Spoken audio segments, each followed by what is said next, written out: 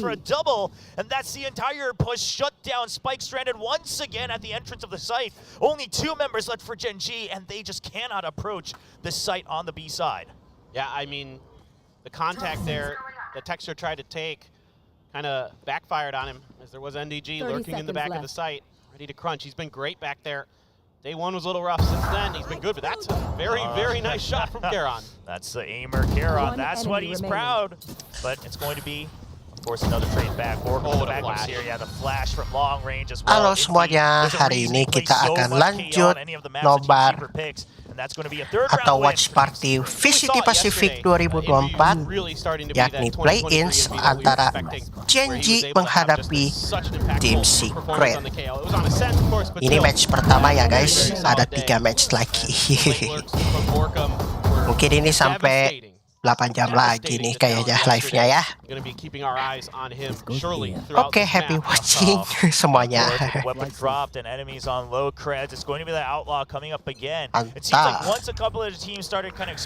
Sorry ya, agak telat tadi nonton dulu streamer lain. And I mean, you can see it on your screens as well. All half armor. And he's got the Blade Storm to back it up. Yeah. I mean, it's a really nice setup here for Team Secret. Really well thought out in terms of the situation that they find themselves in this round. And Gen G, once again, going to be fishing for some of those picks with the Marshall. Already saw Meteor hit a couple good ones. Maybe Texture's got a few in him this time around. Envy, okay. I thought Envy was just unreal. Yeah, I thought Envy was going to have the advantage there, but Meteor just flicks right up to headshot level. And you can tell, other than Envy, I mean, everyone on the side of Team Secret, they don't want to give away these angles that you could potentially get picked off. I mean, even here on stairs, you're just peeking right over the edge. Borkum hiding around the pyramids, just trying to buy time. The tripwire soon to be broken in halls if Munchkin so chooses to push up, but he's just going to hold next to doors. This could be an instantaneous pinch here as the Seekers come out. They're going to have sight. Jesse thinks it's the main force coming out from Metal Door, but it's actually going to be all from main just swarming onto Borkum. Pyramids taken down, and Munchkin just drawing the attention of Jesse back so that he could not provide backup. Yeah, this is really rough now as they get that neural theft online. See Meteor trying to fish for some Cosmic Divide invested here for Gen G. Try to really make this unassailable. Texture going to be watching mid, but you can see Jesse's already kind of snuck in between the defenses. A trade. Yeah, back and forth on that long range, but that is going to be another member down for Team Secret. They only have 2. NDG has to pick off the 1v1s, and Munchkin just hiding right around the Cosmic Divide. Now, Jesse Vash, sure, he's not spotted, but it's going to be very low on time, and you still have 2 members in mid. He's going to have to get instant 3 taps. And they're just not showing themselves. They know time is on their side. Munchkin even winning it with the Sheriff, and Gen G will finally stabilize with a Thrifty of their own. Yeah, and it's on the back of Meteor's opening pick here. Now, and this is no fault of Envy. He just gets outplayed. I mean, he's holding a great angle. It's the right thing. He even gets a shot to land onto Meteor there, but Meteor's just too fast, too good. And that opens things up. You're able to get the neural theft. You're able to use that Cosmic Divide to buy a lot of extra time here. Yeah, Jesse slips the net a little bit. That might be something to consider for Gen G in future rounds. But overall, you got to like what you're seeing here in a response from Gen G after some rough rounds. Yeah, and of course, a success on A, and now Gen G looking to pressure B once again. That's been their default hold. Now, they will all get tagged by that 0 point, so Team Secret, they're going to be very happy with this mid-push out of Jeremy. So much area taken over. I mean, even now creeping up on halls as well. They should have a very clear idea that this has to be eventually a B pinch coming in from mid, and of course, B main. Yeah, exactly. I mean, especially since you're catching Texture and Lakia, 2 crucial parts to Gen G's executes in that knife. I mean, it's going to be really tough here now, you would think, for Gen G, but NDG still all alone. Mid control being taken here by Team Secret, so the rotations should be able to come through quick. Let's see how long he can hold on. Yeah, it's just to execute. Now Texture just trying to stay alive for backup, and Lakia with a good swing out right around the pillar will pick off that headshot. Now this site always meant to be empty. NDG was always meant to just buy time for the rest of Team Secret. We'll have to take a look at what the retake looks, but kalian is distracting Jesse Vash. He cannot come to provide that so valuable recon support on that Sova. Now entering in from tunnels, and Texture is just going to be spammed through the boxes and the wall there. Not going to be able to survive. in amidst the toxic screen. Recon pings him, Meteor staying alive. He's trying to isolate the 1v1s. He can't land the shot onto Envy. And now just looking for that post plant, but the 0 point, and it's going to be the null command as well that's just keeping them tied up. They cannot use their skills, and Envy's just pushing out knowing that they can't do anything to stop this defuse. The half has been done. They're still able to try to continue it, and still so much time left on the clock. Yeah, this is just a brilliant read throughout the entire round here for Team Secret, and Envy's utility so valuable in this round, particularly the 0 points. The first one to get the info on that B-Hall's push, and then they're able to use that to take space in the mid to set up for this retake, and then immediately they identify the positions, the late post-plant positions of the two controllers who are looking for those lineups, who are looking for those deep positions to be able to set up the gravity wells, the snake bites, those kind of things. And they are able to identify and isolate and eliminate the forces of Gen G there. Really, really nicely done by Team Secret. Yeah, I mean, this composition of Astra and Viper, we've seen it a couple times in the past as well. Obviously, a little bit of extra post-plant power, but that's where that KO comes in so handy. So on the Icebox maps too, whenever teams try to counter out with the KO. And Team Secret making great use of the compositional differences as they lead 4-2 in this first map of this best of 3. Yeah, I'd like to see if Gen G is going to try to hit B a little bit more, is to use a little bit of that Astra utility to displace NDG in the back. He had opportunities there to get some kills. I mean, fortunately, a.k.a. Very, very clean with his aim in that last round to open up the site, but left unfettered, NDG can certainly cause problems. Yeah, Munchkin, they've been leaving up that halls quite open as long as he doesn't go all the way through bridge. The tripwire just set up right next to the berry at the start of each round.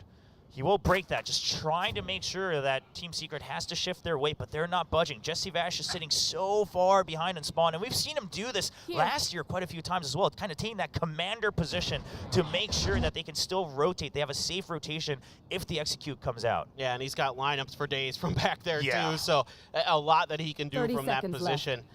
And the Blade Storm at the ready. I mean, this is Texture. Not a setup that Secret has shown yet in this map. Of course, not completely ridiculous to expect, but Jeremy just hasn't taken this close angle for the double.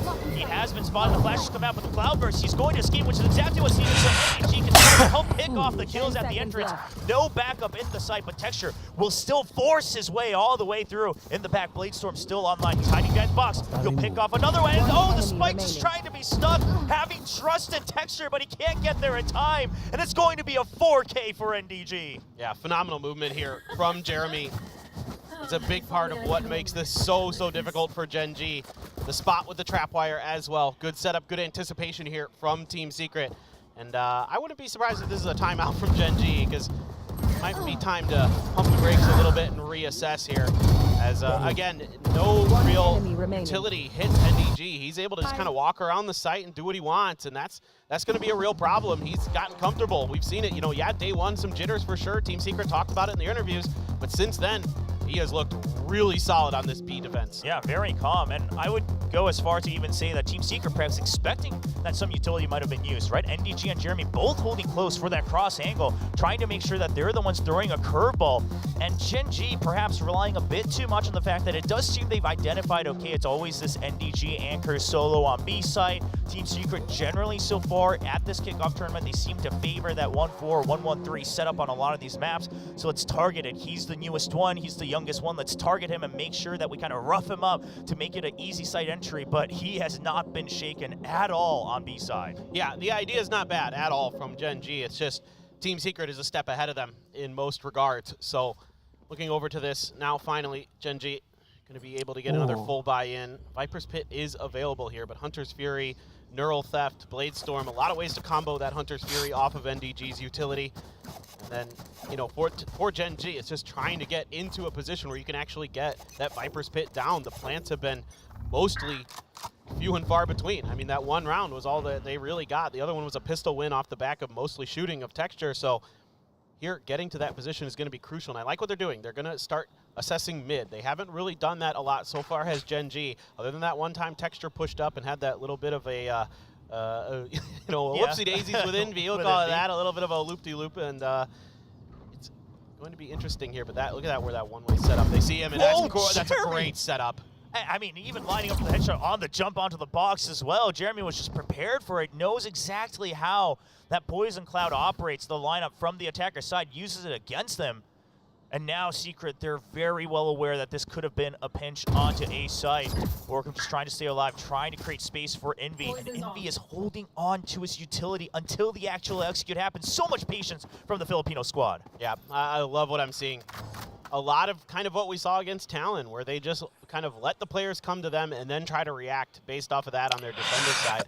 Nobody going for any crazy lurks just yet. Nobody doing anything unorthodox on the side of Team Secret. Jesse Bash now be leaning in, expecting this A hit. Oh, but Envy's position is so good. He does get flashed, though, right off on the pop flash. The Hunter's Fury was awaiting. Wow. Can it delay? Oh, it's actually just going to get a kill. Even gets the second tag as well.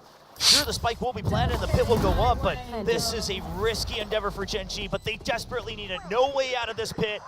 Now the neural theft. They know that both are sitting in the site. There's no exit. They've got him surrounded.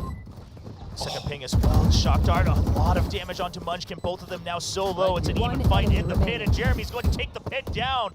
Lakia, he's wrapped all the way around, but they should have a decent idea. The last time he was pinged was in that pit. Can he line it up? He cannot get the second and third.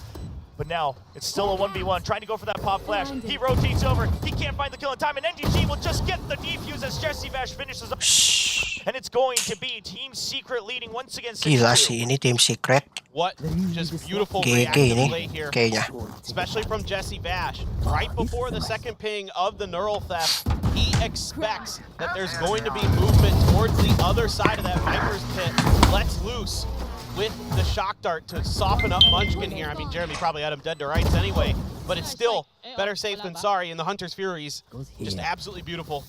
Finding a kill and a second ping onto that, and that round right there, you got to tip your cap to Jesse Bash. He played that brilliantly as the Sova. Yeah, I love that he just sent the Hunter's Fury as well before the pit even happens. That we've seen kills come out from that move before, so Texture just barely getting out of that one, not getting hit with the bulk of the actual combo, the snake bite and the shock dart. And Secret continue to hold some mid control. It's back to NDG, solo anchor on B site, and this is just such a safe default setup from Secret. No reason to budge. Let's see if they're going to push out of Karon's smoke through mid, though. Sitting right by the pillar in the smoke is Jeremy, considering it at the very least. And a.k.a. now starting to reaggress, going to use a flash to check, confirms. And over towards the hallway, it seems like they're going to set up for an doors crunch onto A here. Yeah, I mean, you've got the Seekers at the very least, right? So it kind of makes up for that early guiding light used. Only one flash left, but you've got the ultimate to help cover a lot of that information. Now we'll see what the preparation is. It seemed earlier Team Secret was well aware of this potential pinch. The Seekers come out instantly out of the cloud burst, and it's going to be a flood onto the site. Three members jumping all in different angles, and each of them picking up a kill. Now Texture eventually gets straight in, and Envy's is so quick, but Munchkin coming up from the rear on A main picks up a double. Nice execute there, but Envy able to hide in a spot where nobody's really able to identify him until it's almost too late. 1v2 now. Oh, that is a wide jump swing, but he'll get the information that he so wants, and Munchkin still safely stationed. Just keeping him at bay with the Trailblazer as well, and Munchkin just standing way out in the open. Hard to expect that one as NDG gets taken down. Gen G clawing back with a third round. Yeah, this is one of those executes that Gen G keeps in the back pocket until they need it, until they need to kind of reset themselves, find their groove again. We've seen it a couple times here on their breezes throughout this kickoff. And it's the Seekers through the door. Everybody jumps in. I mean, the Seekers do hit Envy, but again, no one's able to identify his position. They get a ping from Jesse's utility as well to set up Envy for the first one, make it a little bit easier for him. So, even though things go Gen G's way, it's tooth and nail. It's a lot of damage done to them. Oh, and this is another switcher from Secret. Whenever they want to take the tempo back, a little bit of extra weight onto the B side, trying to assist Jeremy as he pushes out. The camera almost acting as a distraction here for Texture. I'm curious if Gen G's able to kind of go through the mental hoops to figure out that this might have been a setup for a push out. Yeah, they did clear the camera, but are they going to be able to suss out Jeremy's position here? Munchkin is taking his time, and they've got a crossfire here with NDG as well, so it's even doubly difficult. I mean, ideally for Gen G, they just don't even try to go this way. But yeah, they're more scared about the elbow, right? I mean, thinking that maybe the camera is spotting for an elbow push out, maybe a pinch out from the B side as well. They've now cleared elbow, but they have no idea about Jeremy. We'll see if that comes into play, or if it's just going to be time spent here on the 10th round. Secret still holding strong on A side as well, just right around. But yellow. Jeremy's going to hear those footsteps, Yes, so I mean, he's going to know. why. Yeah. Yeah, that's why this position is so crucial as well, right? No matter who goes out there, you have information that the exit has happened. Maybe they went mid, maybe they went A, but at the end of the day, they're not coming B side, which is why Jesse Vash now able to try to provide support from behind. Tripwire still holding halls as well. Fragment to buy time. They cannot rush through just yet. The door opens up. Can he get the kill? He takes out Meteor, and that makes the defense just oh so easier. Snake Bite cuts off the backup. Texture down the site alone. Gen G creeping through, but Texture gets taken down. Now it's just 1v1s, one at a time. It's going to be Jesse Vash taking all three, and Secret leads 7-3. Yeah, I mean, it's just so well drawn up here by Team Secret, keeping track of the movements of Gen G all throughout. You know, Borkum trying to sneak in through A main a little bit, but even though the trap wire is there, it doesn't matter. They still have all the information they need. Envy, quick to get up there. That snake bite just a little bit out of Jesse. Still has the angles he needs to pop some heads. And clean shooting from the IGL of Team Secret. Give them that 7-3 lead. Now they have a Viper's Pit to play around with. Let's see how Borkum wants to play it. If they're just going to try to gum up the front of A here a little bit and try to force things to the other side of the map. It's going to be, looks like it's going to be a little bit more reactive this time around. Neural Theft and Cosmic Divide again for Gen G. We saw that work a treat quite a few rounds ago. They were able to combo that to get a round win, and certainly feels like they might need it again on another eco with a similar alt setup. Yeah, I think what we're starting to see from Gen G is, I mean, obviously their executes look good, right? The teamwork looks good, the comms are there, the aim definitely to support it, but if they're not able to creep up and really set up for the execute in the most perfect manner, they're starting to shuffle a little bit, and they're scared of using their utility to gain more information before going in, because they have these playbooks where they need the entire set of utility other than that initial guiding light. But this time, like you said, the ultimate is there, even if the firepower is a little bit weak. They'll get scratched up. Now they're starting to use the Nova Pulse to try to clear it out, but Jeremy's up top this time. He tailwinds back, and now it's the bait and switch with NDG. Lakia will clean that up, but Jeremy, he's just too quick. He's been warmed up here at kickoff. He's here to prove that he deserves to be the primary duelist. Still holding onto the site. Spike is down, 30 seconds on the clock. Enemy remaining. Jesse Vash with another cleanup as well. Yeah, just so impossible for Gen G to really do anything on this B site. The defense has been phenomenal. Meteor tries to go for the no-scope, gets some damage, but no kill going to be found, and Team Secret goes up 8-3. It's just, these B site hits are just unassailable. I mean, every time the utility from Gen G is either late or just isn't hitting what it needs to for them to get in, to set Texture up, to do what he needs to do as that duelist. And that angle is beautiful there off that cyber cage, able to see the heads of his opponents. Find some damage, and Jeremy letting them know at the end. Yeah, spoke a little piece of his mind there. Yeah, well deserved. I mean, it's, you know, a lot of people felt like Team Secret might be the underdogs coming in here, and they certainly have something to say about that. Yeah, a lot of people question. Oh, Jeremy just putting the nail in the coffin almost in this first half. He takes out Lakia, the only way to securely gather information for Gen G. Initiator down, no flashes on the board. And now you really just have to duel your way into this site, but there's a pit on the A side. B just hasn't found success. If you're one of the players on Gen G's side, I mean, we see Munchkin, he's trying to put out whatever calls he can as IGL, but you got to imagine you're running dry. Well, that's absolutely the worst player to lose. I mean, now you have almost no ability to clear this Viper's Pit easily. It would take a coordinated push of some kind. You have no flashes, you have no Trailblazer to get in there to isolate the Viper and really do anything about this. So sure, Meteor's going to hang out by it and see if maybe, you know, he could catch Borkum slipping a little bit, but I doubt Borkum is really interested in doing anything about that. This is it's a full send fake. Yeah. I mean, you know, just doing whatever they can without their flashes, but you didn't clear the site for utility. No reason for Team Secret to move away from it. As I see that, Borkum just kind of charges through as if they actually fully bit the bait. That's going to be the A site emptied out. I know. That's a great fake. I mean, what an interesting usage of that Cosmic Divide. Of course, now you get the information off the Neural Theft as well from Meteor, so this push from Jesse should be accounted for and dealt with. And now it's going to be Munchkin on the lurk as well, and I don't think Team Secret really have the leisure to account for that one. Takes out Jeremy, and that about shuts off the round. Like you said, the fake really sending it part of that big one. Perhaps Munchkin also jumping through those cyber cages, making so much noise as if it's more than one member after he tosses out that poison cloud. trying to sell the idea that they've been bottlenecked, and Team Secret starts to just bite.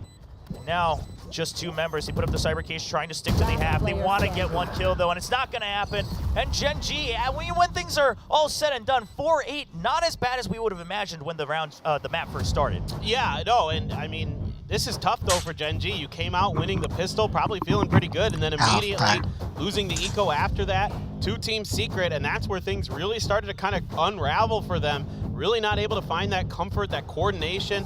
I'm just not seeing a ton of impact from kalian on his utility with the Astra. I can't remember a single gravity well that was impactful in a round. Things like that. If you're going to be playing the Astra, those gravity wells have to be on point. Now, part of it, obviously, on the attacker side is so that you can use it post-plant to, you know, disrupt, delay the spike diffuses and things like that, but they frankly couldn't even get into that situation very often. So, I mean, regardless, this is just a really clean half here for Team Secret. This fan just asking the Gen G players to please let them breathe a little bit more comfortably. They've been holding their breath here in the stadium. I don't blame them. I mean, all their matches are going to that 3rd map. I mean, sure, while the players individually looked explosive, even that rematch against RQ yesterday really could have gone either way in that 3rd map of Icebox. So Gen G fans just teetering on the edge as Team Secret, they've just been gaining confidence map after map. Yeah, no doubt about it. It is, you know, Gen G has had to fight such a hard battle to get here. Both teams have, honestly. And for Gen G, they have played, you know, max maps every single match that they have played. So a lot of their playbook is going to be tipped towards Team Secret. And another concerning thing here for Gen G is they were like 66% on their attacker side on this map through the first 2 times they played it this year. And only getting 4 rounds is concerning. Yeah, that's not a good stat that you want to kind of follow up with there. So Gen G, for now, they'll have to forget that, though, as it is a thing of the past, now focusing on the defensive side. We mentioned again, if it does come down to tiebreakers today, after these 3 best-of-3s, I mean, map differential, round differential, all these small things are going to matter. So Gen G really want to take the lead and run with it here on Breeze. Mid push for Borkum, seeing what kind of information he can get. 3-stack towards mid for Gen G. Already sneaking texture in to that wall, that new wall that got created on the update to Breeze. Everybody expecting, you know, something that Team Secret seemed to be favoring on their defender side with some mid pressure.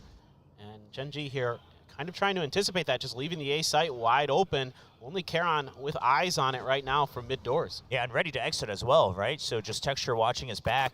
Looks like it's always meant to be a full retake onto the A site. Should hear the toxic screen. Oh, and now they want to take out the lurk as well. They're actually going all the way around on the minimap, all the way through elbow. But NDG not quite in a position you could expect. He should hear all these footsteps. He hears more than one, so he's just going to hold. He doesn't want to get picked off. He knows that he can give the information to his teammates. The tripwire tripped. He's going in. He sees way too many members, and he's going to get he's going to get 1. Will survive, as we do see Borkum trying to come up as a distraction. But the biggest thing is now they have to worry about that flank. Jeremy pushing his way out. And that will free up Team Secret to now keep all eyes on A main. The forces arriving too low for Munchkin. Envy gets 1, does find the defuser, has to stop, and that's just the timing. The ping pong back and forth for Jesse Vac. And a clean pistol win for Team Secret. You can see why Team Secret very happy to play this map. I mean, reading Gen G every step of the way, from NDG's position, the way that Jeremy pushes right into the cyber cage here of Meteor, expecting him to be right around that corner as the door is opening. And then Jesse hanging out in kalian smoke waiting. So this is incredible, the way that Team Secret is using the smokes of Gen G against them, finding these positions where Gen G just isn't expecting players to be. Saw it in the first half as well, using that attacker's poison cloud to create, in essence, your own one-way on that jump up to the boxes for Nest, things like that. And this is where a lot of that counter-stratting comes into play. You know the tendencies of your opponents. You try to say, okay, well, if they're always going to use that utility, how do we react to it? How do we use it against them rather than just back out from it? That's what makes Secret unpredictable, a little crafty here in VCT Pacific, and to some extent makes it tough for teams like Gen G that like to play fairly textbook, likes to play execute heavy, to figure out how Team Secret will react. Yeah, no doubt. And we've seen that Team Secret very, very smart throughout this so far. You know, Jesse Vash has had some brilliant reads just on his own, but now as a team, you know, they downloaded Talon after losing to them the first time, really just used Talon's own game against them, and, you know, just had a phenomenal run back. Now here against Gen G, kind of looking like a similar type of play style where they're just willing to let Gen G be the one to make the mistakes and then punish them, or at least find ways that Gen G's setups can be used against them as well. Oh, gonna check with the drone. Does he check both angles, though? He finds both targets, and they've all been spotted. Only Classics, no way to react to that and fight back. Secret will find a free B site as the members of Gen G dwindle down to 3. One Sheriff in the hands of Texture, and because it's Texture, sure, we never know. But now they hear it. Sheriff in the hands, not giving an easy angle, trying to set up a double there. Can't find the low target Envy either. And you gotta imagine at a certain point, Gen G, they're just holding. It's just Texture trying to get kills with the Sheriff at long range, but they accept their fate. The rest of them just Classics in hand, waiting for the spike to go off. Yep, that's just Team Secret doing their due diligence. You know, Jesse Vash with that drone just being like, well, they could be around this corner. We haven't been here. We haven't checked it. And Jesse also good with the Guardian. Lakia gets a dink, gets a kill. That's not bad. Yeah, I mean, hey, you just had a Classic. You heard that they were coming out your way anyway. You got to pick up whatever kills you can. Should be able to get out with all the weapons that they wanted on the side of Secret. Now a 10-4 lead, a pretty hefty one. Mostly half armors on the other side of Gen G as well. 30 seconds left. Very concerning now for Gen G. Seems like they're going to have to dial up something special, try to find a way to get fired up, but Texture, his impact severely minimized here. 7 and 12 right now. Munchkin, the top fragger for Gen G so far. That is very concerning. I mean, very concerning. Kind of goes back to the memes of the old days with Optic, right? If you got your non-fragging IGL starting to top the board, something's not going right. Star Duelist not with that carry power in this map. We won't name names, but No, I'm sure, yeah. it's all of our favorite IGL. So, well, Secret, I mean, they can match the firepower fairly well. And, of course, even if they don't, Hunter's Fury will come online the next round. I mean, Envy, very close to his null command as well. They've got what it takes to just push right up to the finish line in map 1. Yeah, and it feels like so much of what Gen G is playing for here is off of contact. No push-outs, no proactive information gathering, but Karon there just steps out, takes a over-peeking Jeremy out. Now the information Team Secret attempted to be gathered. Karon going to be sitting on the back of Pyramid there. Use that gravity well. That one at least delays. That's not bad. Yeah, especially with the jet down as well. They know that they have this advantage, but no one aware of mid-doors.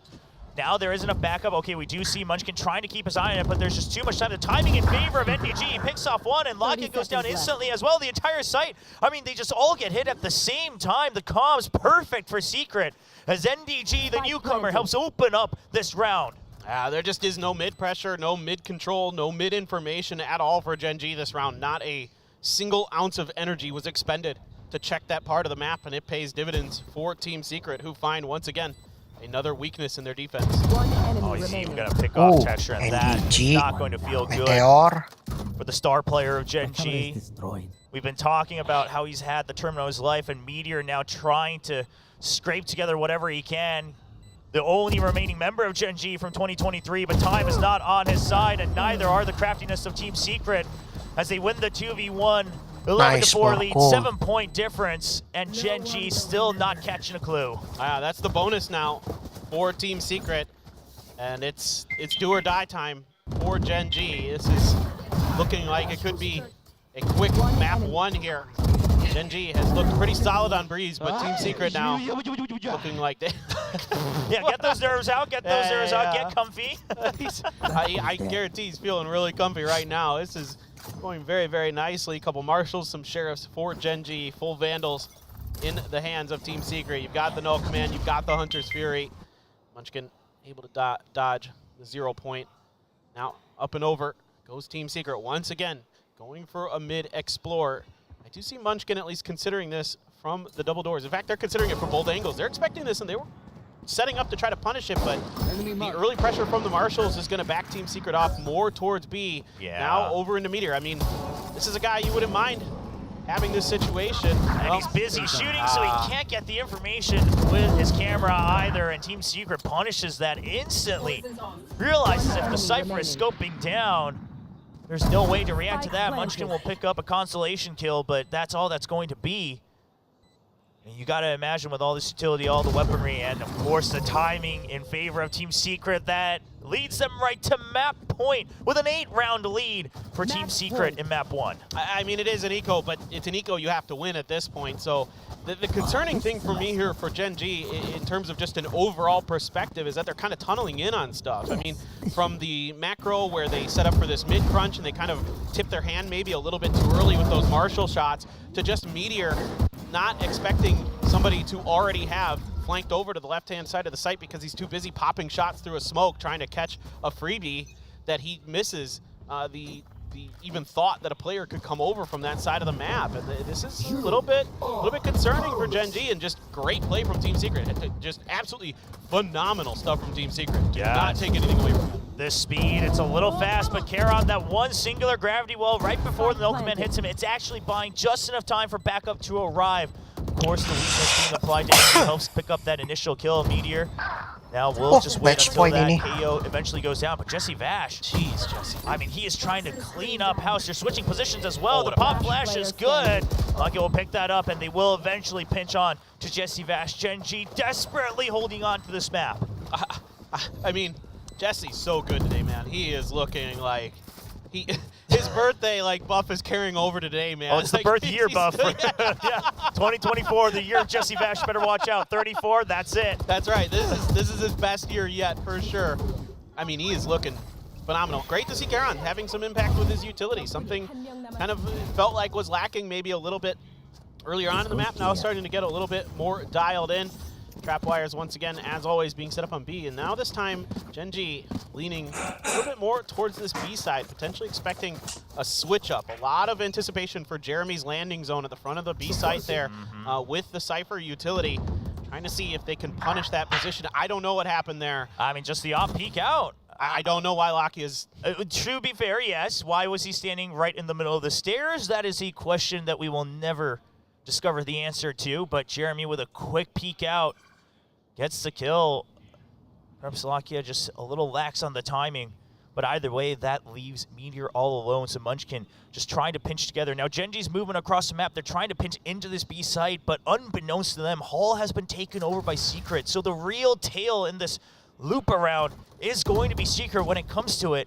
And Envy was ready for this. I mean, he knows that, you know, sometimes Munchkin, especially when things aren't going their way, starts to press a little bit with these lurks, tries to go for some cheeky hero plays, really pan out. Now Meteor just in a world of trouble. Yes, he has some help. Well, he had some help. Oh, well, that goes down to the Lunchsphere. Meteor just trying to stay alive in the cyber keys, but they wait until he has to push out. And now Texture on the flank, but it's going to be a flank for flank as well, as we do see Borkum wrapping all the way into defender spawn. Now Spike is down time, somewhat favoring Gen G, but they have so few members, and the peek out from NDG doesn't get the kill. kalian has to wait until the screen goes down. He goes for a quick peek, and it's going to be the timing on NDG on the reload. They've now entered the site. But just Texture all alone, and all three members spread out across a 13-5 one-sided victory for Team Secret as they go up 1-0 in this best of 3. A thoroughly impressive performance here from Team Secret. Looking so good at every twist and turn, never giving Gen G much breathing room at all. It took some really creative executes on their attacker side to really accomplish much. Otherwise, it was Team Secret all over the map, always finding the gaps in Gen G. Every time there was somebody there to hear the rotations and the footsteps, to see the rotations, to anticipate the maneuvers, to have a setup where Gen G's executes were able to be shut down quickly. Well, that's it for map 1, but we do have the Death standing by to break down the action before we get ready for map 2.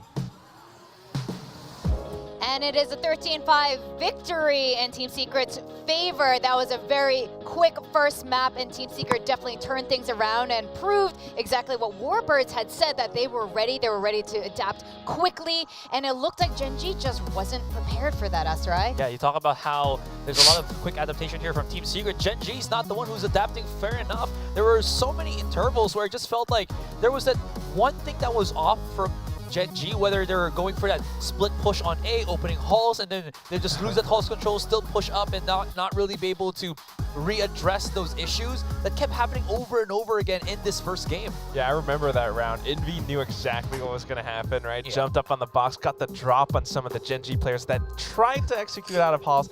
It just doesn't quite work out. I mean, some of their textbook classic Korean flash and dash executes just get completely anti-stratted. Team Secret, you know, Jeremy, I think, had a great game in this match, on this map, and it came from a lot more direction from maybe Warbirds or Jesse Vash as the IGL. He seemed to know exactly what to do in every situation, in every round. And anytime, you know, he hears a dash come in from Texture or the bird flying out, he's just like, cloud burst on the ground, I'm staying inside, I don't get flashed, I'm okay. And then NDG comes in to help him out. Or he pushes himself, you know, under window around B main, and he gets so much information off of what Gen G is trying to do. They just look like they had so much more direction in this map. Yeah, and again, as I mentioned, you know, mid and halls control, that was one of the things that I felt like was lacking from Team Secret in some of their games, and now it looks like they were able to make it happen a whole lot better now as to why you know, Texture had to go super hard to get that pistol round in their hands. If he didn't get that 3K, that probably would have been a secret pistol as well. Now, the casters are talking about the Jesse Vash buff, the birthday buff. He has performed phenomenally this map, you know, the Sova that we know and love from Jesse. But Jeremy here at MVP, you know, we were talking about this in the green room just now. It seems like Team Secret has kind of repositioned their players to make sure that none of them really fall through the cracks, like MDG anchoring on side A. Yeah, absolutely. And I really like how he's maneuvering right now. Again, it's not as clear-cut or as explosive as what we were kind of hope in their matchup against you know, Meteor when he was doing his amazing plays a couple of days ago, but it's super solid. He always has Jeremy there with him. They have that kind of back and forth duo between the two of them if they get pushed on B, and when he was alone on B site, he's not overextending the fights anymore. He's utilizing his traps a whole lot better, and he's waiting for his team to rotate. So these little bits of adaptation have been really good for NDG's site anchoring. Oh my god. Oh my god. We gotta look at this. This is the first time Texture is not dominating in terms of the ACS and KDA. Jeremy is like, look, I've had enough of all this Texture talk. I'm the better jet here. Complete flip, right? I mean, not only is Jeremy 300 ACS, 2.3 kill death assistance ratio, I think he entered like the first half with like 17 kills and only 8 deaths. That's already a really big number. But what stands out to me the most is that Texture has 0 and egg for first bloods in this whole map. That has not happened at all throughout this entire kickoff. So yeah, it's just completely anti-stratted by everything that, you know, Warbirds prepared. Any execute that Gen G tried to throw just didn't work.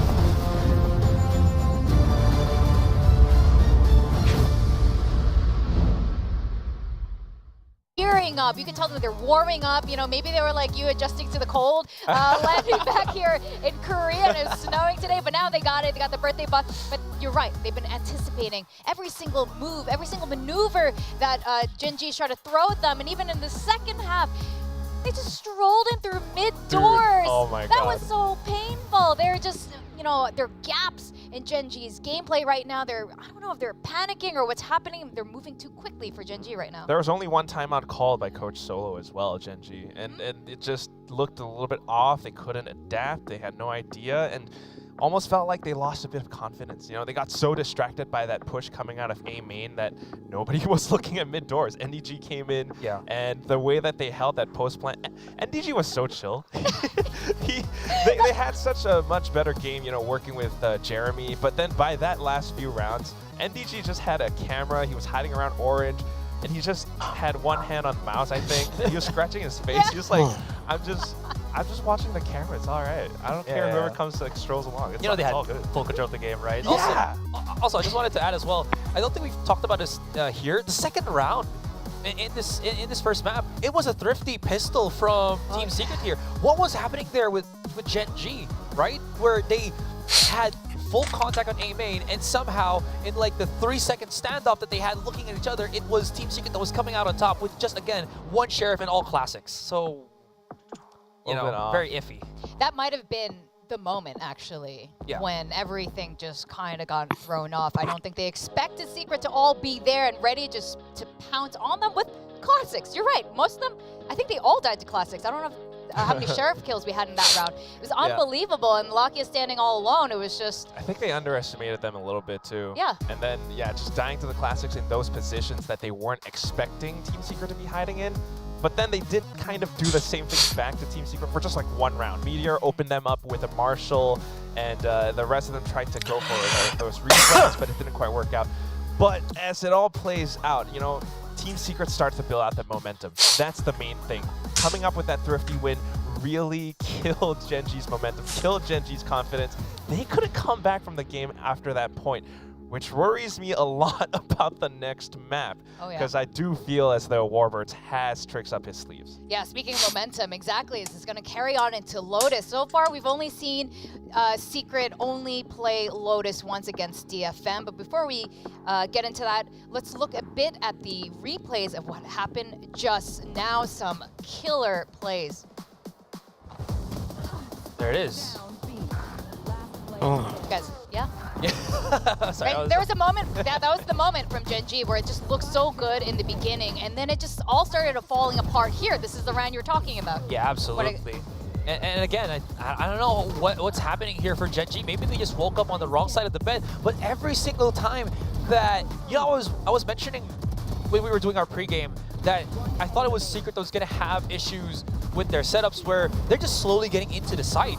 This time, it's Gen G that's actually the team that is slow to get into the site. Whether maybe they're just afraid that Team Secret's too near the smokes in front of the entryways or not. We don't see that explosive entry that we usually see from Texture. No proper support here from Lakia's flashes, and I think you were mentioning this in the green room where you saw like Charon's setups as the Astra was just a tad bit too slow. Maybe that's also a factor here as to why it just felt so disjointed, I think is the word, for Gen G.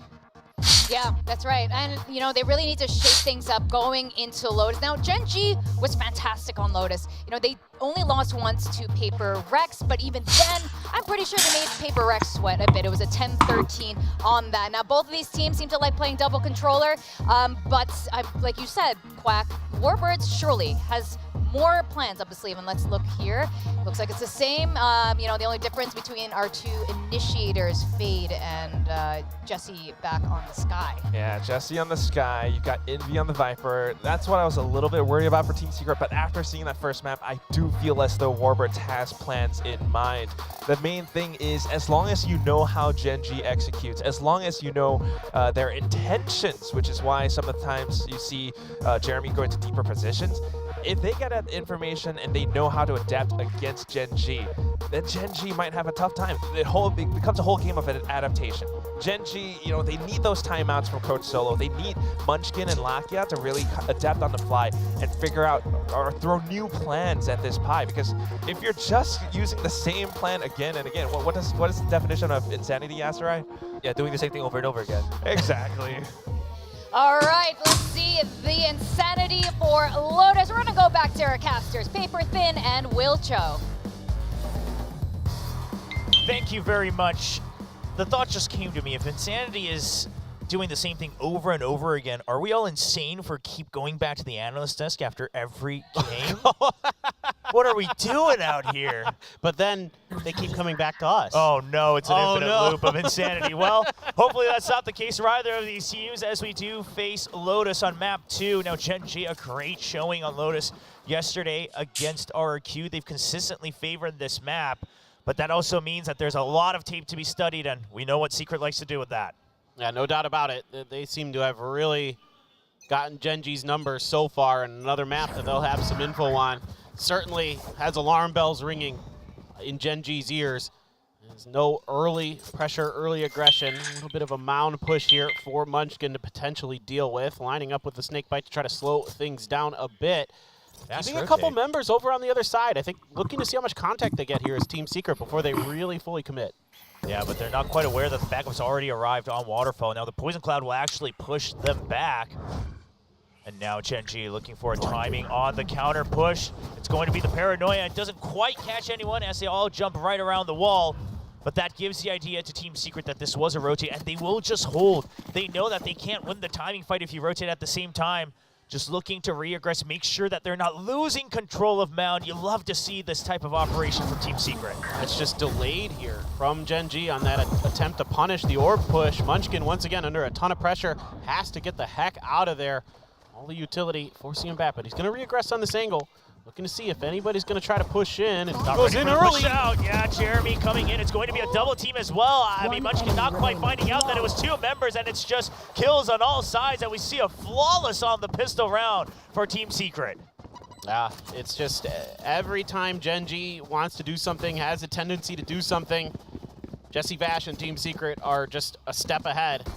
And Gen.G a step behind. Again, the util dump onto that orb is just way too late.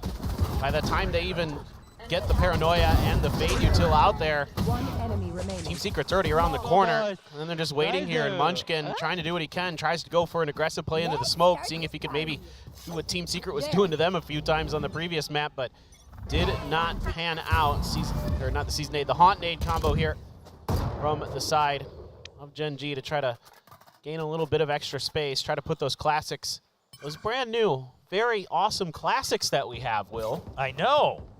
I'm still kind of torn on which one's my favorite, but maybe their success rate with classics would change my mind. we do see some cheeky kills with the classics. So you're a GE fan then. Well, they're definitely up there. If we ever get Frenzy team skins, right, team capsules, then GE definitely rising all the way to the top of that. But here, Gen.G, I mean, not trying to use any of the utility that costs some credits, so making sure that they're aware of how to claw back into this. Now a reverse stack onto C-site, but Team Secret, they still have a minute on the clock. No reason to push this out. Bork very well aware, and he's going to be able to mow down everybody. Jeremy picks up the last cherry on top with the Vandal. And I mean, no reason to go to the other side. You might as well make sure you're holding the site here for Team Secret. What a disaster for Gen.G. To Gen.G's credit, there was one player who was aware of it. In the midst of all that chaos, I couldn't quite catch who it was, but kill for kalian. Gets a second. Get some dinks in there. Nice piece of work with his brand new fancy classic skin. definitely adding a little bit of a buff there for kalian. But I mean, there was recognition that this corner could be here. You can see it's actually Texture watching him and Meteor. Yeah. It's just people are walking all over the place in front of him, in front of them, and making things a little bit tricky. Of course, the crossfire as well from Jeremy makes it unassailable for the side of Gen.G. But I will say, for Gen.G's credit, they are at least aware of that position of Borkum. Sure. Obviously, the firepower not in their favor either, but the result will favor Team Secret. And now just a full clash onto Rubble. No means of stopping here for Team Secret either, as they just keep pushing through. Borkum perhaps overeating just a bit further. Wanted to create a better angle, but his teammates not able to counteract that. Jeremy will finally follow through the snakebite, doing work to cut off Lakia's exit into Link. And going to pump the brakes a little bit here, and this time Gen.G not going to fall for it.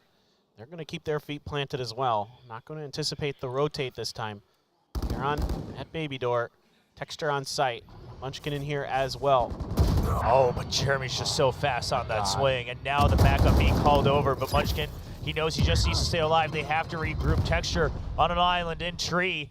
They don't have quite the hard sell information yet, but they do still have their suspicions on the side of Team Secret. Very wary of that tree position. Looking for a pinch, and it's going to be the showstopper to make sure that he doesn't get traded out. And Texture taken down. The site taken over by the Filipino squad. Low health not an issue as you get the site. Munchkin trying to come back around, and it's going to be Envy, who was a little too focused on Heaven, trusting his teammates to push out a tree.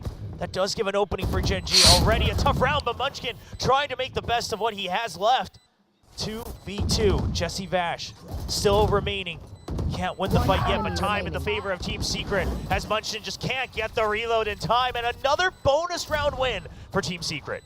Even though Envy dies there, I like the trust that Team Secret has in each other to hold these angles, and one really a key factor that allows them to, really rip that showstopper and think, okay, we can get this done, is that there's a quick check up into heaven well before Bunchkin gets there to come in, and they know that they have the freedom to make sure that they can cut off this extra flank angle, and it is well worth it to make sure that you really only have to worry about one other half of the map, the northern half. You don't have to worry about the southern half anymore. You've got that dealt with texture down. You can turn your attention towards the other forces, and yeah, it didn't quite go exactly how you drew it up for Team Secret, but still, job done. Very, very nicely handled, as they are really starting to roll with this particular match. And this is concerning for everybody else because, again, you know, obviously if you 2-0 this group, you're going to win, and Jeremy's going to win that duel. And I was a little afraid of this looking at the minimap as well. I mean, we've seen this type of pinch, the trap play from the defense, as we see Team Secret just regaining control. But, I mean, with the weaker weaponry as well, I mean, Team Secret fairly aware. They only send Borkum, who does have an exit with that Shadow Step, to try to pick up that orb. See if you can bait out some of that utility. Secret is very well aware of the options that Gen.G has shown so far, and they're not showing anything new just yet, so it's just a process of elimination. Exactly, and it's just incredible the way that they're just dismantling Gen.G here. And it doesn't seem like the firepower of Gen.G has any real say in this, or they can't even get it going. Meteor gonna drop down. Heard the spike planted. Gonna see if he can get a few punishes with the Sheriff. Oh, he was ready, but NDG swung wide. Gotta find that first shot. It's just a Stinger and a Sheriff. I mean, sure, you evened out the econ for the next round.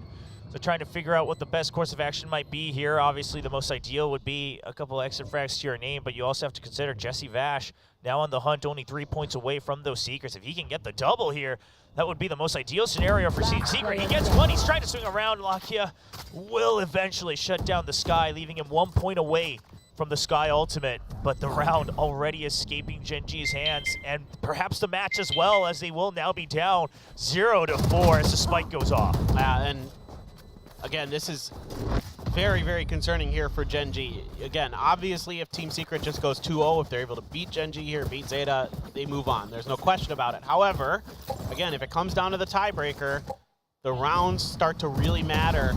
And even potentially if there's some really weird world where the round differential is tied, comes down to how you did on your enemies. Map picks did not go good on Breeze at all. So this is just snowballing Gen.G's chances of potentially making it out of the play-ins, just right out of, you know, any possibility of having a chance.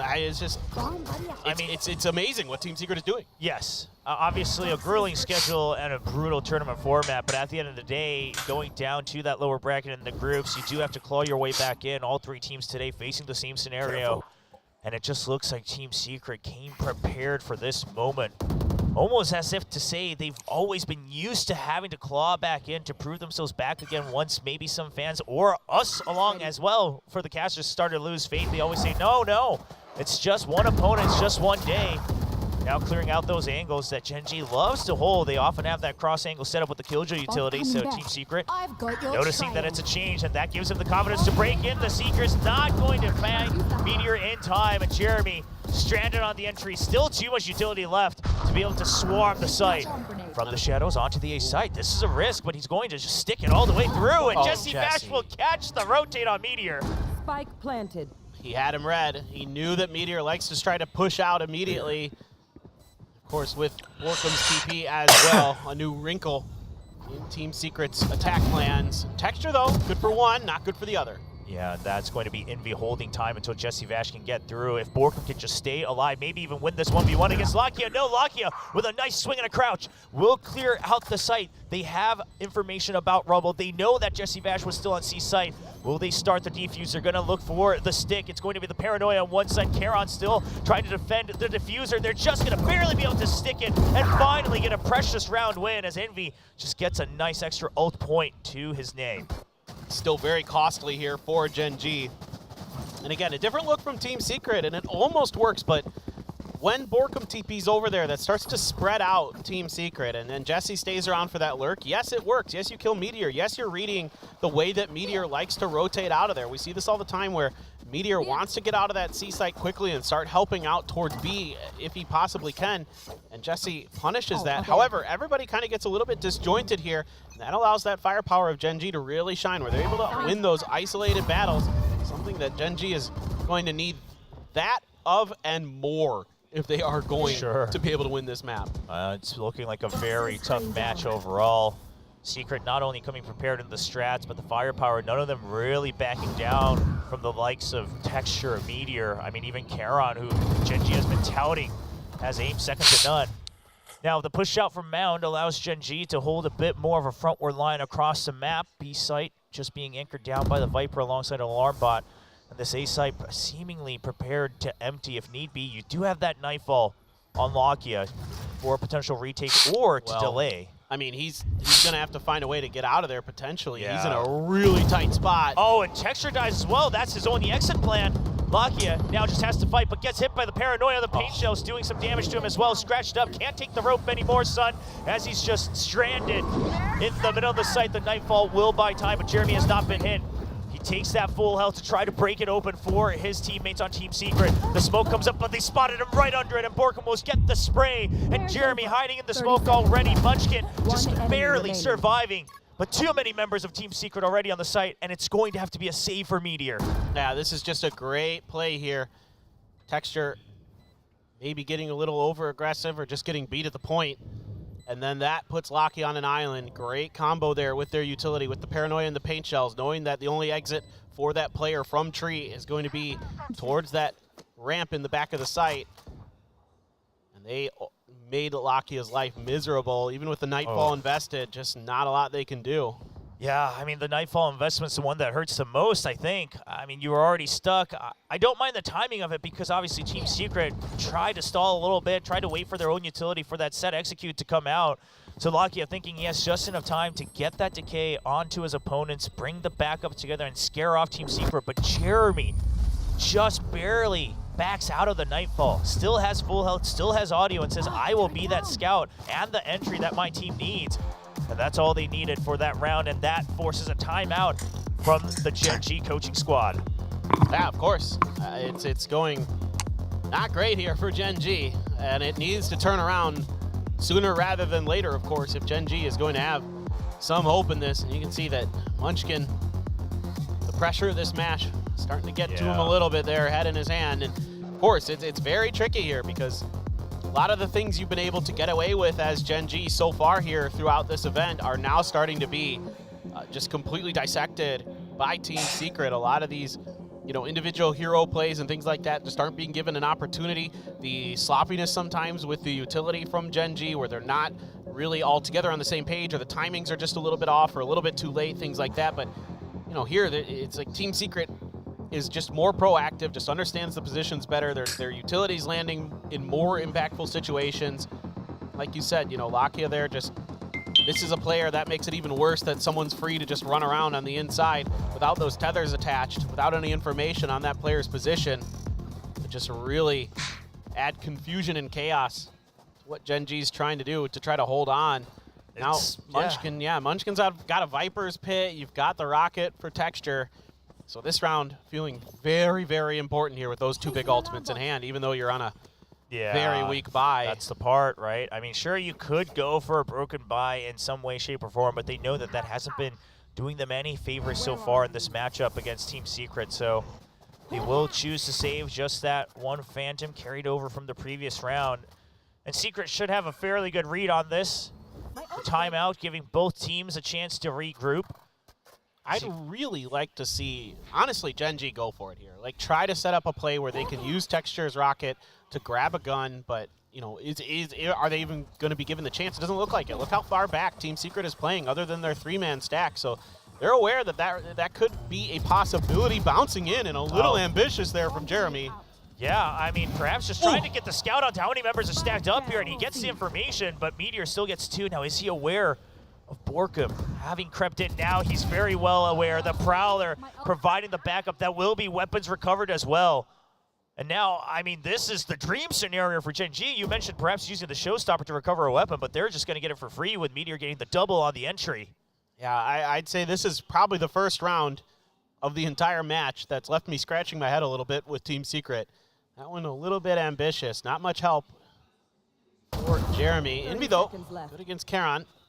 That should lead to the spike plan as well on one side or the other. Oh, having a little too much faith that B site was open though, as Envy still trying to check onto the A side, and that's just walking right through the decay. The frenzy finishes the job for Munchkin.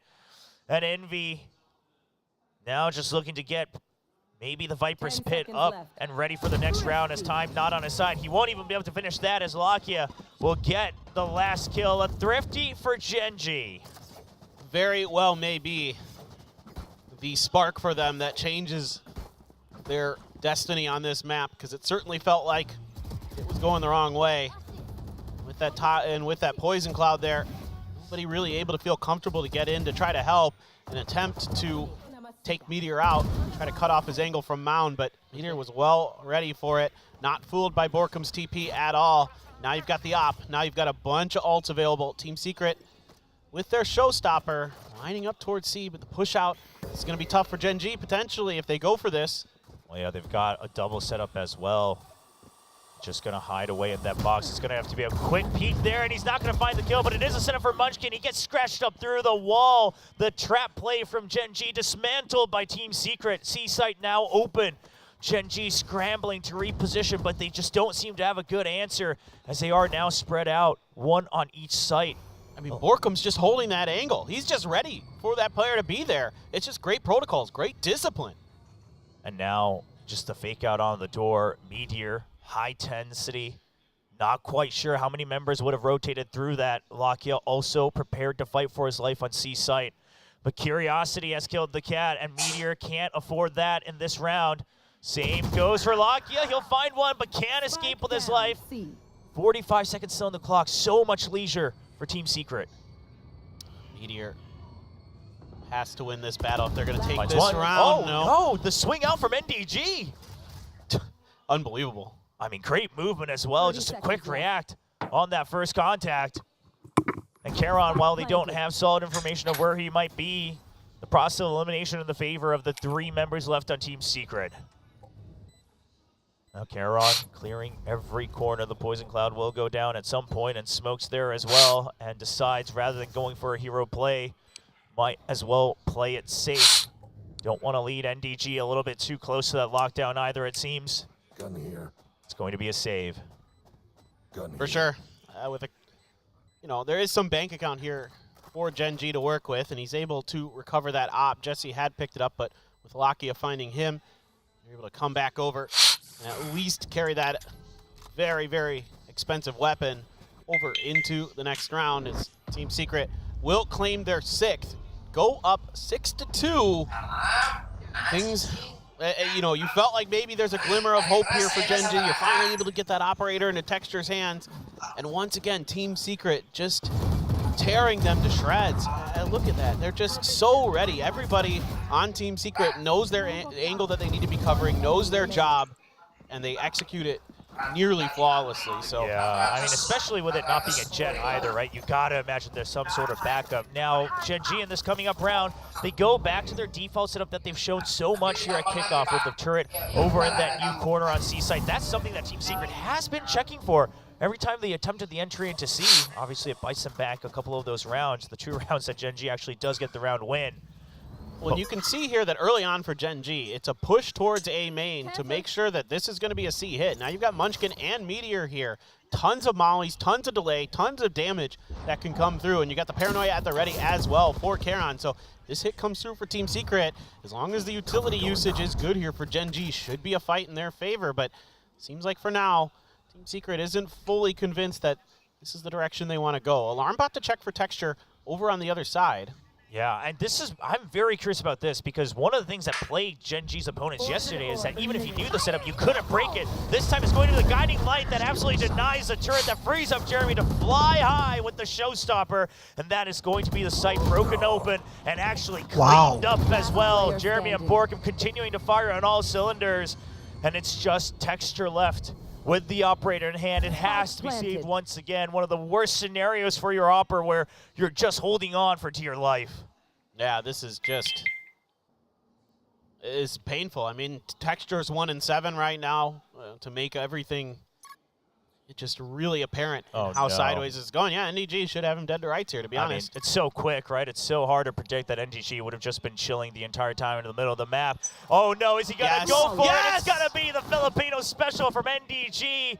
Welcome to Team Secret. You have now been initiated. It's Tondo Gaming time. Let's go. And that's usually when you know that it is going to be a Team Secret match. When the Tondo Gaming rears its fearsome head. Man. I mean, just getting right over all the util. There's no extra help there for Munchkin. Remaining. I mean, you expect to be able to cover everything with all of those mollies and others. And that is just amazing here. I mean, just beautiful stuff from Team Secret. Yeah, classic Secret round. Good counter prep. Some good trades as well. And then, of course, the finish on the Tondo Gaming. Now leading 7-2, and you called it, Paper Thin. When that happens, when the knife kill comes through, that's when the squad just feels unstoppable, no matter the opponent. And you got to imagine the mental damage done to someone like Texture, who's just been fragging out this entire tournament. Everyone around the world saying this is the moment that Texture's been waiting for in his career, to have teammates who can follow up on all those frags that he's had the entire career, and now he's the one being shut down. No doubt. It just feels like off the rip, Team Secret able to take the reins of this and really just punish Gen G in a way that has set them mentally back. They seem exhausted. They seem not as snappy, not as reactive, on top of just being outread in a lot of situations. And it has become do or die for Gen G. I mean, they need to start getting rounds, and they need to start getting them soon. Yeah, a little bit of a different setup for Gen G here. kalian does have the option to back out if things go south on C site. Now one more Nano Swarm waiting, as they do know they like to bait this out, and Meteor just going to be holding that off angle. Will snipe him out of the sky, so Gen G a good bit of an adaptation after the last one, and Borkum gets a little dicey on that shadow step forward, and Meteor answers back, here to support the team that he's been fighting for the past 2 years, but it's a collab for Jesse Vash. Round still in favor of Gen G, but mental damage absolutely delivered. Yeah, and I'm hearing some Gen G players trying to get them fired up a little bit on stage, trying to see if they can get themselves back into it. And yeah, a little micro adjustment here from Meteor's positioning allows him to bail out that player. You can see, able to track a nice shot too. Goodness gracious, Meteor. Absolutely starting to feel it. What they? Did he just say what I think he said? So they're bad.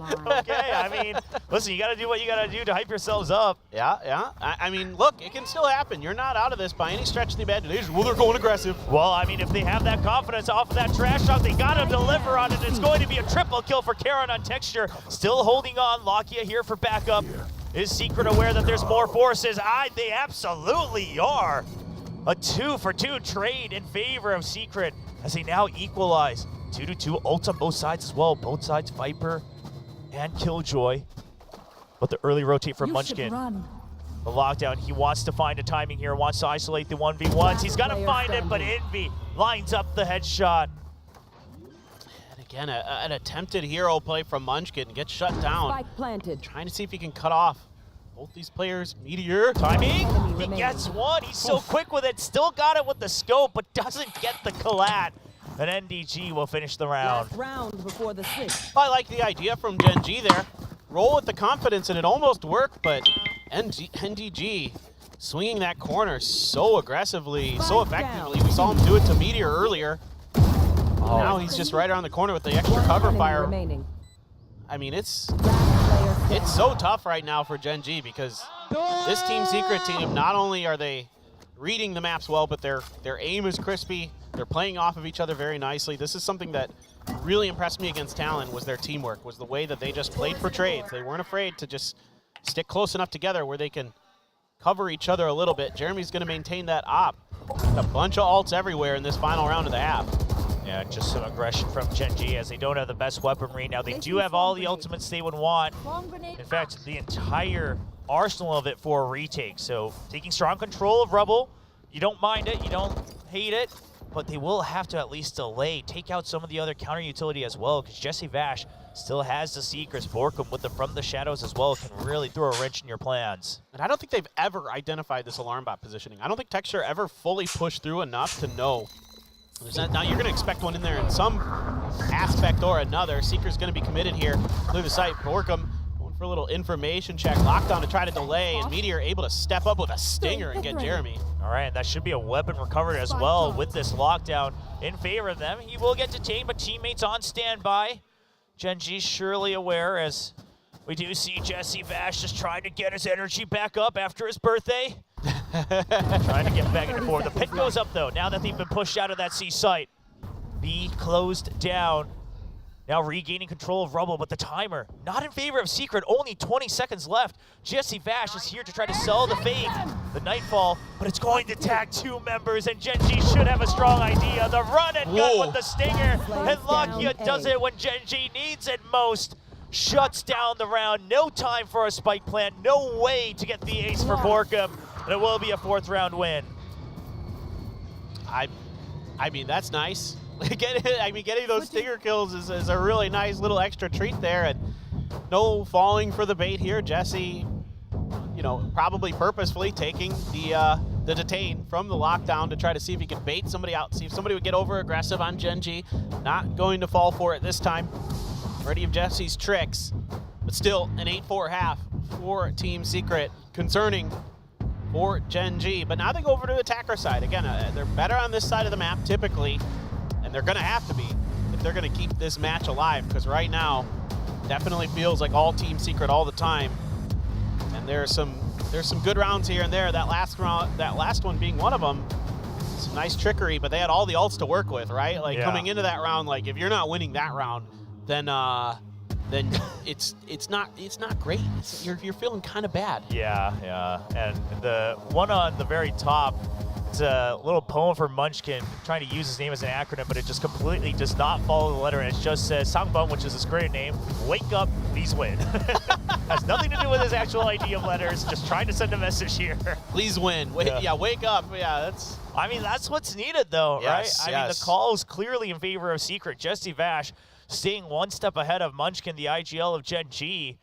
And while you have some other veterans like Lakia, like Texture to help with a little bit of the calling, I mean, Munchkin, we've been told, you know, leading up to kickoff after some experimentation in the offseason, is now the primary IGL. He's spoken about how he wants to prove that the difference in direction that he chose away from T1, he wants to lead Gen G with that color, with that philosophy, and to do that, he's going to have to get out of play-ins, get to Phase 3 in the weekend. Yeah, I mean, he needs to keep his mental in check. He needs to get creative. He's going to have to dial up some unusual plays, some plays that are going to be off script, going to be dealt with by Team Secret. But he's going to need to find stuff that isn't in their playbook, stuff they haven't practiced potentially, to try to find ways to break through Team Secret. Because right now, Team Secret has their playbook downloaded. This is something that, you know, Gen G certainly had to be concerned about coming into today, is that they've showed a lot. And on these maps that both teams are going to favor, you know, particularly on Breeze, and now you're seeing it here on Lotus as well, that there's info. They've already had to tip their hands quite a bit. Gen G just going to do a little bit of damage to NV. Meter takes a little bit.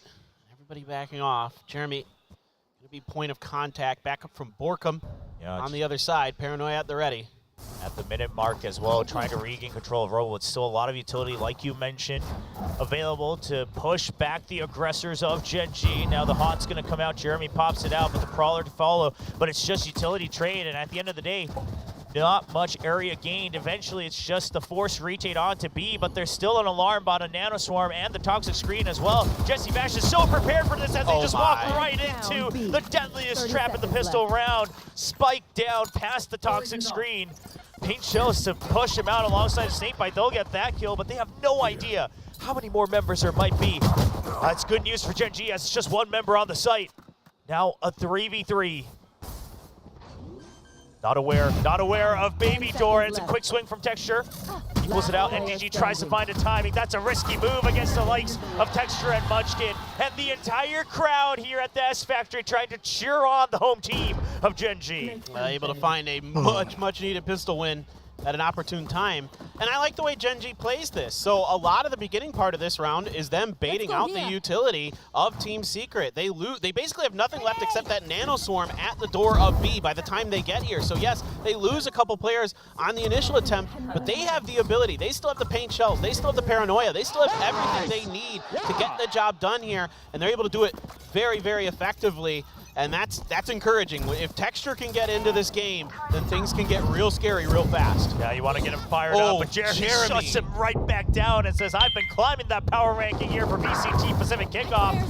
Gets another shot through the smoke. Nearly a run and gun with the Sheriff. Karen's not going to feel good about that one.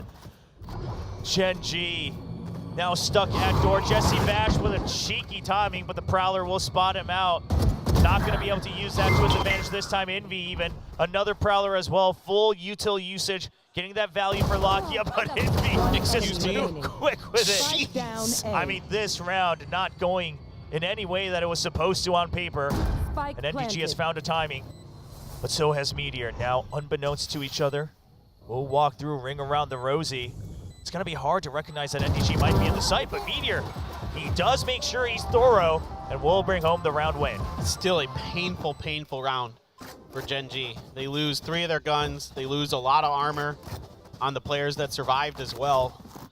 So that's a lot of economic damage done here. So yes, they get the moral victory for sure. At least it doesn't go the way the last time they won a pistol on Breeze did, when they lost Ego. And nice hold here from Meteor. But again, if you can get the firepower of Gen G online, if you can get them in the game, things can change very quickly. But still, Jeremy not missing a beat there with those Sheriffs, picking up 2 huge kills for Team Secret. He's out the gate. Jeremy claims the orb. A little push out here from Jesse Vash, trying to sneak himself around the side of the wall, trying to find another tricky position, but going to be backing right off as there's no contact from Gen G. Yeah, I mean, 1 point away for Jeremy, though, off of that orb on the showstopper. So if they do go for the flank, a kill, that will be the showstopper for that retake. Team Secret on the defense, of course. Trying to funnel them to the other side of the map, and now with enough pressure down, it's going to be a repositioning. Trying to leave Jeremy alone on that rubble to hold on.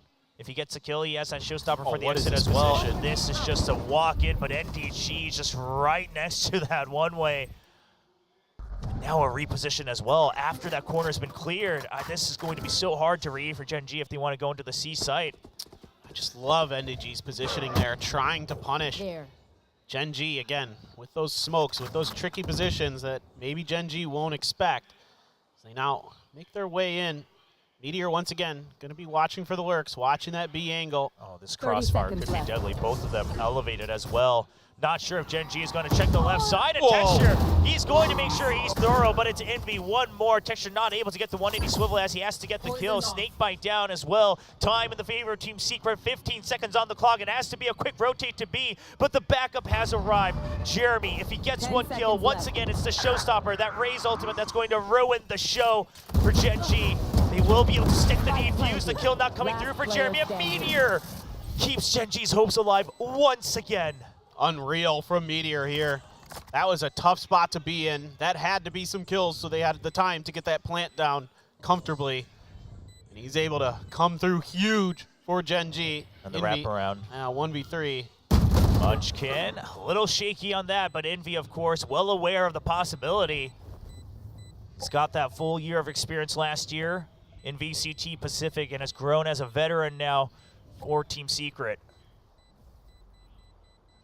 Well, just gonna have to wait this one out at this point. Meteor here. Meteor trying to look for a kill on the exit, perhaps. And an upgrade on the Vandal as well. Yeah, just barely gets out. Won't finish the lockdown with it, but will get the round win, and that's all he ever really wanted. The lone remaining member from last year's roster trying to uphold the name of Gen G. And it's good patience here from Gen G. A little bit of a different look, and some snappy shooting as well is helping. Texture finding that opener. Pull Meteor. Ooh, that is not normally. That is not normally, my friend. But it's great to see that Meteor is now in this position where he can kind of keep his mental in check, right? He's also one of those players that has other members like Texture joining him to support his firepower, so when things go south, he's the one who can bring up the rear end rather than always having to lead the charge. That's a bonus one here for Gen G, so things starting to slide potentially in the other direction. Let's see if Team Secret still has some depth into this playbook. Envy have to dodge that Prowler. Paranoia now to follow, so has to get out of dodge. Yeah, they will barely get out with their lives. A little bit of a scratch onto NDG, but I think it'll be counted as lucky stars that he's alive. Secret losing control of Mound, but they will still be able to flood the site. Of course, Here. bit of a half buy here with 2 Marshals and a Vandal. Still that showstopper to be considered for Gen G, so they're really playing patiently. Still the Haunt, another utility available. Jesse Vash getting spammed through the wall. Yeah, you got to imagine Meteor's also been on the receiving end of that wall quite a few times, so the experience coming through, and Texture will just blast back through. Timing not in favor of Borkum, hands out for the Paranoia and the Shadow Step, and a nice headline search for Texture as he clears out Heaven as well, keeps the defenders at bay. I mean, Meteor bought the time, and Texture has arrived. Gen G trying to tie things up in what seemed like it would be an impossible map here on Lotus. Doubt they're looking so clean. Turret, check positioning. Meteor gonna try to get aggressive on the back of it. Knows the Marshall's there, and he's got the double 3 in the round for Meteor. And Gen G has tied things up, Will. This has been an incredible comeback they've had. And this is something I was always concerned about with this team. In some ways, it's good that they're all great veterans that have had their moments, that have had some titles here and there, but at the same time, you have to imagine there's a lot of pride on the line, a lot of individual pride where they come from all these different rosters. When things go south, can you keep it together? And you look at, the likes of Texture and Meteor trying to keep calm. I mean, Munchkin still trying to come up with new ideas on the calls. It's great to see that they're able to claw back 5 rounds in a row if you count the last one of the first half. No doubt. And the other thing is they got 2 huge ultimates online in that last round. They've got the showstopper, they've got the lockdown for Gen G. Jeremy, though, on an operator and a showstopper of his own, the Odin in play for NDG as well. So you can see the stack towards A. Really, really strong here for Team Secret. This looks to be a trap in the making. Look where those nanos are, too. Yeah, the Team Alarm bot, it is going to signify, but the Prowler pushes him out, and the repositioned Meteor on the timing. Texture all the way up into Heaven. Does not foul? Yes, he does! I will eat my words as Borkum gets taken down by the showstopper. Thought it was going to be another moment for Texture where he misses an opponent, but it's a 180 swivel with the rocket in the air. Able to get it down just in time, but now you got to save here, I think. Yeah, I mean, you have to. You invested into that operator. Sure, you have the showstopper, but now it's absolutely a call. Perhaps thinking they could inch through, maybe get one fly through with a showstopper, but this is not the moment to play with theories, as Gen G has very much made the comeback a real possibility, now leading 98 as this round comes to an end. They're on the hunt for these remaining members. They have the credit lead. They've got it banked up. They want to break Team Secret's economy. The real question is the operator, can Jeremy stay alive? He's trying to stay as far back as possible. Not going to be spammed out. Yeah, doesn't want to take that risk as Jesse Vash will pick up 2 to his name. That's the Seekers Online. Yeah, that's fine. You know, getting the Seekers isn't ideal, but if you're Gen G, but at the same time, you're still just rolling away with things, so you've got plenty of money, like you said, and now you've got another ult behind that lockdown, so things are starting to really cycle really nicely here for Gen G. Not just the round wins, but also getting those ults continuing to shift through, especially the big powerful ones. You've still got that lockdown behind you. Yeah, you've got a few for the side of Team Secret as well, and this is a good time to take a timeout, reassess here. Is this the first Team Secret timeout? I think it might be. I think it is, right? They've never really had a need for it right so exactly. far. Yeah. And Breeze even comfortably in the lead the entire map, ending at 13-5, a very one-sided scoreline, and the first half 8-4 here on Lotus as well. Now, the big question is off this timeout, you mentioned they have some good ultimates, they have the operator. Do they use the ultimates to kind of counteract what's going to look like a broken buy here?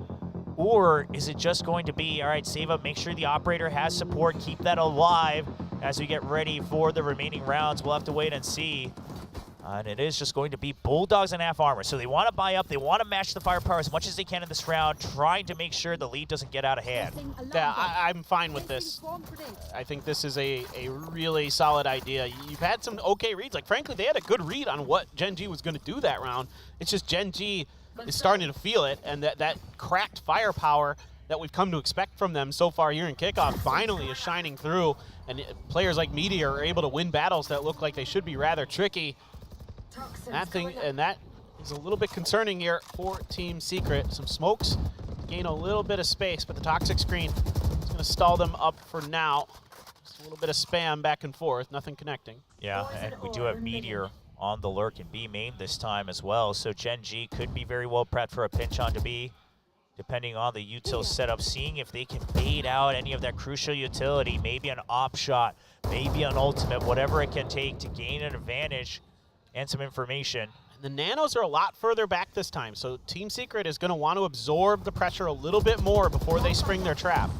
Yep, baby door being broken, so putting some pressure onto the B side. The Paranoia as well, they actually just want to speed on through as Meteor's already taken up all the space up to the entrance. Texture in. The real question is, how do you get out? The Seekers have come through. Texture is hit. He's just trapped in the middle of the site. Spike can't go down. Eventually it does. The Snake Bite's just doing a little bit of damage onto Charon. And now a hold on the site. The lockdown early to make sure that they can buy time, and that's going to allow the pit to come up as well. The showstopper has to be used on one part or another, but the lockdown buys so much time as Jeremy just can't find the approach. NDG going to try to find a way to sneak in the backside, but Lakia on guard duty there through baby door. Texture pushed up far enough, trying to see if I think he can cut off this blast pack showstopper angle if it is going to come through, but I think already Team Secret is saying, well, they invested their ults. Let's really keep our guns because we invested a lot into this round as well. Let's not let this slide any further away. Ooh, a leg tag there, and the finish from Jesse. All right, I mean, I don't mind the aggression from Texture as well, of course, trying to take out that operator as he survives one shot, but it's a good setup from Jesse Vash to keep the young duelist alive.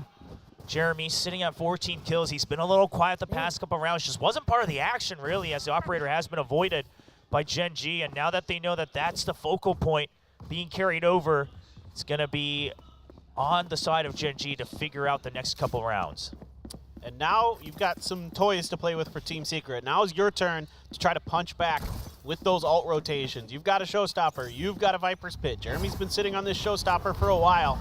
See if he can find some value in it. Right now, though, just covering Mound. Once again, a very similar setup. Jesse pushing way out in the mid here towards the spawn of Gen G. I mean, this is a big curveball, right? Even if he doesn't trip that alarm bot, he definitely catches vision of a potential lurk rotate. He knows he has control of the middle of the map.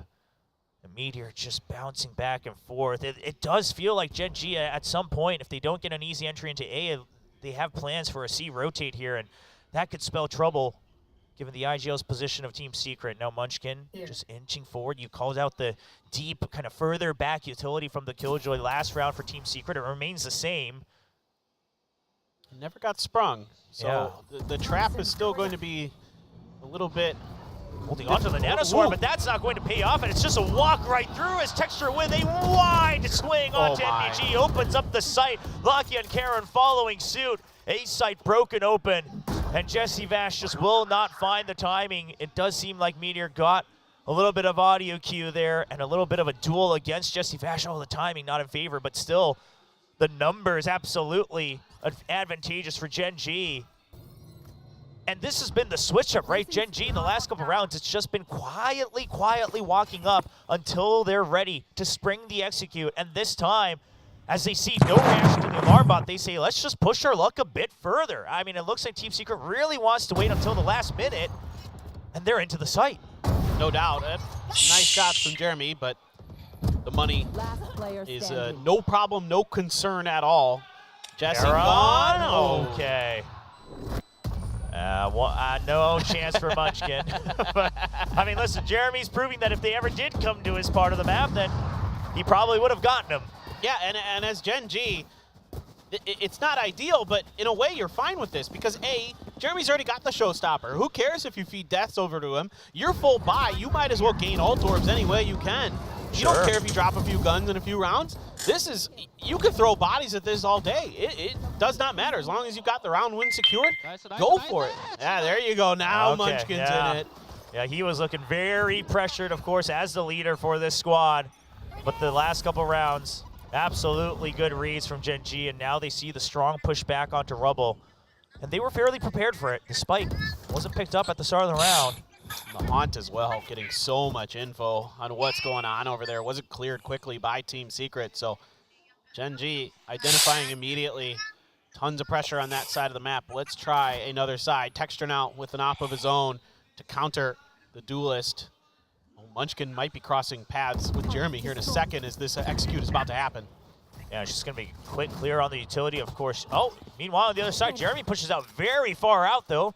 Picks off the tail end of Gen G, and that forces her hand a bit. Sure, you have a minute left, but either you need to regain control of A main, or you're going to have to go for a fast push onto C.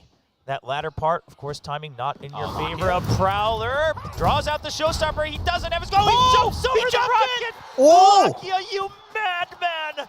The acrobatics as he keeps the hopes of Gen G alive in this round. Unbelievable, Lakia. Unbelievable. 30 seconds. Where does that come from? Never misses a leg day, that's for sure. For sure. I thought he was crazy for keeping his knife out, but maybe that's just what you needed to get a little bit more airtime.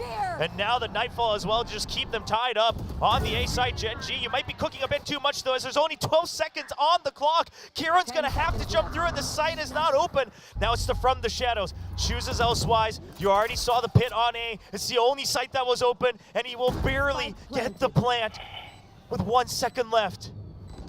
Meteor holding the angle. They have to hold on 2 members for now. Backup has already arrived. Lakia's still on the lurk. He's gonna run into Envy. That's a death on the side of Gen G. Texture now holding from main.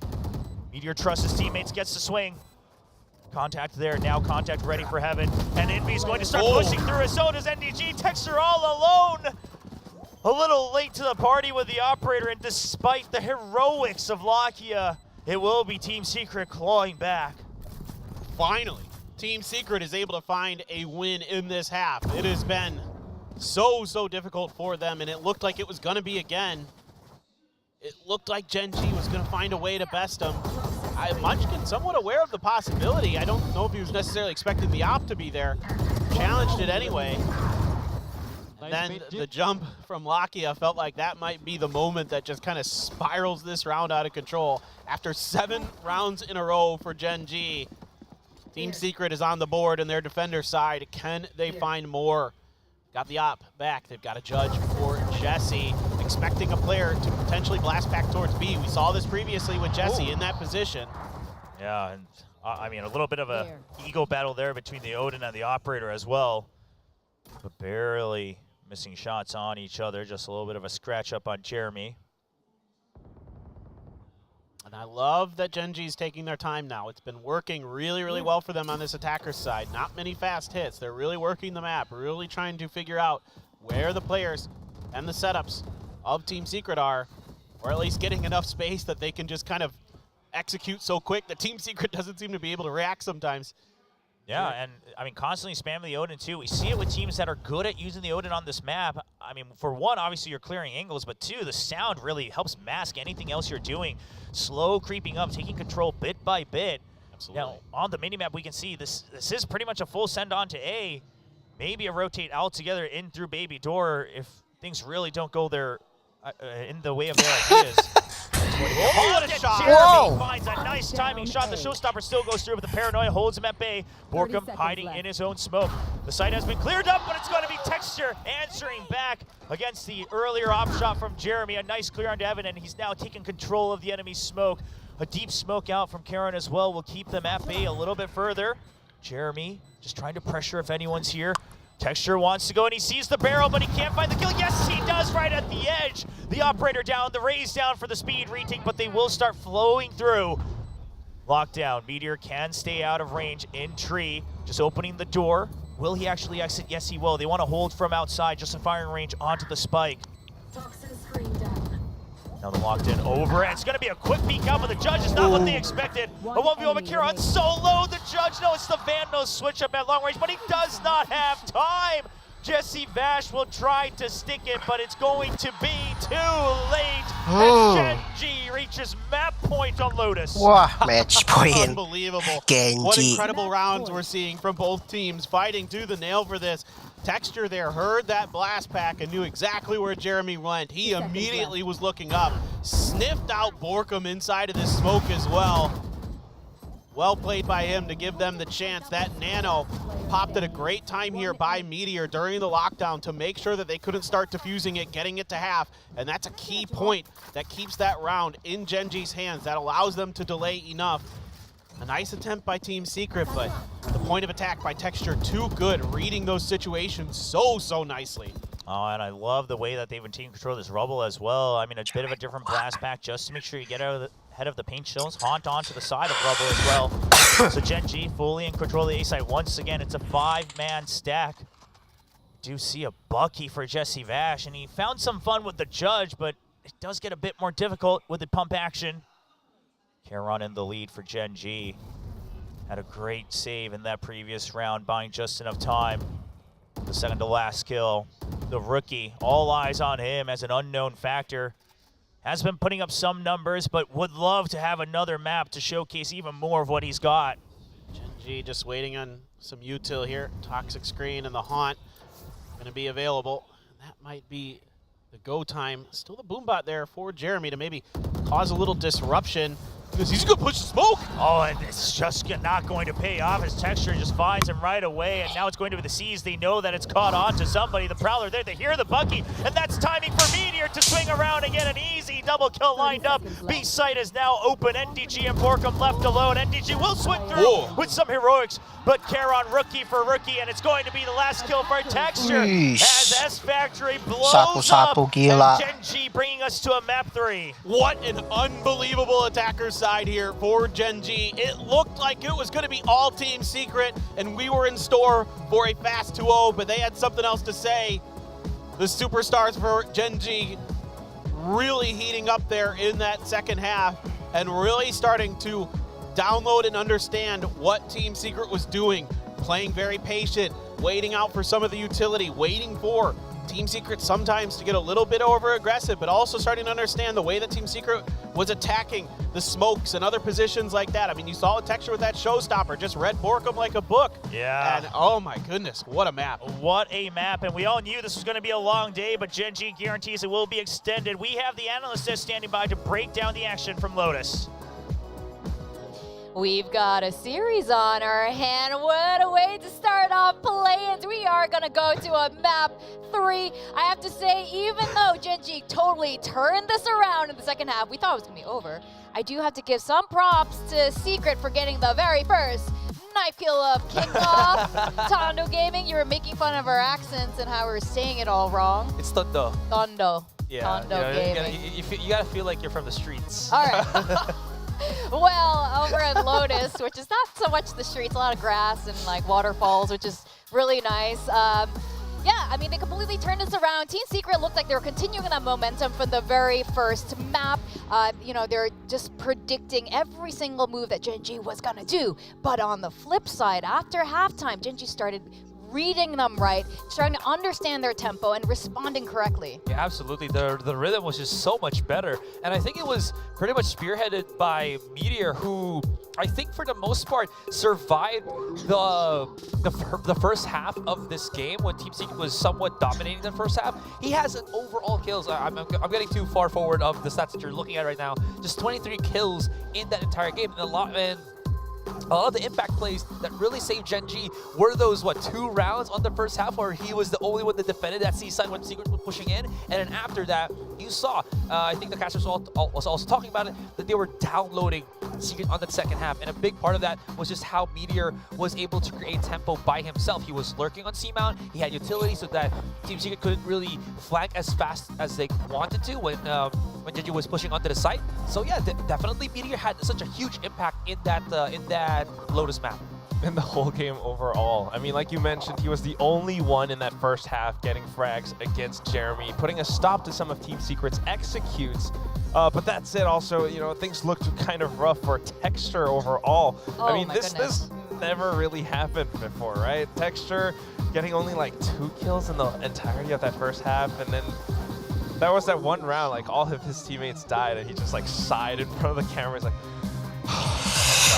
and then he gets It was so tragic. You pointed that out. He was like this giant sigh, like, what? Hi, you JNK When you Louis. thought it couldn't get any worse, he gets knifed in the back by NDG, no less. You know, initiation for NDG into Team Secret's regular knife plays. But it looks like both these teams are really strong on the attacker side. definitely a lot more so, and you can see some of the slight You are a differences, failure. I You will got point no out on life. this promo pretty soon, because NDG's performance as Team Secret's anchor Wow. or Killjoy right now not in comparison, not on par with Meteor. Remember, once we swapped over to the second half, especially on some of these sites around A, Team Secret, NDG trying to hold off tree or trying to hold down the site, wasn't quite able to fend off Gen G's advances. You know, you had so many moments where Karen would throw out the Paranoia, and there's follow-up from Texture or Lakia coming in to trade with the Prowler, and NDG sometimes just falls apart. He gets pressured too much. There's no support from, like, you know, Jeremy, unlike what we saw in Breeze, and it just kind of starts to crumble and die off. Meanwhile, you also have Meteor kind of lurking around, right? And that just prevents Team Secret from coming in with a retake. So the post plant started to look a lot better for Gen G on that second half. Yeah, the second half coming of Texture, right? We saw the showstopper play where he just went into the side. I know, the second coming. Exactly, because his first half was very much, you know, non-existent. You mentioned about the side and everything. He got paranoid by Borkum.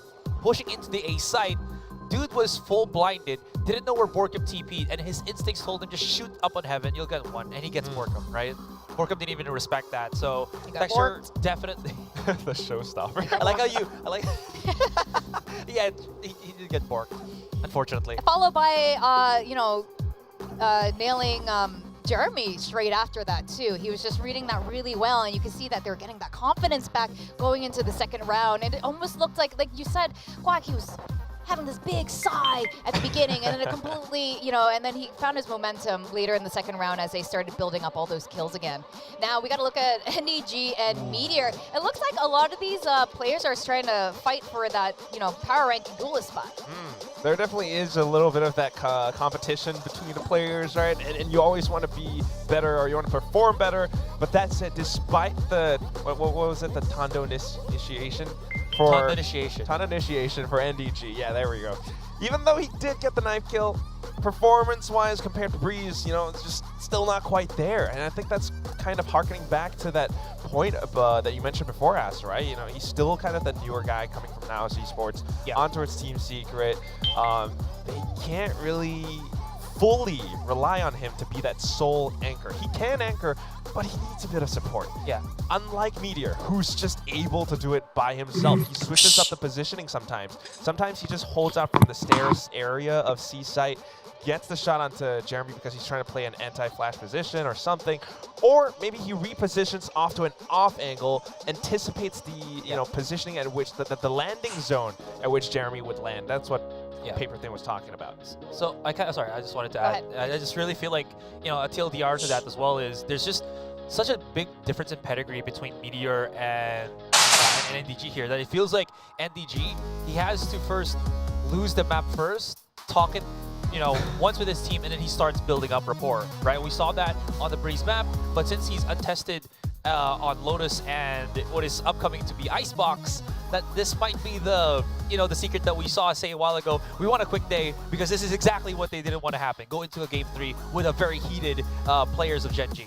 Yeah, your point about NDG is great. I mean, we kind of saw that throughout all of Secret's series, over the last couple of days. It looked like they needed to warm up, and NDG himself was looking how to fit in with the rest of them. This little tribe that's just been there for so long already and's been finding his own footing, and he has been doing well. But you're right, there are these moments where, when the playbook is all used up, what happens after that? What's next? And they need to convene and talk about that. I would like to see more timeouts coming from Secret to maybe solve these problems.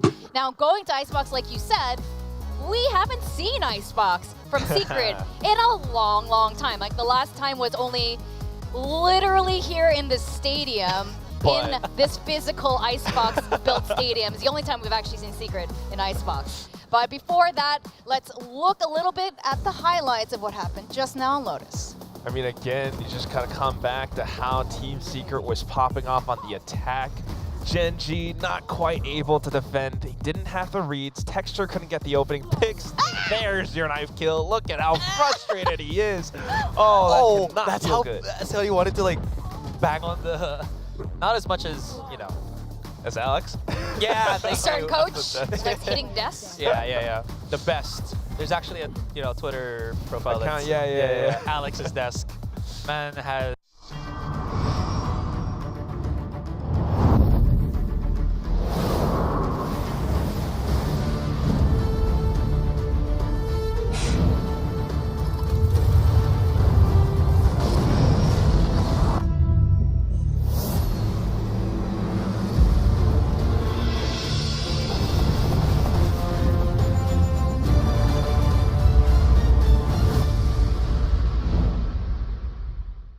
struggling so much on that raise. It's such a huge difference compared to him on Jets. So I think he's going to go back to, where he's comfy, flying around, dashing around his Jet and his and with her knives.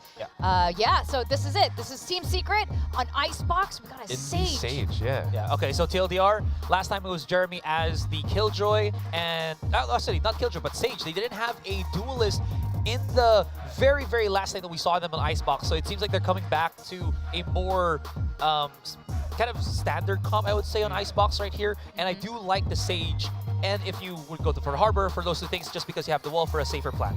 Well, I'm really excited to see Secret on Icebox. We're going to go into the third map of this first series. Let's go over to our casters, Paper Thin and Will. Thank you very much. Now on to the last map of the series. Now, of course, we still have 2 more best of 3s left in the day, and both teams will have to play another one at some point later on, but they would like nothing more than to start the day with a series win, try to get that lead to make sure they secure their spot into the playoffs. I mean, no doubt about it, and for this particular comp here, I'm really excited for the Sage because a lot of teams have strayed away with it. Obviously you can sneak the Harbor in there for a pseudo-Sage-esque guard of your plants and post-plants and that kind of thing, but Gen.G doesn't run that, and the sites themselves haven't changed on this new Icebox. So the Sage walls are basically the same when it comes to how you want to set them up, how you're going to play with it. So let's see how well Gen.G can remember exactly how those lineups need to work to get around those walls. Yeah, I mean, that's going to be the biggest question is how do you combat the wall? And, of course, a bit of an aggressive push. Now, a lot of teams favoring taking over that Snowman now when the site changes on B. It's going to be entire control, but they realize the site's been empty, so a little wary of this retake, and it's going to be the delayed Dizzy coming out, and it's going to get the flashes onto everyone. Munchkin set up for a nice double kill. Envy just trying to stay alive, but Meteor has wrapped around, and it is a very quick retake for Gen.G. Well, the wall is attempted, kind of catch some people off guard, but Meteor plays it great. Doesn't really try to punish this much. He throws the Nano Swarm in there early. But it's quickly dealt with by Team Secret. That's when the wall comes up, just seeing if maybe there's somebody back in Snowman or somebody up in the top of the site they could potentially punish up towards Kitchen. Not going to be available. Great patience here from Meteor, and then the double flashes work a treat. I mean, Team Secret is wide out in the open. That's just what you love. That's what you feast on as initiators with flashes. Is players out in the open like that. The Dizzy connects, Munchkin's flashes connect, and then it's just fish in a barrel for Gen.G. Yeah, Outlaw's out for texture as well, and he started to heat up a little bit towards the end of Lotus. Obviously had a rough going for the majority of that map, though. See if he can regain his confidence a bit more as we see no armor on the side of Team Secret, just a Sheriff for Jeremy. He's aware of this angle, but Munchkin just drops down, resets his aim with the Guardian. It's going to be a quick double kill. Actually just pushes forward for the third as well. Envy catching strays a little bit. Jesse Vash and Meteor in a battle to stay alive more than anything, but Meteor will clean up that kill. Great finish here by Texture. I just love the way that Munchkin just drive-bys with the Guardian to keep Texture, like, not even able to get that kill with the Outlaw. He's just like, nah, I got this, bro. I mean, he's feeling it. Backstage, Munchkin was fired up. He was so ready for this, and you can see he is mentally very much in this game. Yeah. Accuracy there, too. Texture's got the final, but yeah, he's happy with it. I mean, just pre-firing every single possible trade angle there. So good for the IGL of Gen.G. Now, no command already online. You've still got 2 Guardians and an Outlaw. Some Bulldogs as well. But, of course, now the buy round. Mostly full armor. Envy the only one. Has to make sure that he secures that Sage utility to try to force the plan. I mean, if you can get Munchkin here in time, you can make even getting a plant down here so difficult for Team Secret with that no command. You're not going to be able to put up the Sage wall. You're not going to be able to do some of those things that you really would like to. Drone's going to come out. Here comes the hit. Love it. That wall can't come up. Sure, the slower comes out, but they don't have full control. Munchkin gets another kill to his name as well as the Sova now goes down. No great way to get information as Team Secret. They haven't gotten control of the safe site, but they don't really have an exit either. They're going to have to force their way in. Charon not landing the shots, but does back them out just enough. Going to have to reposition. Tries to get out with his life. Munchkin is there to go for the trade. Spike still not in position. The wall finally comes up. A flash drive to delay them. Snake bite at the ready. Munchkin, another kill. 2 triples back-to-back with the Guardian. He's still hungry for more as the Outlaw cleans up one. 1v1, and now Texture has dashed forward. Now got the Guardian. Mind games at the ready between NDG and Texture, and NDG knows he still has 30 more seconds. Just wants to wait for Texture to make a mistake. The one who approaches may be the one who bites the dust, but NDG with a nice swing out from the far side. And that's a triple for Team Secret as they get that 3rd round. Still, it's a brutal round here for Team Secret, and I guarantee Gen.G is quite happy with how that one went. Sure, you'd like to get the bonus, but you did so much damage. And already cycling ult so quickly is going to be Munchkin. Texture's got an operator in hand. NDG plays this nicely, anticipating that he can just hang out on top of the wall as he caught a glimpse of him up in the nest earlier. And now Team Secret's bye. Gonna have to be a little bit scuffed after losing so many guns in that round. And back on the Outlaw is Texture. He had an op in hand briefly before we cut to the replay, so I thought maybe he'd keep it, but instead they're gonna opt to just keep going with this Outlaw, knowing that it's with the economy, there's gonna be a couple half armor buys that are gonna have to come through if they go for full rifle buys. Exactly. Just a good read on the economic situation. Still able to fire off 2. Now tries to set up a trade for Munchkin, but a little greedy on that one. Just wanted to buy enough time for Texture to find an exit. Now he's not going to find a good one, but the timing is there with the one-way, so he's able to walk just barely out as Yellow does get cleared out with the utility from Team Secret. Now all grouped up, but a deep lurk in from NDG. I mean, Team Secret has all the time in the world to rotate over if they so wish. Mid, the only area where the Filipino squad doesn't really have any information. It's just going to be a held angle here. Meteor with the high-low setup alongside Texture. NDG, I should expect that this is going to be a rotate. Yeah, indeed. You can see that Envy has the spike and he's going to be moving. It's just been no information gathered. A nice shot by Texture to take down Jeremy. Just a flick all the way around. I thought on the minimap, Jeremy absolutely should have the advantage there. And that shuts down the approach. Now the toxic screen and the Jet remaining was meant to sell the fake.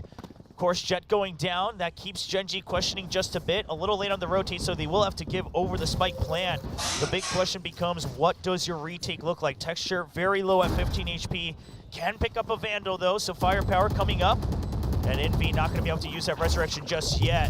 See if he gets an angle on the retake, and Lakio just a quick flick downwards, clears out NDG. Right under Raptor has been cleared, and it's going to be a kalian, it looks like, from Envy.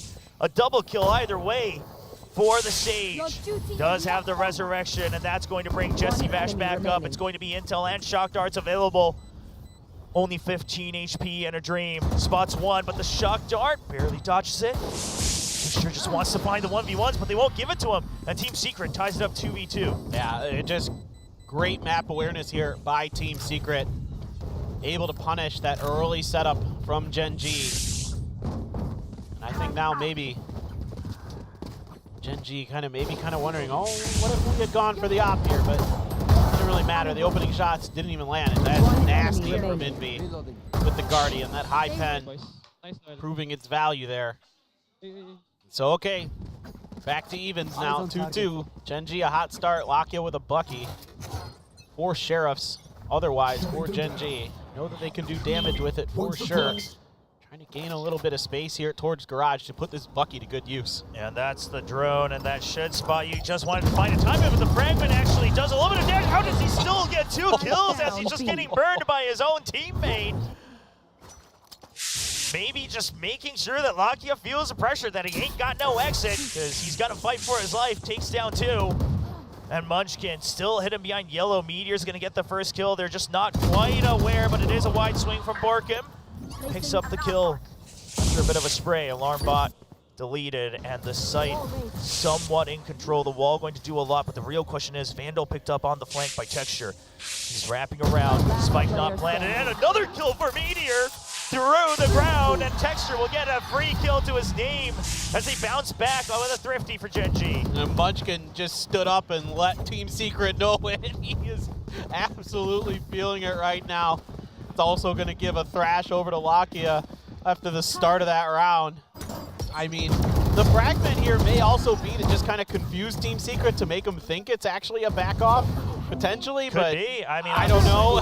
There could just be miscommunication. I mean, obviously you don't take as much damage. It's a Hail Mary anyway, so Yeah, why not? At the end of the day, it's not the thing that killed Lakia. I don't blame it, but it is a little bit of humor to watch as it's going to be a double push out from both angles as well. Both onto Rafters and Pipes. And Texture, nice quick kill. No overheat, backs off, and Gen G, they've dwindled down the numbers of Team Secret down to 4 once again. And this was something that Gen G was doing against RRQ. They would get aggressive at the early part of the round towards towards the attacker side nest, and RRQ shut it down for the most part. It almost never worked, and Team Secret just not quite mentally prepared for it. These rounds have been really furious, so gonna have to try to recover mentally. Jeremy out there with a Marshall, presence revealed.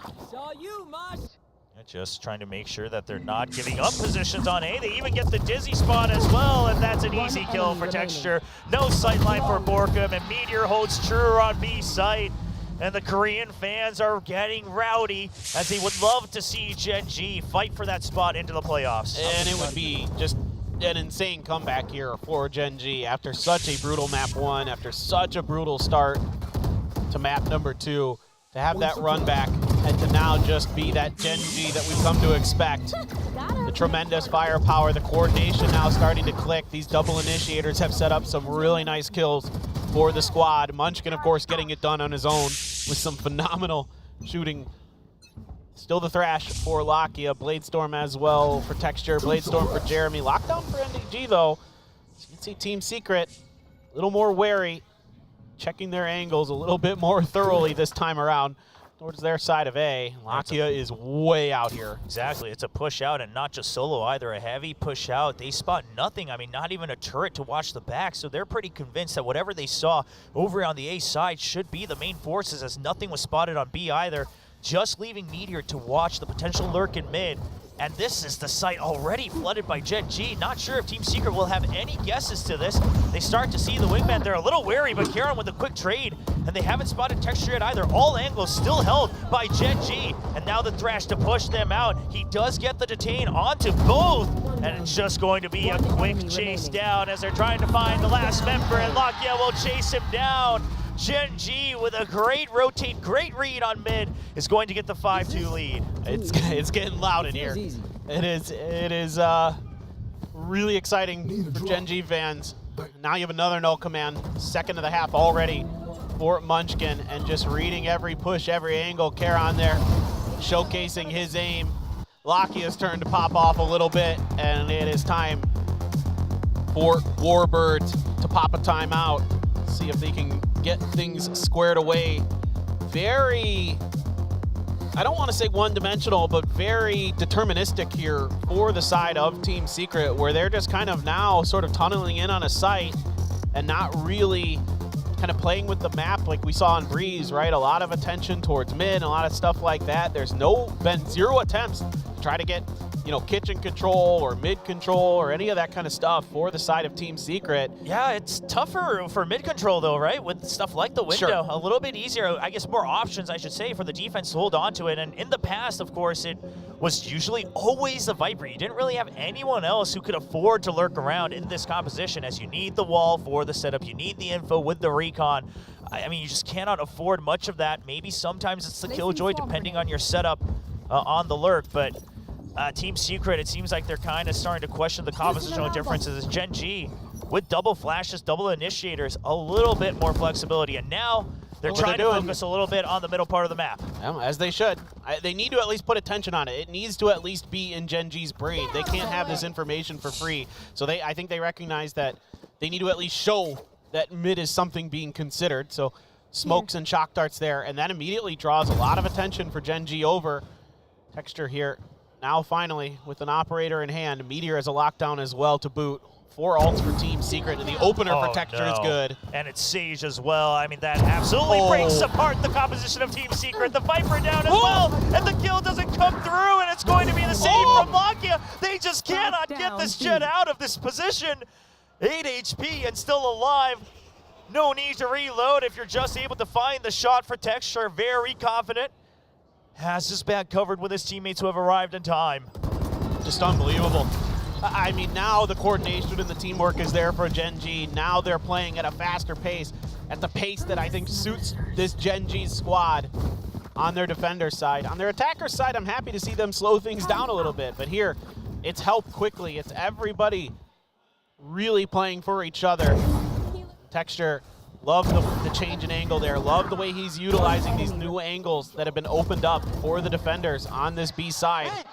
Really gives you some space to work with. Man, just talking about all the knives flying right by him.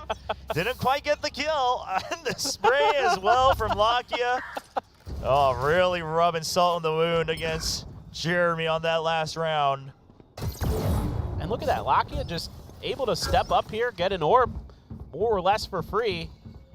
Shot there, of course, to cover him from Texture, but Team Secret is playing so scared because Gen G is beating them at every twisted turn. Spots one, wanted to get a bit more information. A little risky, but the Hunter's Fury is going to come out to clear him. He still stays alive above the slow orb. Oh, Envy finally answers back, but it took a little bit too much time. It's no command and the lockdown now for Gen G. They want to make this a speedy retake. They know one's up on Heaven as he slides all the way out, but Meteor just chases through. No one gets out of my lockdown for free, he says. And that's the defuse being stuck. NDG, you just have to swing out. You just have to get the kills. You have to go for the spray down, but they're ready for it. Half already done. All three members aiming down their barrels. It's another round for Gen G. Yeah, it's just really starting to snowball here for Gen G. Just clicking. Texture waiting with open arms at the right side each time. I mean, Jeremy gives him just enough time to get the aim back down. Meteor, that's not fair, man. That's just nasty there. The Meteor, the last couple of maps, has been so impactful. 9-2. Last map, he was their top fragger. Yeah, this is part of the reason a lot of people were rating Gen G highly, is just regardless of teamwork, etc. If Texture can't pop off, you still got Meteor. If he can't pop off, you still got Munchkin. I mean, you just have this relay of star players from previous teams. As we say, that a little shaky for Munchkin, but he will still get out, getting that information for his teammates as well with the 0 point. And at the end of the day, I mean, not much area lost. Gen G holding back on A side as they've already taken garage control. This map has been cut in half. The turret's watching mid. They know that this is just waiting to be a hit from Team Secret. I'm going to forgive Munchkin a little. I don't expect the wide swing there either, especially with the operator in play. Oh, and the snake bites as well. All these mollies coming up from Gen G. It's just keeping them tied up even further as he just walks through the top of the screen. On for the ace for Munchkin, the IGL, and he will get it. Riles up the Korean crowd, cheering for Gen G to represent Korea as yet another team in the playoffs. They're going to be leading 8-2. Oh boy. We're going to see a third no command here pretty shortly. This is just absolutely filthy. They didn't hit the opening shots, didn't matter. Let's fucking go, guys. Able to pick it up in the end. There was a... oh, man.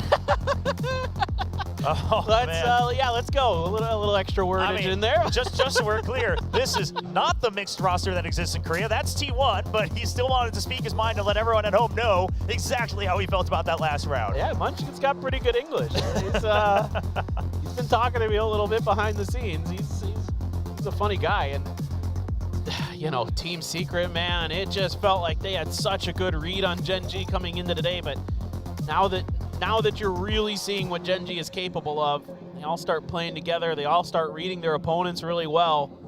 You know, Munchkin playing in such a good spot there, behind most of the utility, doesn't really get caught by any flashes or anything, and he's just able to sit back, mow him down, knock him down. Warbird's gonna have to dig deep here if things aren't going to spiral out of control in this half. 3 Marshals, a Frenzy, a Sheriff. It's rough. I mean, you only have 2 rounds left, and this is one of your buys, but it's the only way to do it, because otherwise you're already kind of giving up on the potential last round of the half. And now we return to what seems to be some classic setups for the Killjoy, helping watch mid. That allowed them to push out a B last time, and the biggest thing is Team Secret never caught sight of that. I mean, they just never knew that Gen G was so prepared because B Garage had been taken over. They do have NDG on the lurk this time, but it's not going to gather too much information as he doesn't have the weaponry to push through. Yeah, it's extremely difficult here now, especially Texter's still an operator to worry about. Everybody but him makes basically shifted over towards that ace. But Jeremy with a nice shot. Yeah, I guess just wasn't caught when he first swung out onto Conveyor. He's able to swing back, and he's ready for the follow-up as well. That makes things a little dicey for Gen G. Now, during all of that, NDG had pushed up into mid a little bit, sets up a slightly more aggressive alarm, but now he's pushing on to B as well. You got to expect, because of the kills, that there's a force shift onto A, so Secret preparing themselves for the potential rotate. Now, Texture has an inkling on this, but I don't know if he has the timing to get all the way back to Snowman safely on his own. Think about all the ults you have to play with now as Team Secret. With 2 rounds left, no real reason to hang on to these too much longer. You've got that Viper's Pit, you've got that lockdown, you've got a res if things turn the other way for them. They are going to be able to head over towards the B site. Now, Gen G somewhat prepared for this. Toxic screen. Oh no. Cover up. The pop out from Texture. He's ready for it, and it's the Sage of all things. Res down, wall down. The spike is no longer safe. He has to stick it, but the snake bite's coming out. It should land. No, Charon finishes it with the Vandal. They know time is in their favor. The pit goes up onto the plant. Team Secret, what are your answers? You have to wrap around. They're going to the deeper end. Onto Snowman, trying to just protect the spike, and it will finish. It's going to be NDG with the operator that barely saves a round for Secret. Oh boy. I mean, if it isn't for some just filthy shooting from Jeremy here with the Marshall, this could be a very different round. Again, Gen G reading the map pretty well, coming over at the right time, making things oh so difficult for Team Secret to get the plant down. That's just, oh, that's so crisp, Jeremy. Absolutely, that is freaking nasty. And that's the one that really did it for him, right? Because otherwise, Texture was a thorn in their side. They couldn't, if Texture stayed alive, they couldn't have pushed through all the way to Snowman. So Jeremy, the hero that Secret needed to have a chance here, as it's another aggress onto Conveyor. Slight push, but they'll back off because of the counter utility with the slow orb. And just mid being watched from 2 by Meteor. He's gonna slow push out. They want to regain control, and that's a slow walkout from Jeremy. The res was there, trying to bait it up, but Lakia's here for backup as well. Oh, look at Texture. He's getting real aggressive off the back of that kill. They wanted to try to see if there was any punish they could find, but Meteor actually gets caught out, lurking out of tube. So that's going to open the door here a bit. He needs to get the first kill. If he doesn't, well, it's not going to matter because that potential is now gone. And NDG will open up the site. It's going to be a retake for Gen G as they now swap over to the Vandal. Thrash at the ready, but that's all they have to combat the potential pit of Borkum and all remaining 5 members of Team Secret. Oh, Munchkin, nasty, nasty opener. Yeah. Lakia traded right out. So count that down to 4. Now the null command. No Thrash is going to hurt, but it's just going to be dwindling down to 3 now. If Texture can find the first kill onto Envy, it will not happen. Munchkin all alone. Fragment lineup to try to clear out behind Yellow, trying to just funnel them in. It's going to land a little bit too far. And that might just be the dying heartbeats of this round for Gen G, as Team Secret will get the 4th round and just catch up to 4 to 8 in the first half. Okay, okay. I mean, hope here now for Team Secret. They've at least rattled 2 off in a row at the end of this, and it took some, you know, fancy shooting to maybe get this Gen G momentum in check. They were able to string some nice ones together, reading that lurk from Meteor very nicely there. Some just crazy good shots, able to hold their angles very, very nicely, winning that duel against Charon, coming through a few good swings. They're able to turn the rounds into their favor, but now move over to the attacker side for Gen G, which was where they were absolutely just ridiculous on Lotus. And now you think about, oh boy, their attack is so scary. Are they going to be able to dial that up again? And again, that's the side of the map that Gen G's been really good on so far this year. So let's see what they've got. Yeah, you have to wonder, because you have the double flashes on for Gen G. That's what makes that attack so strong. Now, of course, with the Sage, you're not exactly looking to combat the initial execute so much, rather than going for that defuse, trying to push them back and make sure the post plant isn't quite there. But what comes with the double flashes is both those initiators with their own mollies as well. The post plant lineups are going to be different. There's going to be a little more of it as well on the side of Gen G. So curious to see how Secret's prepped. Obviously, that's something we always praise them about, and that earlier timeout gave them just enough of those 3rd and 4th rounds to try to stay in the game. Well, even if you get the wall up, you know, we saw it earlier that the flashes can go up and over those so easily that you can punish those walls. Sometimes you can, if you can find that extra flank angle, or if the wall is just set up in a position that doesn't quite funnel Gen G correctly, it can really turn against Team Secret. So certainly going to be keeping our eyes on how that's used.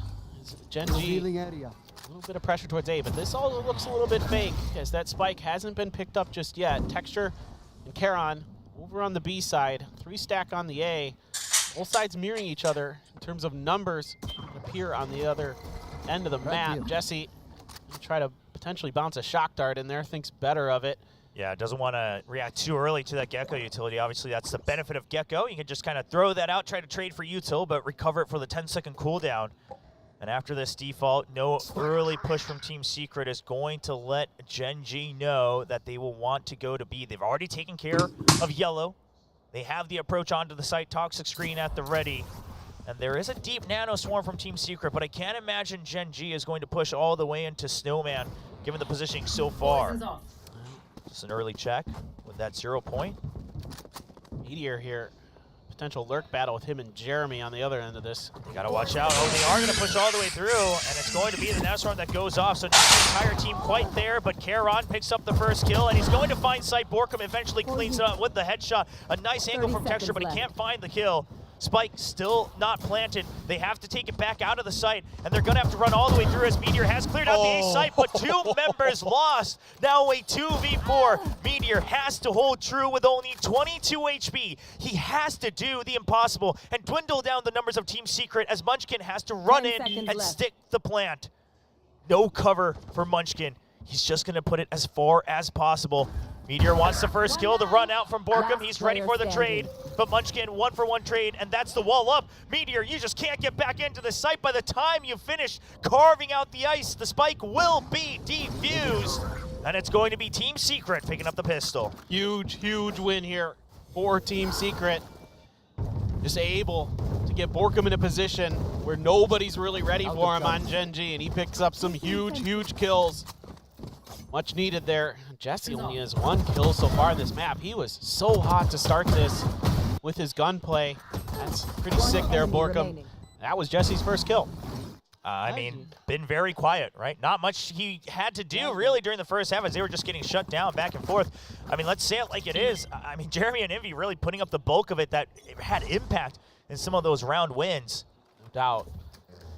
Jesse's got a Marshall, a couple Stingers and Spectres and Bulldogs for Team Secret. Some Sheriffs invested, a Frenzy and a Ghost for the side of Gen G. So a little bit of a purchase to try to see if they can sneak a few kills away. Just a tag of damage there on the Meteor. Not much done, actually. Yeah, Meteor barely just getting a scratch there, and it looks to be a double swing out, and he's just going to hold the spray just enough for 2 kills, and the Ghost with the slow orb is going to secure a 3rd.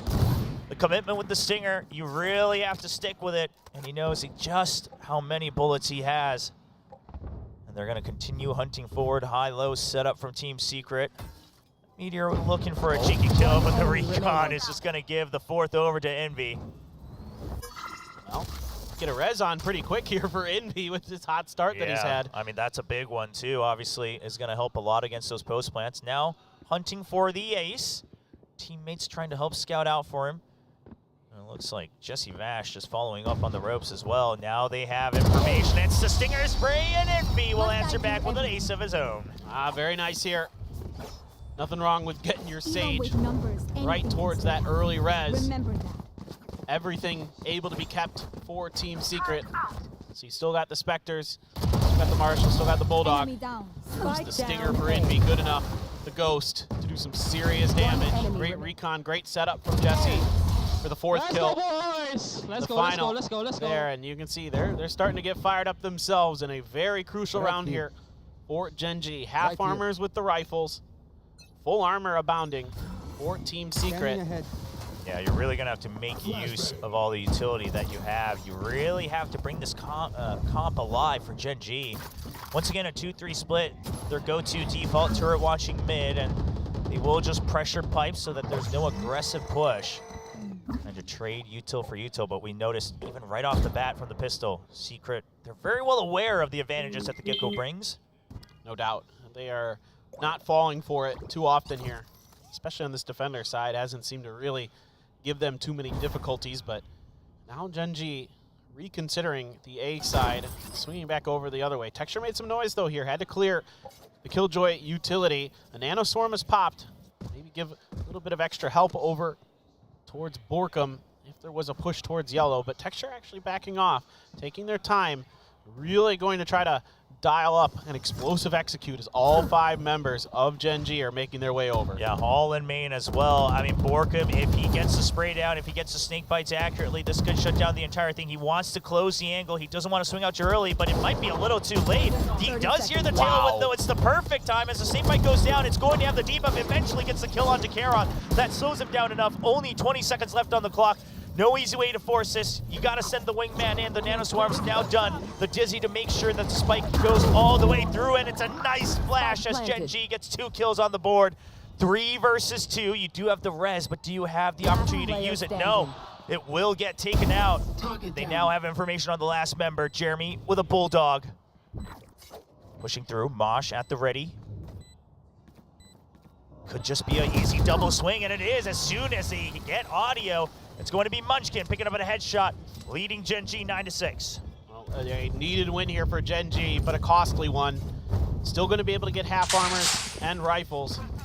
A little bit of extra money in the pocketbooks for the side of Team Secret. Still that res going to be available as well. Meteor and company holding on for dear life. Couple kills away from potentially having this one swing way out of their hands, and that extra money is going to turn into an operator for the side of Team Secret for Jeremy. Setting up towards A nest, but Gen G all over at B already. Nobody even bothering to go for any util trades with the Gecko or any information gathering. It's just a full-on slow push up here, and it's been left decently wide open. That knife's not going to get any of the info on Team Secret's positioning. Yeah, I mean, they know that the entire entrance has been empty, and I think perhaps also just noting that that's been the tendency of Team Secret so far. Wingman actually able to get the spike plant as the Nano Swarms have all been taken out, so the Snakebite just not doing enough on its own. And now Team Secret, they do have a res, but they have an operator, so they want a long-range pick initially to try to get through. It's going to be the null command to make sure no extra skills can be used, but they've already pushed through. They've already surrounded yellow. And Lockett, you have to hold true, but he gets taken out by the flash. And Karon, he can't stabilize as he finds 2 targets on his screen. The 2 members, Munchkin and Meteor, can they fire through? It's just the IGL left, and he doesn't have enough firepower left in the bank. The Team Secret makes a swift retake. I mean, just a little bit over-ambitious here from some of the points of contact for Gen G. Texture walks into 4 guns of Team Secret and gets gunned down quickly. Lakia finds a great angle. It's a good flash to set him up, but he can't steady the aim in time, and he's taken down. That's concerning for Gen G. That got pretty whiffy pretty fast for them, and that cost them that round. If they're able to win a fight or 2 over on that side towards the site itself, then maybe they can get that done. But just frankly, that's just Team Secret with this Flood retake, just winning these battles, isolating Gen G 1 by 1 and just storming through and claiming the round. Yeah, that's the thing. I think, sure, Gen G, given the speed that they went in, they expected to fight a retake, but perhaps not a Flood retake onto the B site. Oftentimes, you're going to want to prep for that long-range pick, maybe set up some util to take over yellow, things like that. And no, it's just every member walking right up to yellow, just swinging by, making sure that they can have cross angles at the ready as the screen goes down. So Team Secret identifying perhaps the weakness that Gen G might have as they're so used to playing with and against set plays. But now it's going to be Gen G with the timeout. I like the timing of it. You thought you had the momentum. The players got a little antsy. So Solo and HSK will calm things down. Yeah, I mean, I don't mind what Gen G does here at all in terms of the initial round idea. Take it slow, clear the angles, and then, you know, use the wingman to plant and then set up for the post plants. But it's too isolated in the post plant defense. There's no help for some of the initial points of contact. You know, with Texture swinging out like that, no one can trade that kill. That's just him going for the hero play. And that is something that has plagued Gen G so far here today a couple times. We've seen it from Munchkin, seen it from Texture, where they go for these big all-or-nothing plays, and sometimes they've been getting away with them this year. Sure, they look great, but you need to just be a little bit more patient in that post plant if you are going to be able to get across this Team Secret team, because they still have their teamwork fully online. Well, speaking of floods, it's going to be a flood onto the A site this time from Gen G. Can't get through the wall too quickly, the dash through, but I don't know if he's quite cleared that pocket as they have it, and Envy just sprays down too. Thought he would have had the site, but Meteor speaks through, makes sure that he reads through that wall with an eye of his mind. But they just can't get into the site. I mean, the entire push has been stopped, but Meteor with a Sheriff. He's not ready to stop just yet. No reason to back out. They want to stick for the fight. Just looking for some gun upgrades. He can't get it. And it's just a stinger for kalian. Too many members, and NDG will find him at the end. Yeah, and this is one of those things that maybe you haven't seen a Sage too often in your scrims, and you kind of forget exactly some of these angles that can be created with this wall. And it slips through Gen G's mind. Team Secret able to find 2 super impactful kills on the point of attack. Jesse, good spray down there, seeing those bullets through the smoke, able to really track him down. Activation comes through on the recon, makes it easy for the up and over for Borkum. Yep, Team Secret right back in this. It is 8-9 now. Got the Viper's Pit, got the res still. He's been sitting on that for quite some time. Lockdown for Meteor here. Let's see if Gen G is going to find a way to just plant it right here back next to yellow. Kind of similar to that same attack we saw a couple rounds ago where they're able to get the wingman plant down.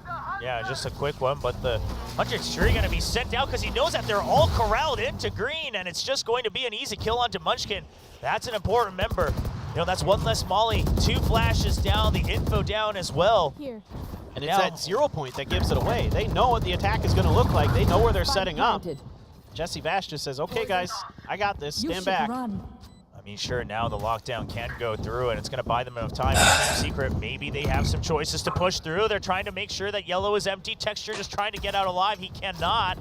And while the lockdown does buy time, Team Secret, all 5 members left still. The pit available, so is the res, so they can get aggressive. And that's exactly what's going to happen. Thrash trying to keep them at bay is going to detain 2 members, but it's still plenty to go for the defuse. The wall trying to force the half out. The detain just hasn't finished just yet, but NDG with the trade. The res comes back up. It's still 4 members. The opposite is true. kalian needs to get the kills. They haven't got that yet. And kalian with the firing range. Is it enough? Tondo Gaming comes in, but it will be enough time for Gen G to climb back up to 10. What a play from kalian. Just barely able to buy enough time.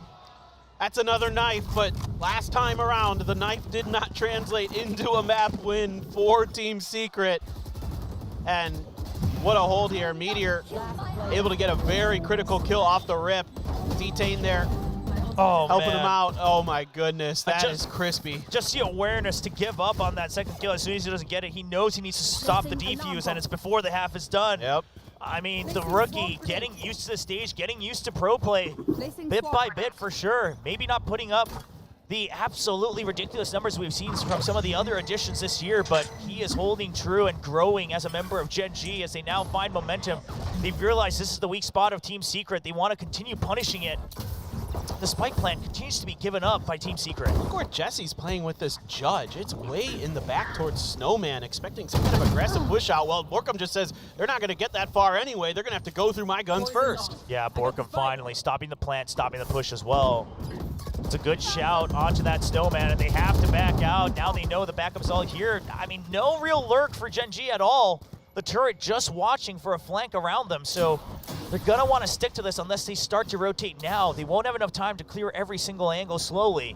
If you could just get kalian a little bit further forward, you could try to get the pit down, but even then it's not comfortable. There's just too many players of Team Secret here to really accomplish what you want to. Okay, the 0 point to push them back. Oh, look at Jesse. Yeah, still haven't heard the Judge just yet, though, and the wingman will not get the plant down. And now they just have to push through. They don't have an option. The spike once again stranded, and the Judge is watching it, ready to lay down the reckoning here. 30 seconds and it's left. just going to be Gen G corralled around yellow. Meteor trying to make something happen with a very exposed location, and Jeremy will get the call, picks up the kill.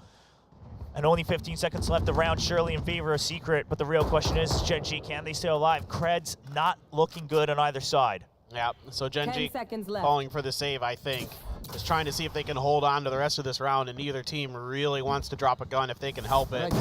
Jesse, though, might go for it as he's going to grab a Vandal of his own. He's starting to push this angle. Munchkin.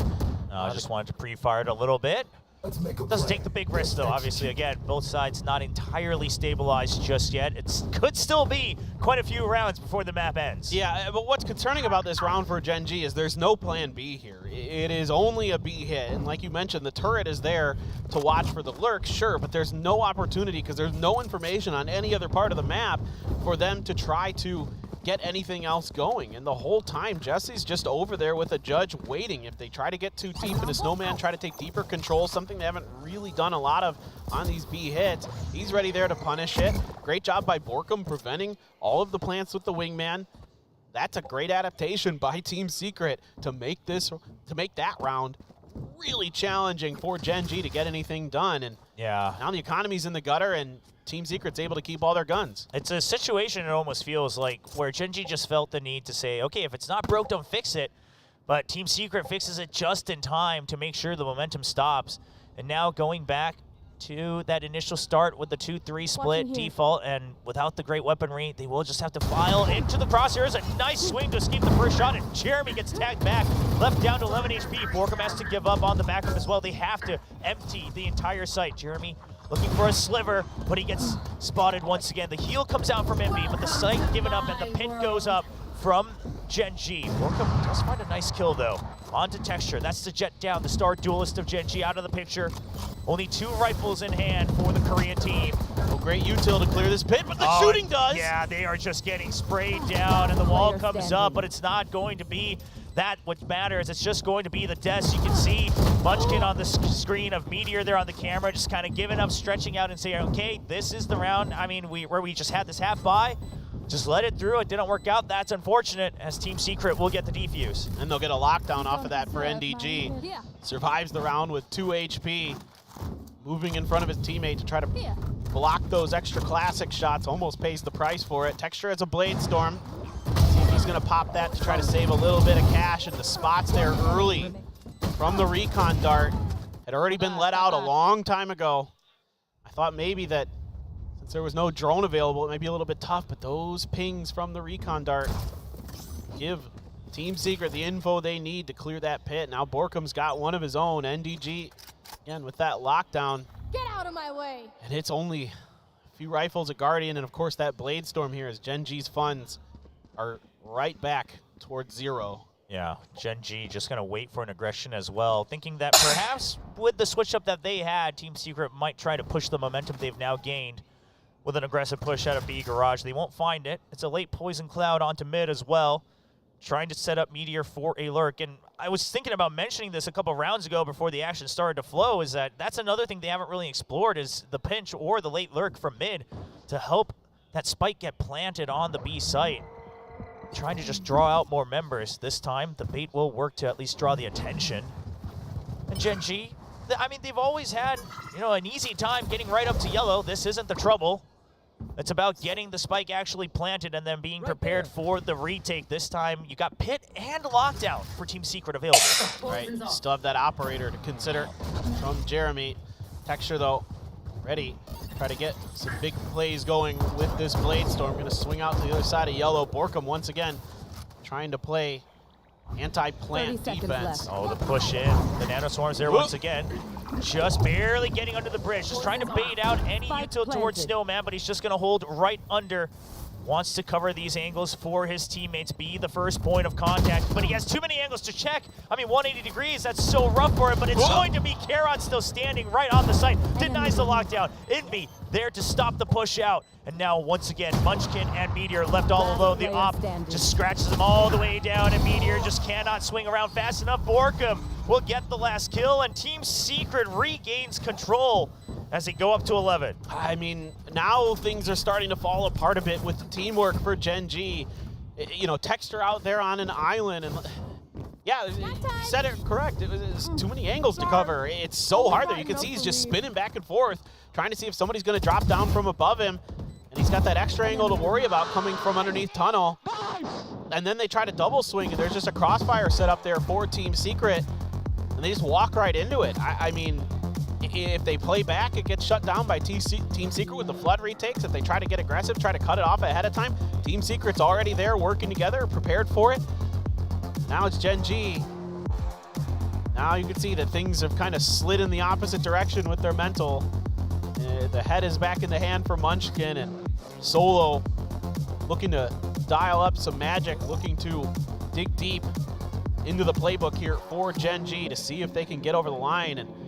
And I wonder if Gen G just maybe doesn't have lineups prepared against the Sage Wall and the defuse, because that's just something we haven't seen for them to buy time, maybe get a wraparound after the spike plant, because they've got it planted several times, but they're always trying to fight the retake head on when they have so many options for mollies. And you have to wonder if maybe that's just something they weren't expecting in this current meta with the return. Of course, you can set up that Sage Wall in multiple ways where it really disrupts the angle. Obviously, you can try to headbutt certain projectiles as well. And it's tough, but in a way, it should already be kind of in there, in your mind as things you can do. But you've got, the thing is you've got people playing agents they used to not when this map was in the pool, right? Sure. Like Meteor's on, the KJ, who used to be a duelist. Karon's brand new. He's a rookie. He's playing great, but you're absolutely right, Will. I think maybe they just aren't quite ready for some of those angles. Probably doesn't help that box got lifted up into the air. That might have cut a few off as well. I mean, that's a big one as well. That really disrupts a lot of the options you had, and I'm just wondering, I mean, I can't tell you exactly how many options they would have, but I would imagine if this is a composition you're picking, that's something that you have in your back pocket. Now a little more focus onto the middle of the map, though, and it looks like they're ready for an instant pinch onto B. If the spike gets planted, they'll delay it. But so far, they've started to have trouble even with the plant itself. Dizzy sent out far, not going to be able to get recovered. But it's a quick push, trying to draw the attention out so they can get the spike safely into the site. Got that thrash again. Send that out, see if they can clear a little bit of space, get a little bit of info, and they do, and they get that plant down as well. Meteor needs to stay alive, but he loses control of Tube. But thankfully for Gen G, they still have 2 members on the late lurk. The 0 point is going to tie up the retake for just a bit longer. He wants his thrash so badly, and he will get it. The Mosh, don't know if it's going to land to clear things out, but NGG, he spotted both, so he's well aware that there is another member coming. And it's a back out entirely. The pit goes up, and you're not going to have too much time to regain control. The thrash is going to just get shut down by Jesse Vash, and that's the defuse all the way through. I mean, they just could not even approach the site. No, once you get that pit down, it just takes way too long to come back through. Sure, Karon is going to get a Pyrrhic victory at the end of that round with his kill, but the setups here from Team Secret, the re-aggresses, the timings are all too good. Getting enough space there by NDG to finally get that lockdown in. There's no answers available for Gen G, and it just seems like every time they go B, it just is thwarted in a completely different manner. They throw different looks, they try different things here, they're trying to push through mid, but they can't win their individual fights as well. I mean, that's a fight Meteor has to win. That's a fight that you expect Meteor to win up in Kitchen, and if he doesn't, the wheels come off, and the round goes to Team Secret, and now they are 1 away. Match point. Currently tied 1-1 on the maps. And Team Secret looking to close things out, showing Icebox for the first time for this team here at kickoff. And they brought an age-old composition, proving that it still works. Like you mentioned, the sites themselves haven't changed too much. So the philosophy is there. The drone is going to spot everybody. I mean, this is just a hard tell that it's an A push, and the site has been flooded already. Dizzy goes down, nobody flashed out. It's just a trade from Jeremy, but eventually Karon will push through, bringing up the firepower for Gen G. The spike will get planted as Karon gets the third. Gen G trying to stay alive. Now a deep lurk from NDG. How many can he get? Rookie for rookie, can he find the kills? Barely spots one. Is gonna find the first kill onto Karon, but he's not quite aware, but a nice swing onto Meteor. Munchkin has the timing on NDG. 1v1. Munchkin versus Borkerman. Munchkin can get this. He doesn't land onto the pipes, but he would get the null command. He realizes that he's not on it. He knows the last angle he was on. Waiting for the jump peek. Should peek out right at the half, and he does find him. The half not quite done yet. He spots the spike as well. Goes for the spray down. Knows that he should be out of time, and Munchkin will secure the kill, bring up the no command, and they are going forward for one more shot at OT. It's so scrappy right now for Gen G. They're just barely able to find that round win. NDG almost the heartbreaker. And it is Munchkin who's able to play this post plant very, very nicely. Karon here breaking the door down, finding 3 kills in the opening. Jesse swinging out, can't really get much done. And oh boy, It is so darn close, but tell you what, you can see why teams have been afraid to play Team Secret on this map. Everybody remembers how good they were on this map when it was still in the pool last year. Operator for Jeremy gets spotted deep in from that 0 point. Both teams getting a lot of information through their initiator utility. Everything rides on this round for Team Secret. If they can close it out, they will start this play-in round robin with a match win, getting one step closer towards Masters Madrid. And Jeremy gets taken down, Operator down, Resurrection comes up, but that's the Siege util out. You know the Siege is still there. You saw the Sova util earlier, but Gen G, once again, it's an all-in setup. They can set up for the lockdown and the null command here to clear a ton of space potentially on the site, but they still have this Operator to worry about. It has to be instant. They have to make sure they don't get picked off by this op, by Jeremy. He just wants to make sure that he doesn't get caught out. We'll just keep them at bay, trying to stick around to the very last minute on that lockdown. Jesse Bash gets one kill, and Envy just pushes forward as the lockdown goes through, and that's going to give an opening for Texture to push all the way in. Null command activated later to delay the retake. Spike not planted yet, but they will have a lot of time trying to regroup. They don't have any information about the remaining two members. 0 point clears out the site. Munchkin feeling safe for the plant. 3 versus 2. No util left on the side of Team Secret. And the flash will keep them back. MVG spots one. Should bring out the call for Borkum. Is Borkum ready for it? No, Munchkin still gets the headshot. And NDG has to power through 3. 1 down, 2 more to go. Can he have the time to do it? The young rookie that was playing online eventually gets taken down, and ladies and gentlemen, it is overtime in our first best of 3 of the day. Unreal. Just absolutely unreal, this battle between these two teams. No one wants to give up. Everybody knows how important this is. There's so much on the line here in this first match, and it has just been an incredible back and forth. Both teams only able to find 4 rounds on their attacker's side, and Texture with 2 huge kills to buy enough space here to get into a plant position. And now we go into OT. Overtime. Win by 2. Texture gonna go for that glass cannon right out the rip. Starting it off right where he left off. Texture Seru gini, Cok, wants to pertandingan. keep up the momentum. He's had such Seru a great banget, tournament guys. so far with the Gila. Operator, but today's Secret has had his number for the most part. Bisa Sitting at the 12 bottom of the sama kill gini. feed for the majority of this match. To deep 0 point, lots of spam trying to step Texture, very aggressive, but he does have his back covered. Oh, and he's not gonna find the shot. He thinks they might have swung in too deep, and Jeremy with a late timing. I mean, they saw to push out earlier, and now Jeremy remembers that timing. It's just such a tough angle there. I mean, Texture so confident, I get it, but man, oh man, it's so hard to find where that player's head is going to pop out. There's a lot of options. Lakia. And that's a deep flash from his teammate Munchkin, but he's only going to find 1 kill. He definitely needed more. The spray not going to find the kill onto Envy. It's a quick flood onto the A side, and a nice double swing from NDG and Borkum will clear out the site. And the first round of OT going very much in Secret's way. Charon's still alive, but 4 members to battle through. Should be nigh impossible. Yeah, he can't get the first kill either. Now they know his location. That's the one advantage he would have had. Just trying to creep in. He'll do what he can. Obviously, momentum a very big part of it when it comes to overtime as well. So whatever you can do to bring up that confidence. We know how snappy his aim can get. He's ready for the trades, but it's just another double swing with NDG and Envy. And Team Secret leads 13-2, or 13-12. I mean, I think it's... Match point. You have the confidence as Texture to make those plays, but maybe this isn't quite the moment. You think you can catch Team Secret off guard, but Jeremy's checking for it. He's aware that something like that is possible. And NDG having some really impactful kills here as this map has gone on. Having a huge performance and giving us a little bit of a head bob. He's feeling it. And Team Secret could close it out. Secret 1 round away from getting the first match win. They will have to play another afterwards against Zeta Division. Any of these teams that wins both of their matches make their way into the play-ins. And of course, we could have those tiebreakers with the differentials, but that's not the question at hand right now.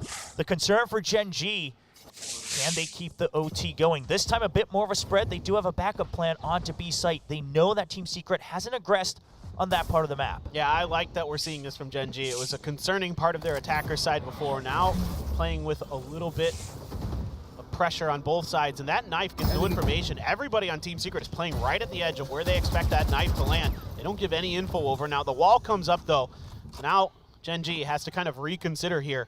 take their time.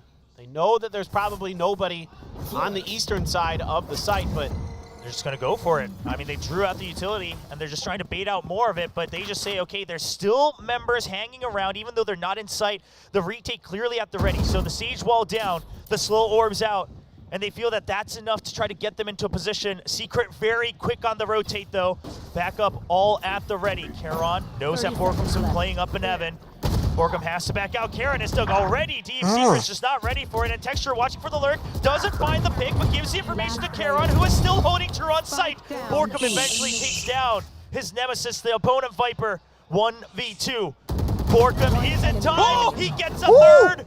10 seconds on the clock. left. Texture, he has to stick the ply. No, he's going for the kill. And he will get it with the shorty. Overtime shutting down lagi. Borkum. We go for another. oh my goodness.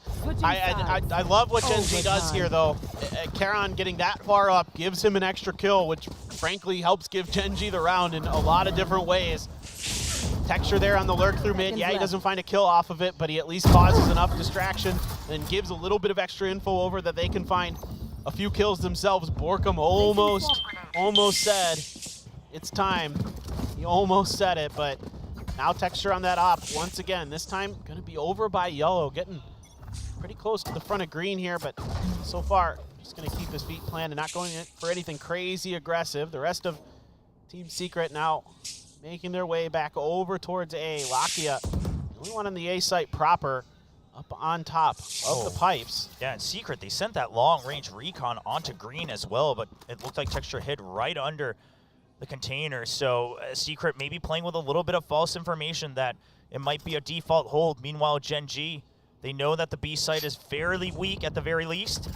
Lots of forces on the A side, just waiting for the execute to happen. And the angles they're holding. The drone does spot two. Mosh at the ready just to delay. They've got a nano right on the plant spot as well, the default plant spot, to try to punish Team Secret if they keep going this way. Knife gonna catch a few more members, give a little bit of information that they're still sticking around, at least for now. Yeah, selling the footsteps as if they're exiting, but no reason to move from Gen G. They're still watching mid with the turret as well. Operator on the B side, Mosh to buy time. The mollies are all coming through. They just can't get in safely. They will get delayed. Munchkin stays alive in the back of sight. Does he find an angle? He finds one through the screen. Can he find another? No, Jeremy will get that trade, but it's a double stack in the back of sight. Karon and Meteor just holding true as Lakia will even things out. Now a 1v2 once again for NDG, and it's going to be Karon, rookie for rookie, as he fires back. Gen G leads one round in overtime. Steadfast defense here from Gen G, understanding the map, understanding what they needed to do to play some delay, some great positionings of their mollies. The snake bite from Karon lands, softens up some targets, the nano to delay the plant. Perfectly positioned early on in that round, expecting this hit potentially. Then you just rely on the operator of Texture on the other side to get it done. No over-aggression that round. And now Gen G seeing if they can somehow completely turn this on this head. This has been just one of the most incredible back and forth. And it's going to be the fast hit onto B. A little variation of it though. The spike not in the hands of the Jet, just trying to draw them out. Just draws a lot of attention onto B, into Jeremy mid. though. Do they expect this? I mean, surely they have to. They've left it open for so long. Meteor looks like he wants to check it, but the angle is so advantageous for Jeremy. Meteor just does not think he's already going to be on Conveyor. Jeremy now on an island, just wants to buy time. Envy does get picked off across his own wall. If Jeremy dies here, that is going to be bad news for Secret as the site feels so weak. Oh, Borkum. All members spread apart for Secret. I mean, they have to win their duels no matter where it happens. Borkum's going to try to tighten the choke point against Gen G. Still 55 seconds. I love this. Do they keep in mind how much time has passed since they have cleared mid? Borkum, he gets one, and that's going to be the end of it. Munchkin saves him. Lakia has been holding control of green, and Gen G, they feel that they are close as they lead the charge onto the site, and potentially as they try to lead in the play-ins today. Tough situation now. On site here for NDG. It's so good! The pings are perfect! He just sprays it down, 25 seconds left. Now, just trying to bait out his position. Lakia's ready for it, and NDG gets the trade onto Munchkin. Lakia, it's mind game for mind game as he only has 9 HP. He has to bait him out, and he will get the wraparound, and TC does not suspect it. Gen G will lead with a series win, hard fought. It was never easy for this team here at kickoff, but once again, it is another victory. It doesn't get any closer than that, folks.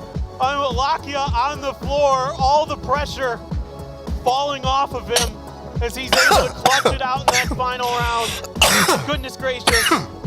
Just unreal what we're seeing here from our first match today. If that's any indication of how this is gonna look, me oh my. I mean, the map 3 monster, Lakia. See what you will about how his series starts, but he will always be there to bring home the fairy tale ending for Gen G. All these players looking for redemption in 2024. Gila, Gen G, They would hate bisa to see comeback the kickoff itu, end cuy. early. No doubt about it. And it's just such a relief here for Gen G after such a rough start to this match. Getting just absolutely destroyed on Breeze. Coming Nah, back. kita geser dulu, guys. Fearsome stuff from them. Having the mental to do this as well. Unbelievable that Gen G is already showing us that not only do they have the firepower, but they've got the ability to hang in when things get tough as well. And tip of the cap to Team Secret. They came in here and played so good today. I mean, their Breeze read was absolutely brilliant. It looks like Team they had Lotus Secret, on down wow. low too, but as time wore on, Gen G just kept coming together more and more and more. I mean, the number of heroics we saw from Gen G, and we all knew that was one of the core strengths that this team had. Every single member having the potential to carry around out of the depths, and that's just what they needed to buy enough time to overcome this series. Well, that is going to be the end of this match, and we'll have the desk on standby to break down the craziness of Icebox. Hey, we kicked into Icebox talking about Insanity, and Insanity, we did have Gen G move on forward one step closer to Masters Madrid. But Secret did come really, really close. We went into overtime, and Nasra, you were talking about this earlier. You know, Secret didn't want to go to Icebox, and maybe this is why. Yeah, again, there were so many factors that it felt that there isn't a surefire win for Icebox here. You're coming into this one with, again, a team that hasn't played this since last year, coming in from a different composition, having NDG to slot in, and there were so many things that you saw that could have gone their way but just didn't. But my goodness, did this still go that limit with the second overtime? It totally did. I mean, so much of it. You had crazy moments from both sides. Jeremy getting some op kills, really, really sick stuff. Borkum even almost trying to bring things back from the brink, but towards the end, I mean, it's just, again, like the caster said, a lot more individual fragging power from the side of Gen G. You had aces coming out from the likes of Munchkin. There was one more knife kill, I think. Was it Jesse Vash who picked it up? Jeremy. It was Jeremy picked it up. On NDG. It was almost like a little bit of... Oh, sorry. Yeah, sorry, it was Jeremy. Yeah, and then there's another moment where Charon kind of survived and it held long enough, killed so many, that exact round, where he held on until the spike went off. And so many rounds like that allowed for Gen G to extend all the way over, into overtime. Yeah, and here's another, at least observation I've seen in that the third map, excuse me. It just felt like NDG was forced to try to do so many things in overtime, really testing how much stamina he really had to keep his composure, to be able to, bring Secret that round if he could, right? We saw the last round. He was fishing for the kill against Lakia, which I felt like he shouldn't have done because he had the position, he had the time, he had the HP, he had everything. And then, just trying to chase for it. So before we go into that, where does this leave us now? As you can see, we just finished the very first match, which was really damn close. But this is not the end of the road for Secret. This is not the end of the road for any of the teams. Each of these teams do play twice as a single round robin elimination gladiatorial fight. So Team Secret actually will carry on forward to face against Zeta Division next. Now, what do you think about this momentum? We were talking about the momentum that Secret had. They were coming in real strong. They had the birthday buff from Jesse Bash, but then Gen G reversed that momentum. They came back around in the second half of Lotus, carrying forward through Icebox. How do you think they have been playing for almost every single day? And they got one more series to play. One more, well, they got a little break before the next one, Gen G at the very least, but they did have a timeout being called in round 22. I think that was one of the things that gave them that extra boost Unfortunately, Team Secret not quite there and not quite being able to adapt on the fly. And, you know, as far as talking about the stamina of some of these players, NDG, for example, Team Secret's got to play another game next. And this is now play-in single round robin. Yeah. You really don't have that many chances. You lose this game, then all of a sudden your chances at making it through play-ins becomes that much more slim, right? You have to, the win conditions is now like, Zeta has to lose. They have to win their next match. Zeta has to also, you know, maybe beat Gen G, and then they might be able to stand a chance at winning the tiebreak. So many factors. It's just not a position that you want to be in, so it cannot feel good right now, but they cannot let that affect them. Yeah. So there's a couple of things, right? I feel like, yeah, absolutely right. They need to stop already the momentum for Gen G, because it's only one team that's going to get into the playoffs. But one more thing, I feel like if you're in the position of Team Secret, you'd want to play that second series rather than the last one. Oh, yeah. Just because you want to carry over the momentum that you still had. You still put Gen G to their paces. You still were almost able to win that series, right? Exactly. They're still warmed up, so they don't want to lose that heat before anything else. Well, they definitely are in a good momentum for knife kills. I'll give them that. But we're going to go on a quick break before we go into our second series of today, which will be Zeta Division versus Team Secret. I am very excited. We're getting into the meat of things in this play-ins. We'll see you guys real soon.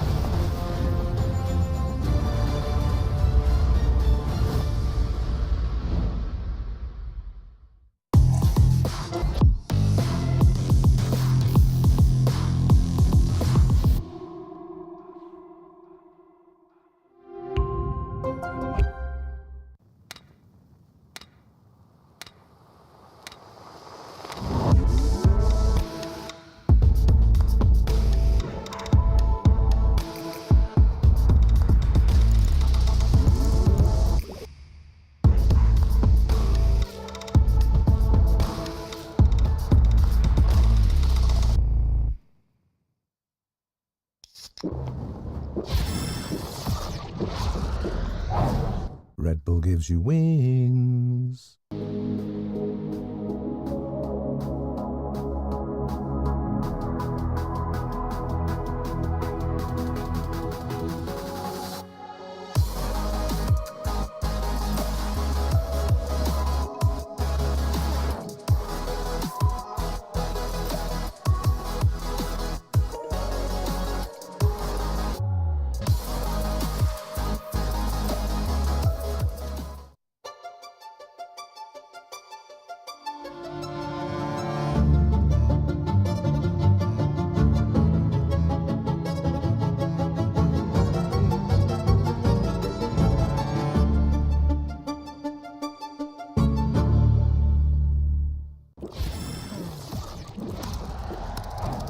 Red Bull gives you wings.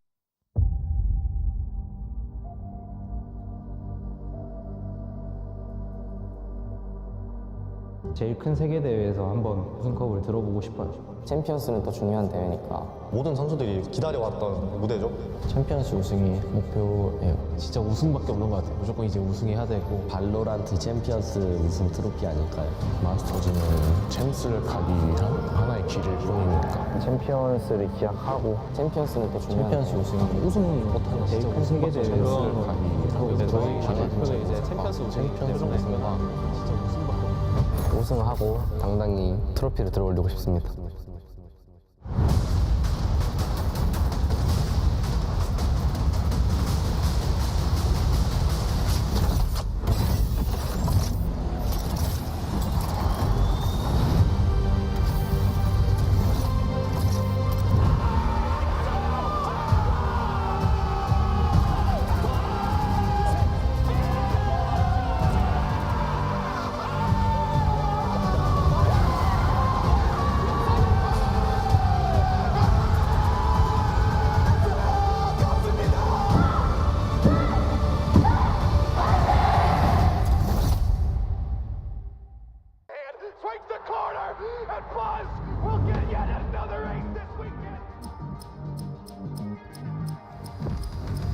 Match found. Less than a second is spares and a fuse comes in. Unbelievable. Come on, let's go. Oh, then.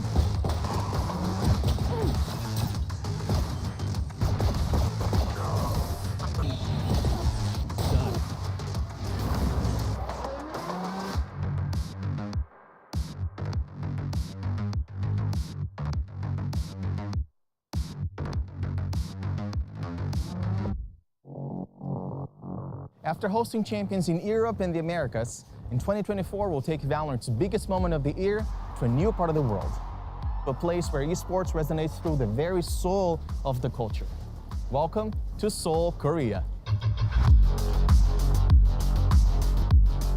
Korea is synonymous with esports. It's home to some of the greatest competitors of all time, the VCT Pacific League, and one of Valorant's most passionate communities. We wanted to come here for a while, and we're very excited to bring champions to Asia for the very first time. Let's get away with murder. Unreal. Oh, it's gorgeous. Even one. What a monster. The villains have had their day. This August, the 16 best Valorant teams in the world will converge here for a chance to write their names in the history books. From August 1st to the 25th, champions will take over the city and crown the 2024 Valorant World Champion.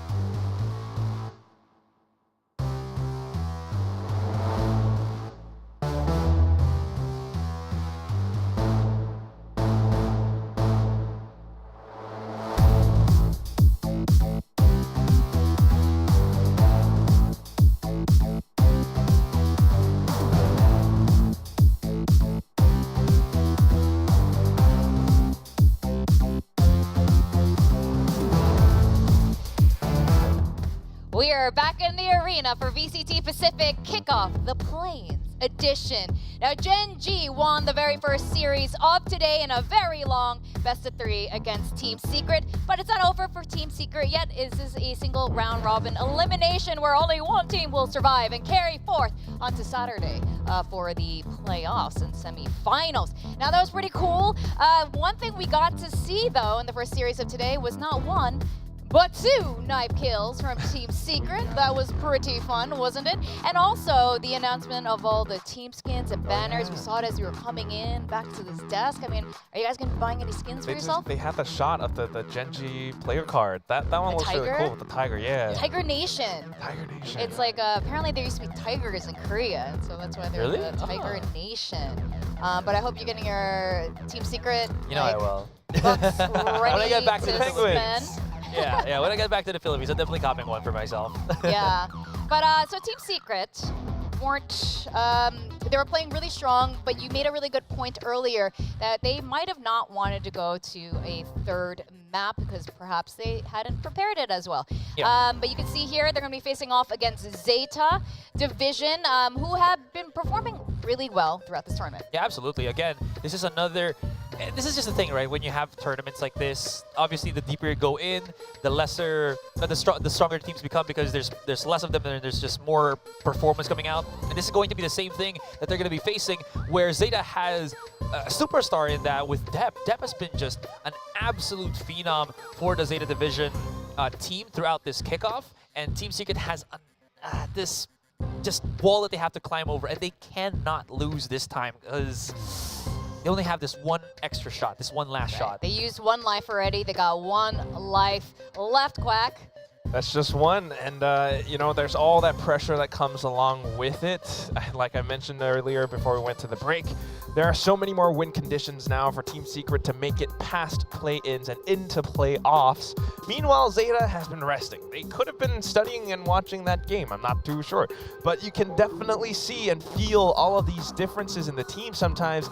Zeta having won so many games against Team Secret in the past before, having only lost once. And not only have they won games, Vic, this is a Zeta division that denied that champions game for Team Secret. Zeta beat Team Secret in a best-of-5 in last year's LCQ. That's right, they completely snatched away their chance at champions during LCQ. It was particularly Asarai when the Chamber came back into the meta. Yeah, Where he just came back into the game and everyone was like, woo, Chamber time. And it just felt like, I do just fondly remember that Secret just had no idea how to deal with Laz there. So if you guys, you know, for the viewers out there who didn't watch that, imagine if you watched the X-Unit fight with him playing the Chamber. That was exactly what it felt like with Secret having to face Laz's Chamber back then. I think that was also on Lotus. So yeah, definitely something to be reckoned with. Yeah, and Fracture, that was absolutely terrifying. It definitely was that Lotus map, and yeah, Fracture was kind of scary as well. There are definitely, you know, a lot of room for improvement on the side of Team Secret, I think, and you can see it in some of these maps. But again, that's the whole thing about Team Secret, is they kind of know your secret. After watching your games, Coach Warbird somehow just kind of comes up with the best counter strats, best anti-strats, and then he uses that to break open teams, especially, you know, like Gen G, and we saw in that map 1 play on Breeze. And now coming on to the next one, you know, you got Zeta Division. They are looking so darn good right now. The way that they played against Global Esports, even challenging T1 to, you know, certain limits on some maps, but they're not like unbreakable. They had a bit of a weakness when they, like Asarai said, played up against X-Curate.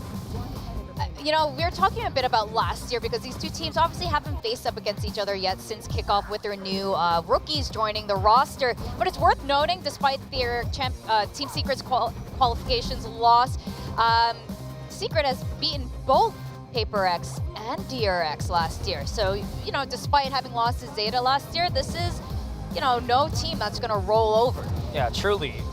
I do feel though that, as you mentioned, Team Secret really has those highest of highs, but it does come at a cost. It feels like it's just that one moment that they're able to do it, and then the next you're like expecting, my predictions should be Secret now because they beat them last time, and then Secret just comes in with a whole different face. This is the reason why I wanted Secret to keep playing, or at least luckily enough, they have that second schedule where it's the next series right after, just because they can carry over that momentum. If they get stalled, sometimes they do take a long time to heat up again, and that could be a big problem when there's only one series remaining.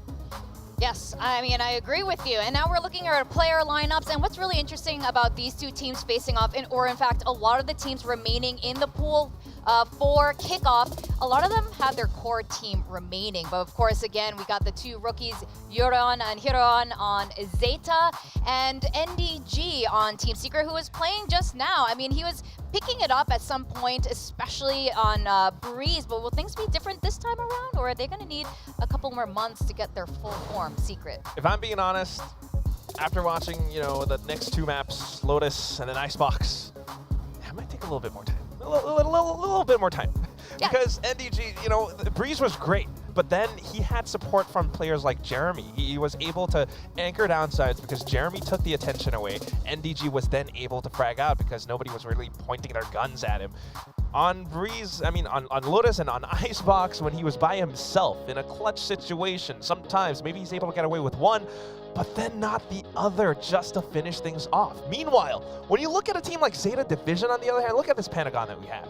It's so much more consistent, and then you have this one big triangle, the one biggest point on this 5-star. It's depth, near 30%. That is such a big factor. It's crazy. It's appropriate he's up there, right? He's sort of like the North Star. It's just like, follow the child of God into victory. Oh wait, I was supposed to say something after that. Sorry. No, I thought you were gonna say something. I was just laughing. I'm sorry. He is laughing at my joke. Thanks. Yeah, I got you. But I mean, and even despite this, this graph is great. But Sugar Zero, 13%. I don't think that tells the full story either. He had many Sugar Hero moments as well over the past couple of days. Yeah, absolutely. And again, it's just because he doesn't have to reach that far deep into him being an individual player maker, right? It's always been, as we are seeing right now, Depth has been able to do that. The rookies that you mentioned, Hiron and Euron, were able to make that something happen. But Sugar Zero has gotten some stellar rounds as well in the previous days. Definitely has 18 assists actually in that previous matchup against Global Esports. So he had some clutch moments, some crazy plays as the Omen. You paranoia and then try to step over onto the other side, other angle, and opponents just have no idea where he is. There's so much that Zeta can offer. Meanwhile, when we look at Team Secret, similar things, maybe not one particular star player that's like a cut above the rest. Jeremy definitely does a lot. Envy is right up there next to him. But of course, the rest of the whole team, they kind of more or less work together. That's the thing about Team Secret. They are truly a team. I think that's the thing that we were talking about before, Asarai. Yeah. And again, this is a team that likes to play off of each other for the most part. There's always that back and forth that we're looking towards. So let me just real quick at the stats we were looking at. NDG is going to definitely need to dig deep, because if he gets isolated, it feels like he doesn't get that value over the line that Secret are looking for. Now, this is a really interesting stat. So Envy has a lot more experience in Hiron. From here on out. Ron. Is his name? That'd be great if that was Ron. The hero, Ron. Yeah, just dig deep in your anime watching skills. Hiroron. There you go. Yeah. Well, you can tell they're, with their power rankings here, Hiroron has, in third place in the power rankings against Envy. I mean, I think overall we've just felt Hiroron's performance a little bit more, the impact a little bit more. But off of those previous games, Envy top fragging, I would dare say he has risen up the power ranking list a little bit. But apart from that, just looking at some of these stats, I think although Hiroron doesn't have as many star moments as much as Envy does, you can still feel his impact. He gets away with those heads-up duels, one-on-ones, or getting the trades after Depth dies. And that is such a big thing for Zeta Division, because comparing this new Atarashi, new Zeta Division compared to last year, Hiroron and Yuron are just direct upgrades. If I were to draw a line chart, I would feel like Team Secret adding NDG, very nice, still good, a little bit fresher. but it's not a straight line. It's more of like straight and then a little bit lateral. I completely agree with you. I think Zeta has shown to pick up two great new team members, and they've really been coming into their own. I have to say a lot of their set plays have been really clean, really tight. Their protocol has been really good. Their pacing has been different. We're seeing a bit of a different Zeta division, but we'll talk more about Zeta and Team Secret. We're going to go to the stage and talk to the coaches, and we're going to see Warbirds again and see what he's got to say this time.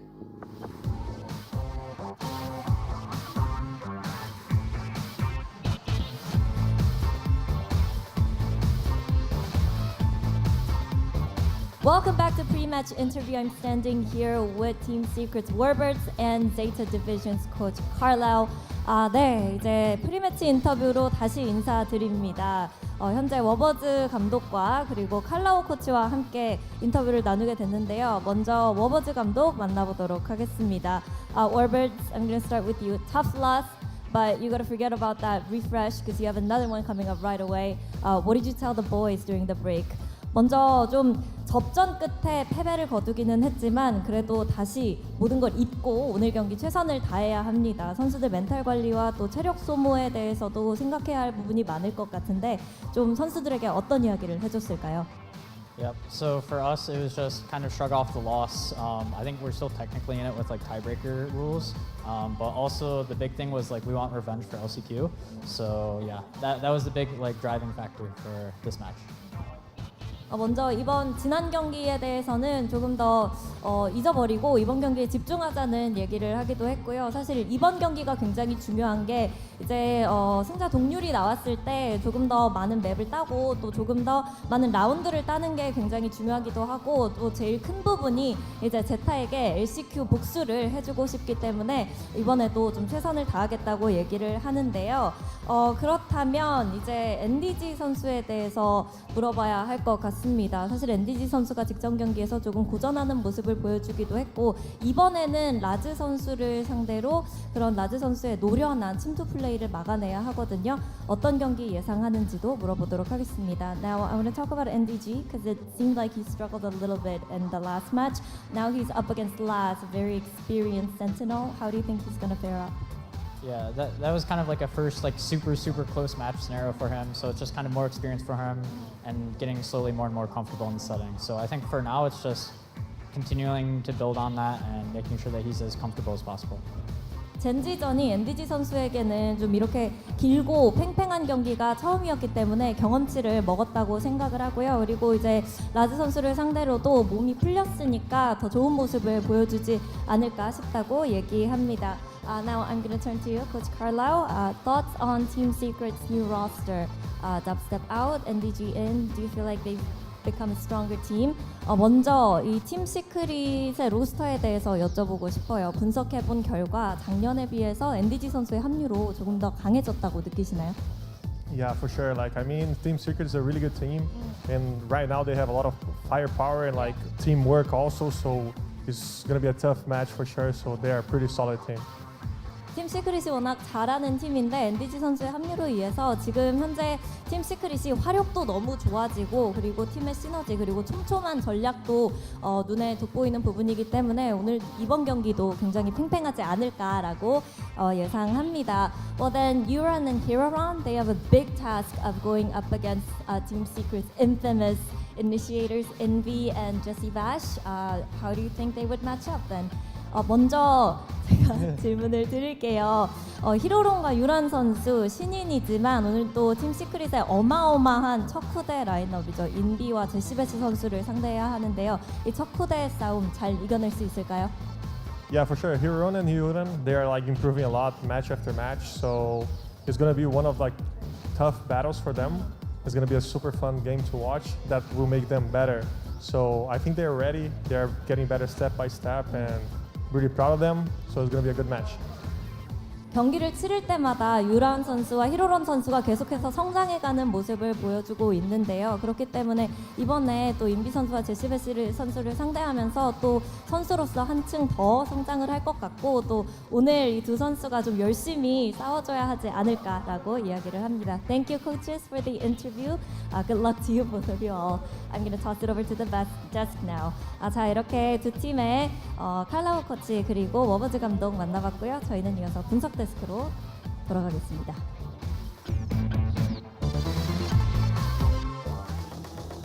ゼータディビジョンのシュガゼロです。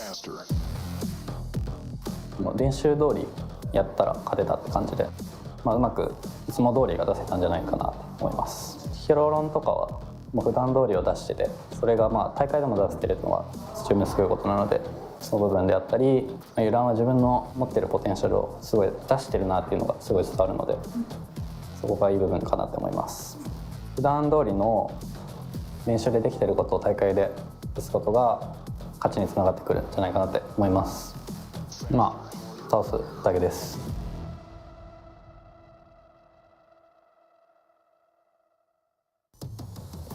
Hi everyone, my name is Noel Kyudigi, also known as NDG, and I'm a player for Team Secret as a Sentinel. Things get rough at first, probably for me, and I just adapted to it, you know. My team helped me a lot to face my struggles and my flaws in the game, and then we're gonna practice a lot to make sure that we're prepared and to make sure our strength doesn't go down, you know. We're gonna be preparing and doing VOD reviews, map talk with the team, more discussions, especially to have a new environment and adaptive playstyle that the team cannot adapt. Yeah. So we're gonna try our best to win the play-in matches so that we can move forward to the playoffs facing Paper X. Welcome back from the interview just now, and I have to say this is a very different energy than the last few days. These two coaches, do you guys feel the tension in the air between them? I mean, this is it. This is the end of the road for some of these, or at least two of these teams. And Warbird said himself, what they really want is that LCQ revenge. Revenge is gonna be, sweet, but I do feel like Carlisle coming in sort of new-ish to this Zeta division roster. He's like really respectful of Team Secret, saying like these guys are a solid team. They have a lot of individual fragging power. I kind of like that. I dig that respect. But the other thing is just, how does that carry forward into the game? Zeta as a whole, that's how the entire team feels, right? That's like the culture. You heard that in Sugar Zero's interview. He's just talking about how we follow through with our game plan. Everything's like really formal, and everyone does their job, and it works. Yeah, I mean, look, follow the plan. As long as you have enough plans to go for all the things that happen in game, and Secret can sometimes pull out a wild card. Now, they are definitely recovering from their latest loss against Gen G. I mean, even with NDG, again, he's new to the roster, and he said it himself in that video just now that he wants to be able to keep up. He's trying to get as much experience as possible. I'm wondering how he'll be able to recover to get his mental in game, because his Sentinel role, very crucial. Yeah, true. I mean, I can only assume how he's going to try to do that, right? So it definitely is going to be a big factor, I think, as to what is going to push Team Secret to that next step, or maybe even into the series week. Because the thing is, you saw that everyone was really stepping up from Team Secret there. The players that we don't talk about too much, Borkum, basically it was just Borkum. We didn't really talk about too much. We had a Borkum time. Yeah, we had a Borkum moment. We had a Borkum moment. Not quite a BST. Yeah. So I do want to talk about our predictions. It's different this time around for all those of you in the Philippines and Team Secret fans. You're like, oh, it's always it. Look, it's a little bit different this time around. I think they're going to bounce back this time, because this is what Team Secret does. When they're feeling down, they come back up. So loss is probably a good thing for their game. But Quack, you picked Zeta this time. Yeah, I mean, again, like if we're going with Asurai's point about how NDG needs to back it up, first of all, I haven't been bribed with like Kare Kare or Sisik yet.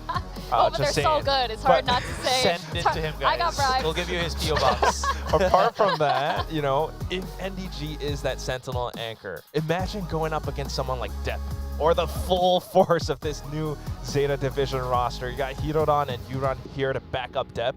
if you can't, fend him off, like that's it. It's gonna be a really rough ride. So you need to pull off some of these wild cards. You need to break Zeta Division's system, and that's the whole kind of game plan against this team because they are so structured. They follow these rules and protocols, and you have to make them think. But again, like I mentioned, the rookies on Zeta Division, Hiroran, Yuran, direct upgrade. They are just that good. They provide so much more. The whole team just looks brand new. Yes. Yeah. And this is coming off of Hiroran being, I think for like the past, when he was previously with Fennel, he was only playing as the Sentinel and now pushing into a different role completely. Freed up and actually just slots in so well. So this man's pretty much a Swiss Army knife in a way, right? He's able to just adapt that quickly. I just really wanted to also just add that both of these teams kind of play on the same ground but different approaches, where you talk about how Carlisle is very much known for, those mid-round calls, being aggressive and all of that contact because of Furia, but Team Secret also known for those mid-round calls, but because of how much counter strategy they've done. Now, I want to go into the game, but before that, we did an audience survey. Oh. We like to ask our audience fun questions. The audience here inside this little ice box. This question was about the Odin this time. Can you guys see what that says? It says, what do you prefer, a friend who runs and guns with the Odin or a friend who keeps asking for an Odin? I can't answer you guys because I don't have friends. Oh. Wow, Astro. For those of you watching at home, if you would like to She's a be friend. friends with Asteroid, please follow him on his Twitter and his Instagram because he needs some friends. But what would you pick? Look, I have friends who are both of these awful things, by the way. So I do have friends, but they're awful because I have one, round 2 has a freaking Odin. Like, that's just how he plays. Maybe I might go with someone who asks for an Odin because at least they are asking for it, and then I can tell them, like, no, no Odin. Stop. But every round, it's like quack, quack, quack, quack. Mute. Odin, I'm Odin. done. I'd take my headset off. Cut out your skin. You guys. Do you have a skin? Do you have a skin? Do you have a skin? Oh my god, that's annoying. What would you pick? Oh, I thought I gave my answer already. Well, friends who run and guns with Odin and it keeps asking for an Odin. You know what? I like to have a friend who keeps asking for an Odin because at least they know, right? If your friend only runs and guns, that means that they don't know how to use an Odin properly.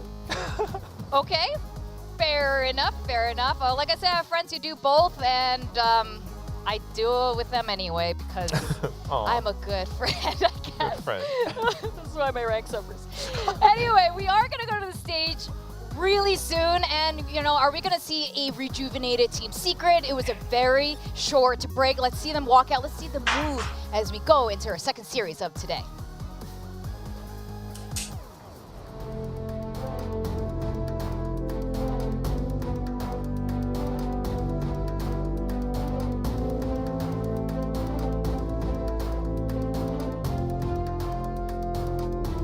Stepping up to the stage, representing Japan, make some noise for Zeta Division.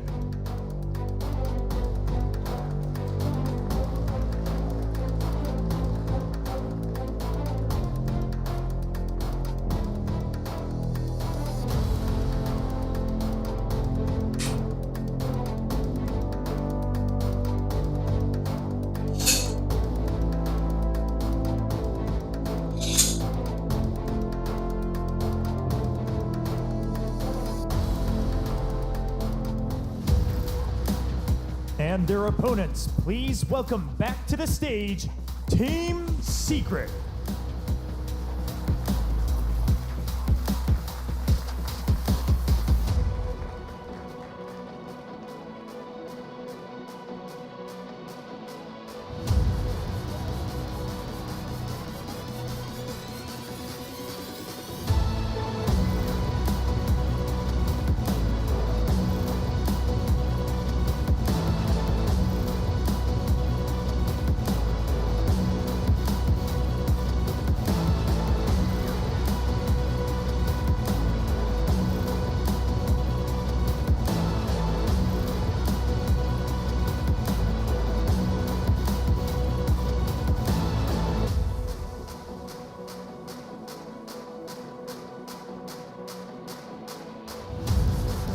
Keep the flame on max.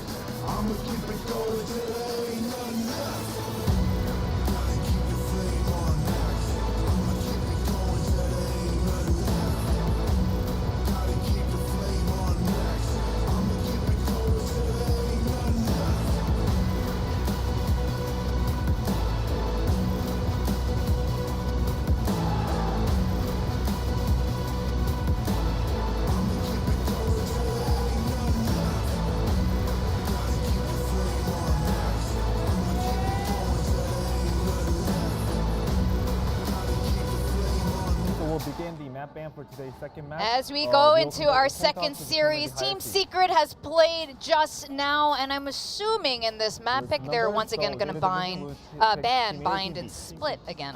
They've always banned split. They're just not really comfortable on that map. Except the one time they beat Paper X last year. Except the one time, but that's a really long time ago. I do feel as though like Zeta has a lot more variety in their map pool, and that's why I think it's got to be really careful for Team Secret and what they pick. And Zeta might be able to go for something like a Lotus or a Bind, because that could really challenge Team Secret, but This is interesting, considering this is the map they just lost in the last series. Interesting. They want to redo. They definitely do. And again, if they would have any chance to pick any map that they're not going to be comfortable on, right? Especially that is this going to be a map, might as well just put it at the very start, right? So I feel like do or die, they don't want to have Icebox be their last map, as I was mentioning when we saw that previous series with Secret. I mean, they love bouncing back.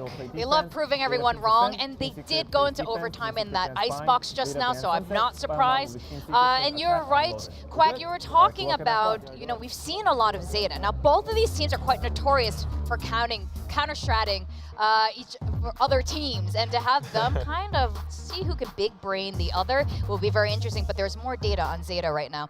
And here we have our agent pool. Secret obviously continues the same comp. Zeta, of course, doing the same thing that they did against Global Esports in the first day. Viper Harbor combo, it comes down to how Secret kind of adapts around this, and seeing as they picked it, I do feel as though they might have something studied or prepared. But I'm more curious about that Ascent. But right now, I mean, Zeta has looked really good on this. Of course, Sugar Zero, Yuran, we can expect them all to do great things. They shut down players like Pulvy incredibly well. Can they do that against someone like Jeremy?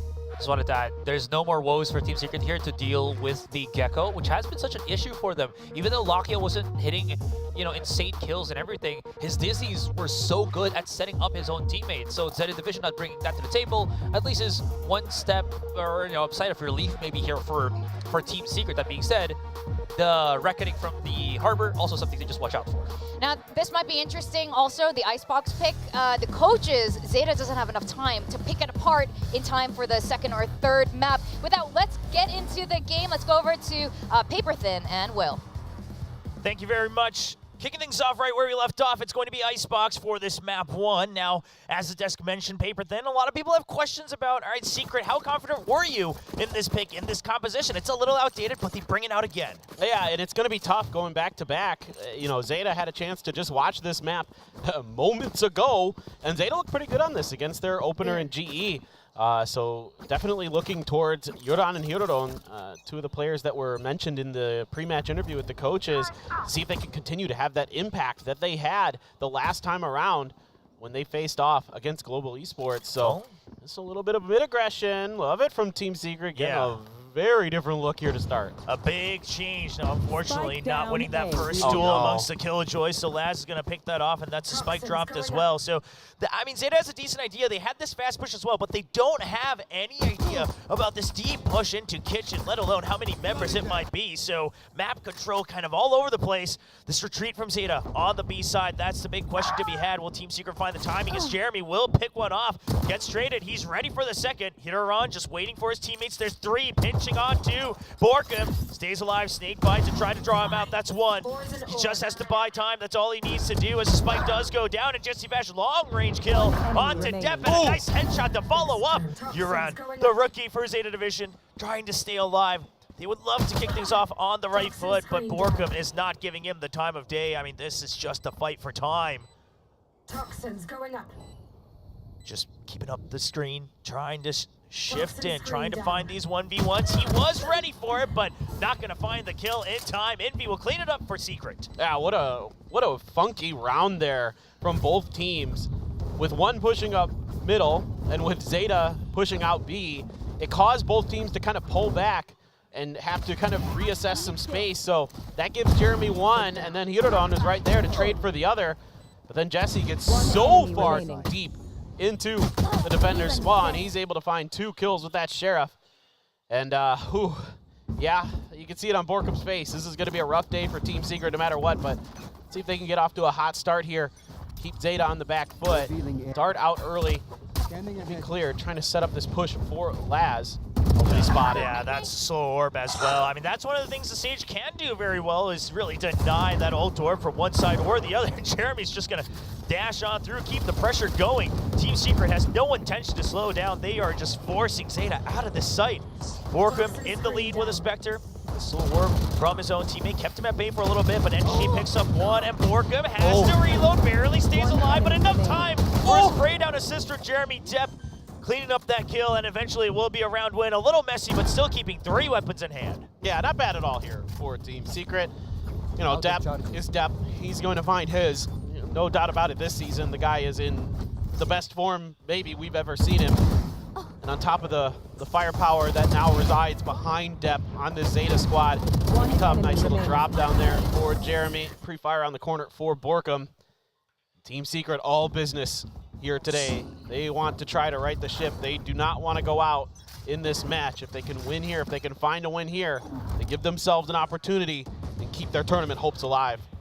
Yeah, we're going to continue to keep track of exactly just how much these teams adapt. Of course, given the grueling scheduling, Team Secret, lots to learn from, but can they adapt to it with just that short break? And Zeta, how much did they glean from that? A very far back alarm bot, just making sure it covers screens for a potential lurk. And no pressure on mid just yet, other than the poison cloud just trying to bait out some more pressure. It will draw out that drone coming out from Hirodon, and he's going to clear that out. And DG just hides right from it. No information gained for Zeta Division. Well, Zeta firmly planted. You can have kind of an interesting position here from Hirodon. Pretty deep into mid, maybe playing off that alarm bot, but as of right now, Team Secret not showing any of that mid pressure. Jeremy swinging wide. Hirodon safe behind that wall. Are very well aware of this as well. Zeta, they heard the initial tailwind, and now backup has arrived. Looks like they have to give up the plant for the time being with the wall being put up. Not going to get the lineups all the way through. Again, you got to remember that happens when the Sage is on that other side. Now it's all about the retake. Can they flood onto the site? Looks like it's just going to be a push right onto yellow. He lands on top. Depp, he gets the pings for him. Can he find the kills instantly? But no, it's Borkum right around the one-way. Huron does get the trade as Zeta continues to push through, but they don't want to lose weapons, let alone they need to secure the round. And Borkum continues to stay alive. Cove now broken, and Envy with a nice headshot onto Huron. It's just Laz. He's always been a hero for Zeta Division, but not in this round, as Team Secret will take the bonus. Yeah, already Team Secret here being given a little bit of breathing room onto the B site by Zeta, playing so far back on the map. Gives them an easy plant. That wall still proving to be a little bit tricky for players to remember how to deal with. And Team Secret falls victim to it in terms of not being able to really contest the plant itself. That allows Team Secret to get into these deep post plant positions. And the angles are so well covered. Again, everybody in a position where they can trade off of the kills, cover each other very, very nicely. Team Secret going to take the bonus here against Zeta. Both teams going to trade recon darts over on the A site. Team Secret staying behind there as Jeremy seeing if he can find anybody lurking in that nest. And push forward continues. Laz looking for another cheeky Sheriff kill. Not able to connect this go around. Jesse's going to load up with his utility. Check things out. Toxic screens are up. See if Team Secret can get the plant down. Yeah, they will get some tags as well. Has some decent information, but not exactly citing everyone. Borkum will thin the numbers. Nice long-range fight with the Vandal, and Def just hiding with the Classic. He's going to have to dash out. Can't continue with the fight without the weaponry to really back that up, and it's just going to be Team Secret that fires through. Depp constantly getting tagged. They don't want to give him that short-range angle, and Jeremy plays the timing well to his advantage. Should be clean finish to the round for Secret, but there is a Sheriff in Uran's hand. Not landing any shots just yet, though. Yeah, tough position now for Uran.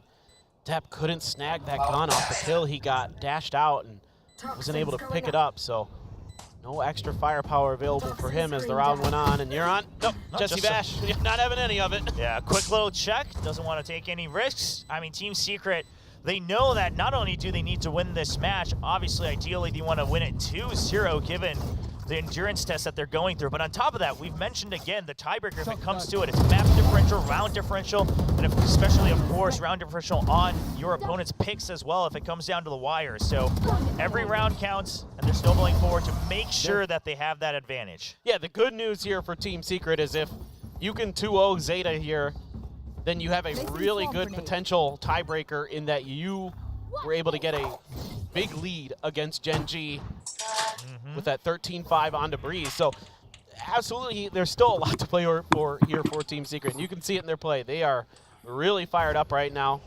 You do have a Blade Storm for Depp.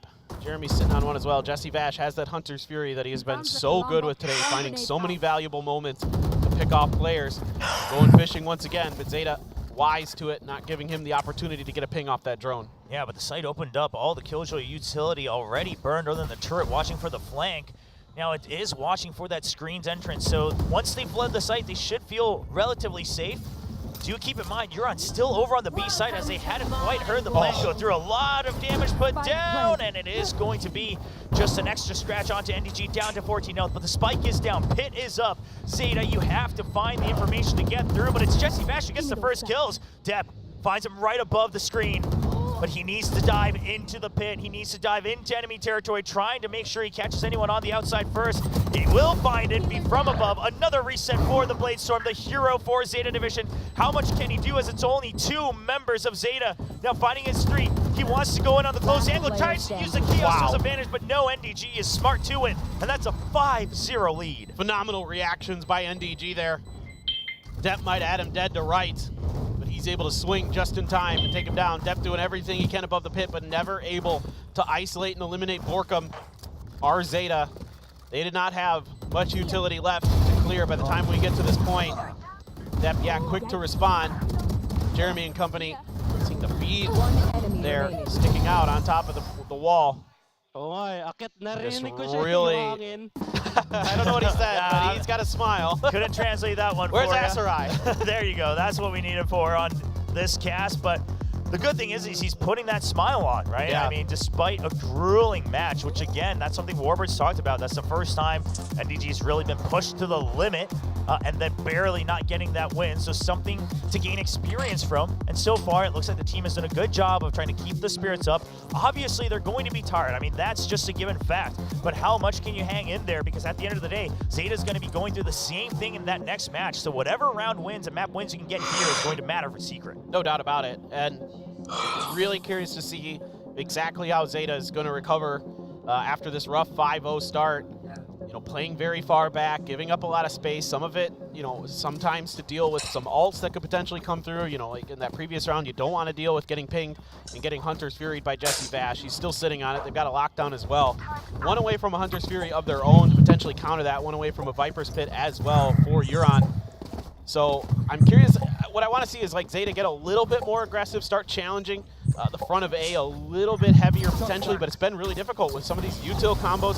Team Secret being really diligent with control of the space in front of the site. There's that ping. Yeah, here comes the ult, and he's gonna have to use that tailwind to just barely get out. Does get hit by the first one, and it's going to be Laz right around the corner. Does not have the reposition in time. Envy will find him, and Borkum chases through. The tempo kept up at 11 for Team Secret, as they have now cleared the entire site. Now just waiting to clear hell. He goes for the swing. Depp finds Steel. He cannot continue on to the third. But was it enough? That's the big question. NDG goes for the blend, and he will find Sugar Zero as the alarm bot goes off right at the end. As Secret continue to lead 6-0. What reactions from NDG the last couple of rounds. We got to see him kind of spin onto Depth, not something that's easy for most players, and there he's able to pull off in time. Sugar Zero, of course, not with the best weaponry, but still, the snappy reactions here from NDG is a good sign. He had a couple rough clutches that he couldn't convert in the previous Icebox against Gen G. But so far, holding fast, holding stalwart, and already guaranteed at least an even half here on their attacker's side. There's a head bob again, just making sure he's relaxed. See that whenever he's feeling good about that last round. The operator now in hand for Depp and Zeta. They've just been starving for a round win. They're not even thinking about match wins, tiebreakers. They just need to get on the board. And Depp continues to be targeted by all this youth till he cannot find the comfort that he often has as a duelist. Yeah, this is really, really good homework being done here by the side of Team Secret to keep Depp in check, knowing that he is a huge win condition for Zeta. Whoops, I'm not sure if he wanted to go up there, if that's an intentional fake for Jeremy. Still with those blades, wrapping around the corner. Depp just popping some shots through Cascade. Oh, not really, going to affect Jeremy. Yeah, that's going to give away the Harper's position. Yeah, and he chases him through. That snowball taken over by Jeremy should be enough of a distraction for the plant to go down safely as the wall stays up as well. And that's a kill onto the snakebite. Huron couldn't find the exit in time, and Zeta, they're starting to fall apart, and it's only the first quarter of the map. Depp will get some kills back on the board. Sure, he still has 8 to his name, but how many of them really had impact, as it's more just him trying to stay alive with this operator. Yeah, and Zeta has no money. I mean, obviously you're down 0-6, so they haven't been able to find any rounds to really bank a little extra cash to rely on. And yeah, Jesse's so early. Tricky. Oh, that's quick enough. Now he definitely wants the operator. Calls over his teammates to see if they can make some sort of pinch from mid as well. Not going to be too much time, but the recon bolt will give him that position, and that should be Depp in safety. The last swing around, and Depp will survive with the operator. Woo! I was getting really antsy about that timing. Almost, but Depp able to hang on to his operator and his life. Now the big ults are going to be here for the side of Zeta. You do have the counter to the lockdown with that Hunter's Fury. You do have that Reckoning for the retakes and the lockdown as well. So some options here for the side of Zeta. They've been playing retake heavy. Now's the round where that has to work if it is ever going to. Yeah, I mean, you're already down 7 rounds. Even scraping together all 5 right now would be a desperation play for Zeta. Still have that operator as well. Just trying to set this up. Now we saw this trap play come out from Gen G yesterday as well. But now they hear the Bulldog, they hear the extra gunfire, and they're just trying to clear it out. The shock darts doing their job of pushing Sugar Zero out of position. Oh, the jump just a little high, just a little wide, and that's all Depp needs. That will be the first kill, and on to the second, and this is exactly what Depp wanted. But the trade, Team Secret, they still have the option to continue pushing forward bit by bit. Huron and Sugar Zero are holding their angles there, and Depp's going to get caught by the elevated position of his opponents. So now you got a tough hold as the rest of Zeta still holding. In the middle of the map, he does get through on the drone. Meanwhile, back on the site, Jeremy gets a nice peek. His barrel is shown, but Borkum, does he have the timing for the trade? And he will swing out. Unfortunately, Jeremy goes down for it. Now Zeta, I don't know if they spotted him on the drone, but they do have an inkling. The alarm bot gives him sight. He doesn't know if there's another, but now he hears him. Hears him on the jump. NDG makes the call that it's a 2v1. He sees the elbow, but Laz lines up the headshot. Spike planted. The clutch master for Zeta Division, the IGL, trying to put the first victory on the board, but this is a mind game that you cannot possibly be ready for. The lockdown, he surely assumes that he's backed out all the way, but Borkum knew this was coming. Yeah, he's just waiting in Snowman. I mean, he has all the space to hold the angle. He's waiting on the peak as well, and Laz has a suspicion, but Borkum shuts it down, and he shuts down the lockdown. That's 8 rounds. Ults wasted. Zeta still nothing on the board. Borkum read that the lockdown could come through, so he moved to the side where he's going to have more extra open space to contest the defuse attempt by Laz. Laz is just kind of a little bit befuddled there. That toxic screen that Borkum throws up right after the plant makes it impossible to know which way he went, if he went left or if he went right. And he went right this time, and it was the right decision as well. So now you have to, again, already take that second time out. I mean, at this point, it's anything to get the mental back in the game, right? Forget the map itself. I mean, whether you win this map or not, if your mental gets destroyed just within the first 12 rounds of this best of 3, you have a long way to go to try to crawl back. So you have to imagine the coaching staff just making sure the players aren't too flustered despite the scoreline. Just don't look at the scoreboard. Get back into it round by round. Yeah, exactly. I mean, this is something that I remember talking to Minnie about last year at Champs, and he said, you know, sometimes when you're just getting blown out, the only thing you can do is just, you know, reset. And it almost makes it easier sometimes because you're just like, okay, well, all right, maybe they'll get this one, but we can get the next one. And that can change your mental really fast if you can let go of it that quickly.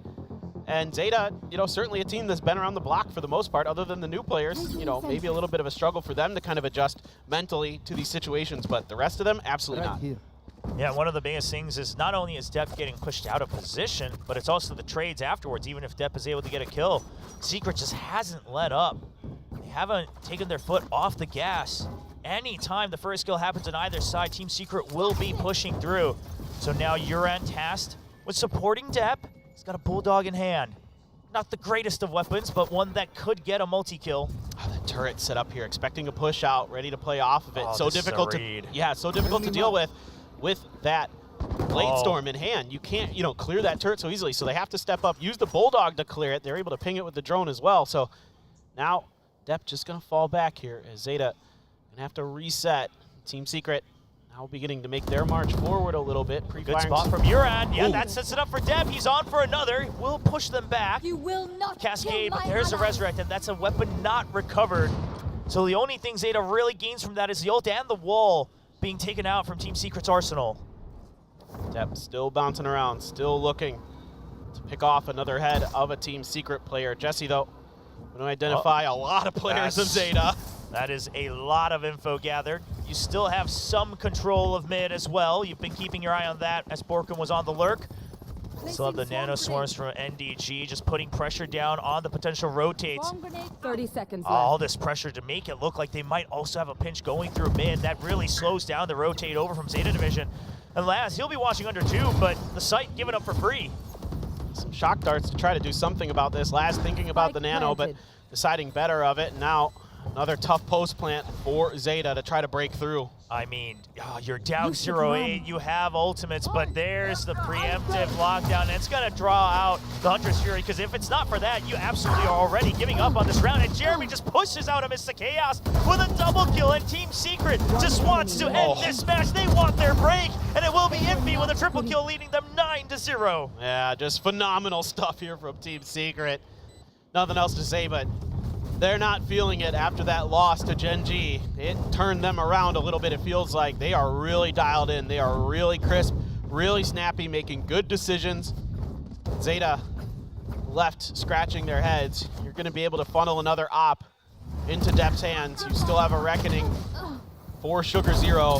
But overall, Zeta cannot get any data on Team Secret. Now, setting up for a lineup here with that slow orb. Standing ahead. A little bit of pace to this one. Yeah, I mean, exactly. And it's almost as if Team Secret are making Zeta look like they went back to 2023.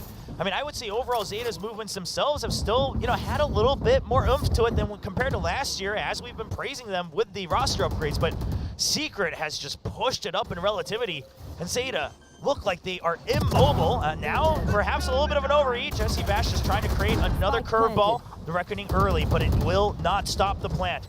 Envy holding in the Poison Cloud while he gets that heal. The Reckoning trying to get the positions. They find one. Depp will eventually recover onto that aim, but they peek out one by one into the Operator. Will this finally be the round win? Borkum still trying his best to get the clutch.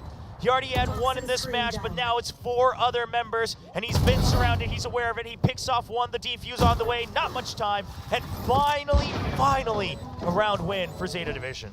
Yeah, it took everything, seemingly, to get one in the books. The Reckoning able to help out a little bit, but Depp really clean with some of those op shots. Peeking some angles were Team Secret. Depp instantly punishing them. And it's a good rotation call early here for Zeta as well. Uran, the only one on site initially able to find a good first kill, but on their horse were 3 other members, leaving just Laz behind at the A site. The other 3 well on their way early to get there to try to punish this. So there was plenty of time on the clock there.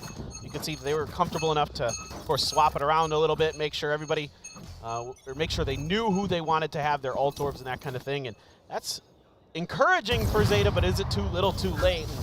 Yeah, they are better on their, or at least they were better on their attacker side versus GE, but who knows if that's going to matter. The tailwind in from Jeremy. Once again, pace picked up. That's going to force step out, and Jeremy's waiting for a repick up high. Not sure how he catches that kill so quickly, but sends him flying back down to the ground. And with that Sage Wall, once again, another easy plan for Team Secret. I mean, this composition, it has its very strict strengths. Sugar finally gets the long-range kill with the Vandal. It's the Vandal for Heroron this time, getting that headshot. They know he's close, but he's not quite sure of that member in the Poison Cloud. The Shock Dart goes in, and it will find Jesse Vash. Thorough is Heroron, as he's cleared yellow, now wrapping around against the enemies 2v2. MDG solo. He knows the location of Envy, but he doesn't have, he doesn't finish the kill, and it's just enough. Envy will swing around. Oh, that's heartbreaking. Thought he had the spray and pulled off of it to check, knowing that there was going to be another player over in green, and just didn't actually quite have it. A little tough sometimes, and yeah, they got the ping still on depth. I think maybe he thought it was already going to be done, and he tried to go back up. I'm not exactly sure. I think it might have been that deep recon coming out from around the site. You could be right. Yeah, right above the screen. Deb probably thought he was safe from the toxic screen. Yeah, because he got pinged by the drone earlier. Yeah. Backed off. Thought he would be safe, and he wasn't. Jesse's so smart with his utility. Don't cheer me. I mean, Team Secret at this point, the entirety of the squad on stage is just, they've built all the momentum, and they are letting it out in this fast-paced game of Valorant. Well, you're seeing. I mean, surviving that alone. Jeez, dude. I mean, that's huge. Keeps them tied up. They have to worry about NDG on the flank. Spike's been planted. They will all run out and hear most of those footsteps. And he even catches the tail end. Euron goes down, Pit is up. NDG still a menace in mid. Eventually gets taken down by Depp, but Depp's the only one who has been putting up these kills for Zeta Division. 11-1 scoreline for Team Secret. An absolute dismantling on their first map so far. Once again, be unreal to think that there's any world where Zeta's going to be able to come back into this. Yeah, again, against GE, better on their attacker side than their defender side. But I'm not sure it's this good. I'm not sure it's, potentially just rattling 12 rounds in a row off or something like that. But yeah, I mean, this is a big part of, it's not even that they're getting trades back and forth, right? I mean, if you look at the overall KD, Secret's just surviving. I mean, they are able to just, after that initial trade, it's just one trade back and forth, and then Secret wins the rest of the duels.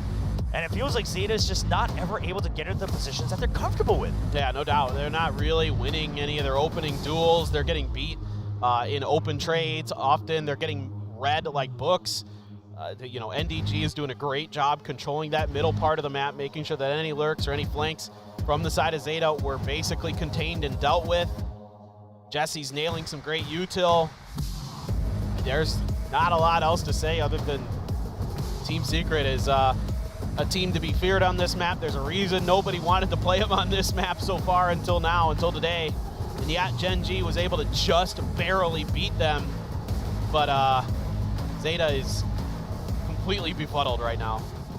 Yeah, Warbird slightly befuddled there as well, as it looked like his monitor just flickered for a second, but looks like everything is back in normal. And now just 2 rounds away from the first map win. It's Team Secret leading 11-1. I mean, Jesse Vash, the least kills on Team Secret with 7, and he's still above everybody on Zeta Division except for Depp, who is trying his darndest with the most kills in this game, surprisingly enough. Yeah, Depp is Depp. He's quite good, but we've been used to seeing the rest of the players pick it up for Zeta so far this season. Particularly Yuran and Laz have been quite good, but so far today, rather quiet. What in the world? Man, the combo coming in once again. We saw the assist from Borkum. I mean, these lineups, you see it on Breeze, Icebox, the Snake Bite, Shock Dart combos are deadly. It's just ridiculous. I mean, it's just so well read. Well, Laz is going to find Jeremy, pushed out a little bit too far, getting him from the belt, but still, it's just like that early start just has to put such a just dagger in you. If you're Zeta, that's just going to be in your mind the rest of that round. Like, they're reading us so well right now. Exactly. What can we do? And the fact that you're buying that on the pistol round, you're committing the 200 creds just for that potential early kill. Poison's off. And it gets depth. Exactly. That's the biggest part, right? I mean, you can't really force your way into the site, especially on the pistol round. No Cove available for Sugar Zero. So they're going to have to fight their way into the site. The question is, Secret, do they let them in first and wait for the retake? Looks like Borkum might be ready for a cheeky kill. Tries to get some tags in, but NDG trying to provide backup. He's going to be late to it. He'll clean up one. He's ready for the wraparound. NDG with a jump right click. Doesn't have enough enough bullets to finish the kill. Sugar Zero barely getting out with his life. Spike goes down, long range for Jesse Vash, stabilizes in time, Cascade comes out, he's ready for it, and the snap on to the head, and a third, that's 4 kills for the IGL. Jesse Vash gets the defuse. Absolutely phenomenal stuff. Jesse struggled on Icebox the last go around, but he has something to say about it. Didn't need much time to recover, to recuperate. That was some snappy shooting from Jesse. Oh man, the swivel onto Sugar Zero, that's gotta feel bad. He was even slow through the Cascade. The double take there. Oh my God. Age is just a number. Yeah, exactly. Age is just a number. Yeah, just unreal from Jesse there. Really glad to see him be able to bounce back. Such a tough situation that they found themselves in. And now we're Zeta, already at map point. Yeah, and Zeta has to buy. No reason not to. Just buying everything you can the rest of the way out. Jeremy already up in the nest, or excuse me, pipes. Yeah, Clue's a judge, and Depp just not ready for it. He won't be able to be that spear point for Zeta Division no longer. And perhaps he just won't get a chance at all in Icebox as they are staring down the barrel of this first map. Still just a couple weapons, Bulldog, Stinger, Judge. I mean, it's just a hodgepodge, no philosophy to it. You're just hoping that you get the frags. You're just hoping that they walk in to your sightlines. And Secret knows they just have to wait. Jeremy picks up one. He's ready for another. The shock dart lands right on top of Euron's head as well. Euron trying to hide as long as possible. The heal's ready. I mean, Team Secret, they have no intention of giving this site over. Jeremy's pushing in. He goes for the aim labs, and that's the 3rd kill. Dashes out. He's on the chase. Laz is low, and that will be the ace for Jeremy as Team Secret cleans up map 1. Well, blink and you miss it map. I mean, just 13-1 doesn't get much more dominant than that. Team Secret, they are in control the whole darn way. And again, it's all business now for Team Secret. Warbirds trying to bring in some smiles, bring in some energy, but the rest of the team is just, they look angry. And they look like they're taking it out on Zeta. Yeah, I mean, you just got to stay in the zone at this point for Team Secret. Meanwhile, for Zeta Division, Depp just try to keep up a smile, right? I mean, especially with maps like that, you just got to forget and move on, because what is there to break down other than we lost literally every single gunfight? Exactly, and you'll see all the time that teams will bounce back from rough games like this, all the time. Well, we'll see if Zeta can do it. They've been there before. See what the Desk thinks of this quick map on Icebox. What do we think? What do we think? I think like the pineapple power is back. Laban Piñas. It was absolutely insane. Team Secret definitely is on the revenge arc right now, and they came in hard. It was a 0-9 to start the first half. That was so fast. I don't even, what? No, like what happened? We're already back at the desk. Like, what was going on? I mean, they were just absolutely on form. The casters made a good, Pipperthin made a really good point, and Coach Carlisle from Zeta even said it. He was like, the thing he was most worried about was Team Secret's firepower, and that is indeed what carried them so far in. It was firepower. They had the setups. The biggest thing was just momentum, I feel. You know, once you start to lose that round 3, Zeta can't really come back. And even though Coach Carlisle called 2 timeouts in the first half, they really couldn't do all too much. Like, Borkham already had Viper's Pit up and ready. He would plant it down. Depp is trying to find openings. He's trying to find picks and trying to do as much as possible to soften up the attack for his team. But something's just doesn't feel right. Like, everyone else can't follow in. Yeah, I mean, Secret definitely wants to remind the world that they are dominant on Icebox, even though you haven't seen it for a while. But hey, it was really close against Genji just now, and now this is, I think, the biggest, we were talking about it, the biggest differential in rounds. Yeah, just looking at it from a few factors.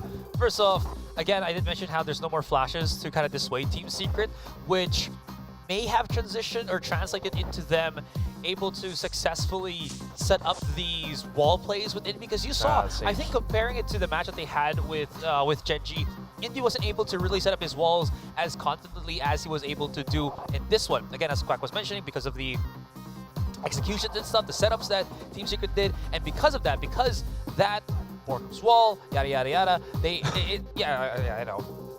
Zeta was forced to push into the utilities of Secret every single time, never really having solid foothold to work with. And you saw that with the Viper pit that Borkum did, right? Dep was looking everywhere, hoping that maybe somebody from Secret peeks out, but no, Secret were just so contained in playing in their own zone that they couldn't really be bothered to do anything else in. That's what it feels like with the composition. You can't initiate a fight. You got the Sova, you can get some information, but as we look at the score right now, Hirodon, what happened, bro? Like, you know, can't really all do too much. He dies really early in the round.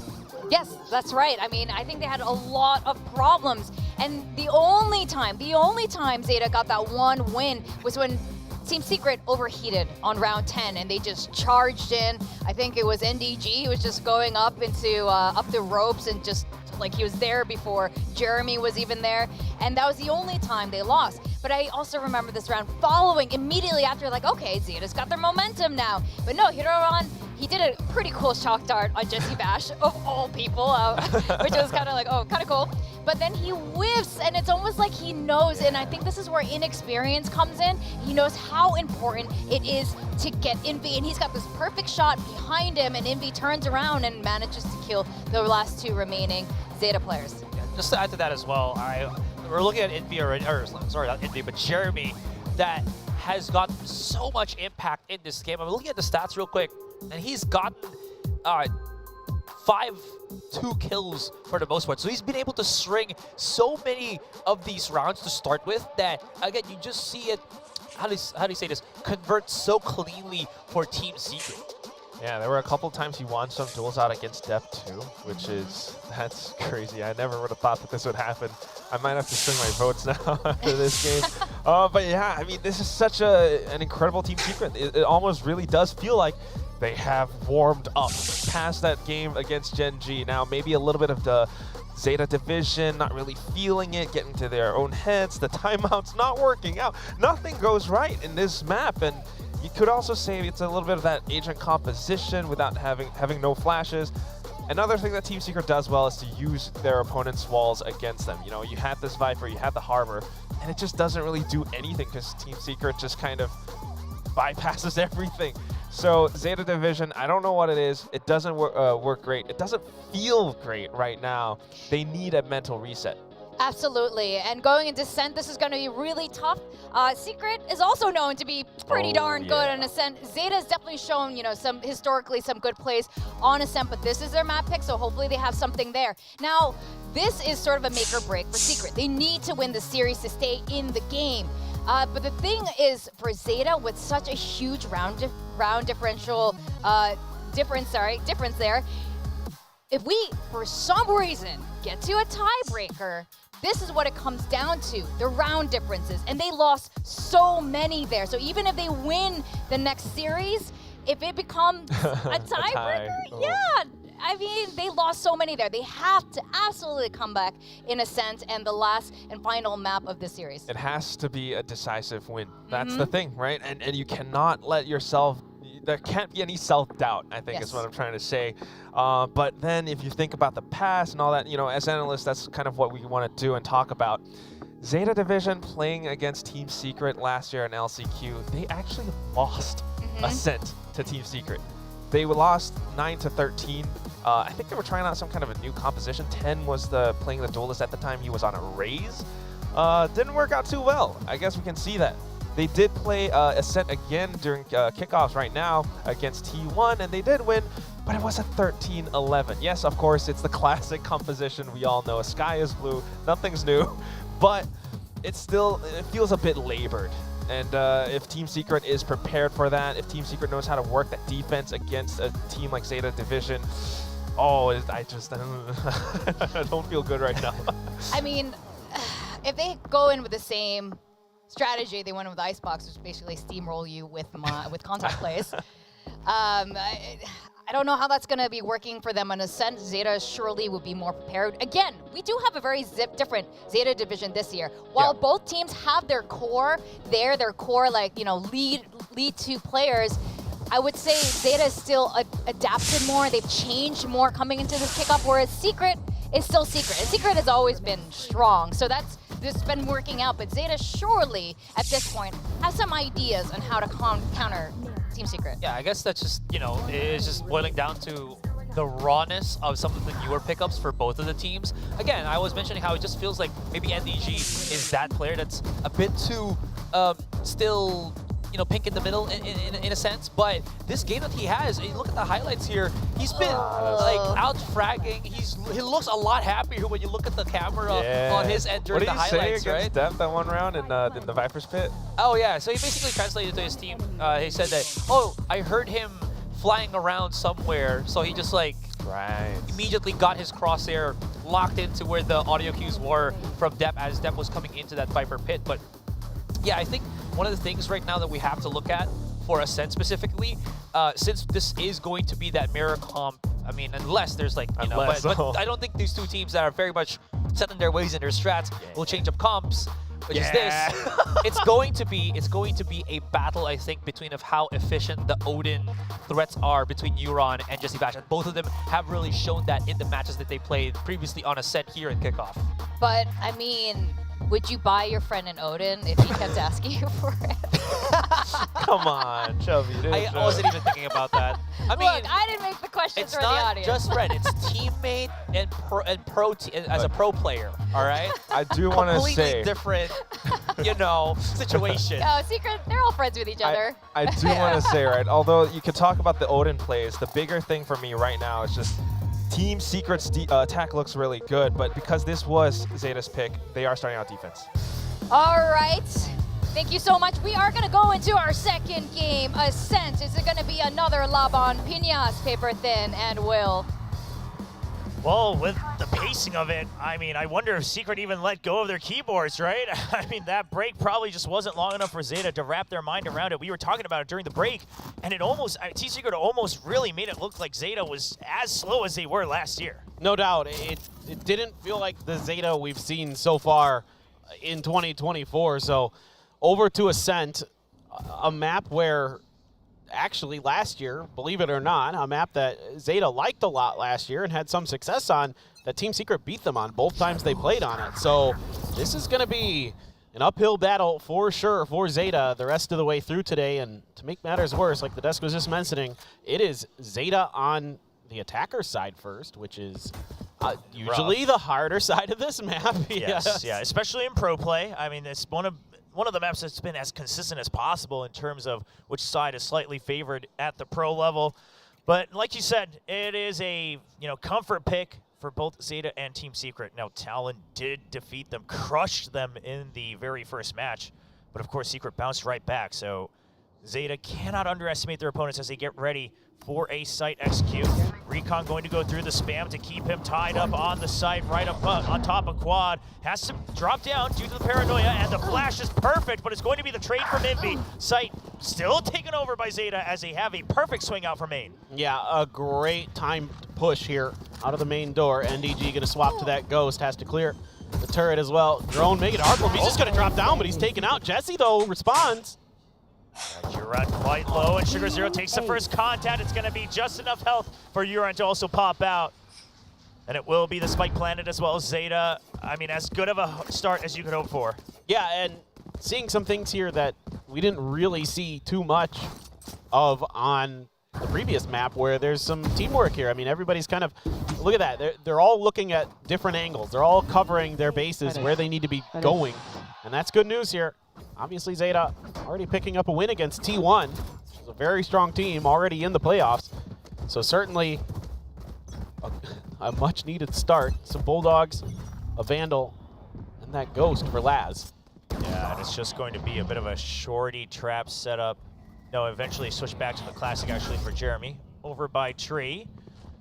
And they will just wait. Has a fair good inkling that it's going to be that A hit, but Zeta, they have the weapon advantages. They don't want to rush anything. They're still waiting for any sort of lurk out of B at the same time. Wants this information. Depp, if he's tasked with having to go through on his own, this could be a rifle drop. Zeta has to be very cautious. I'm a little concerned given their positioning because it looks like they do want to send him in on his own. He will get picked off, and now Zeta has to fight to keep control of that dropped rifle. Yeah, this is really, really tough. Jesse was also bouncing a shock dart and anticipating that timing so well. That knife gonna delay any more utility from Jesse, but Zeta doesn't really feel like they have any options to get through this site. They feel like There's too much pressure here, and they're going to just have to let that rifle go, it looks like. Well, Team Secret just going to hold on to that position. Does look like Sugar Zero might have picked it up right on that shadow step. So just trying to make sure I get the weaponry, make sure we still have the firepower lead, and try to overpower where it should be weaker. Obviously, there could have been a gamble for Team Secret, but it doesn't look like it. It's just going to be a hold at mid doors on Market. Huron tasked with holding that site. Trying to make sure there's no early backup. The Nano Swarm gives him an idea that there is one member at Market. 10 seconds left. Spike Great planted. shock dart, so much damage done. Phenomenal. Yeah.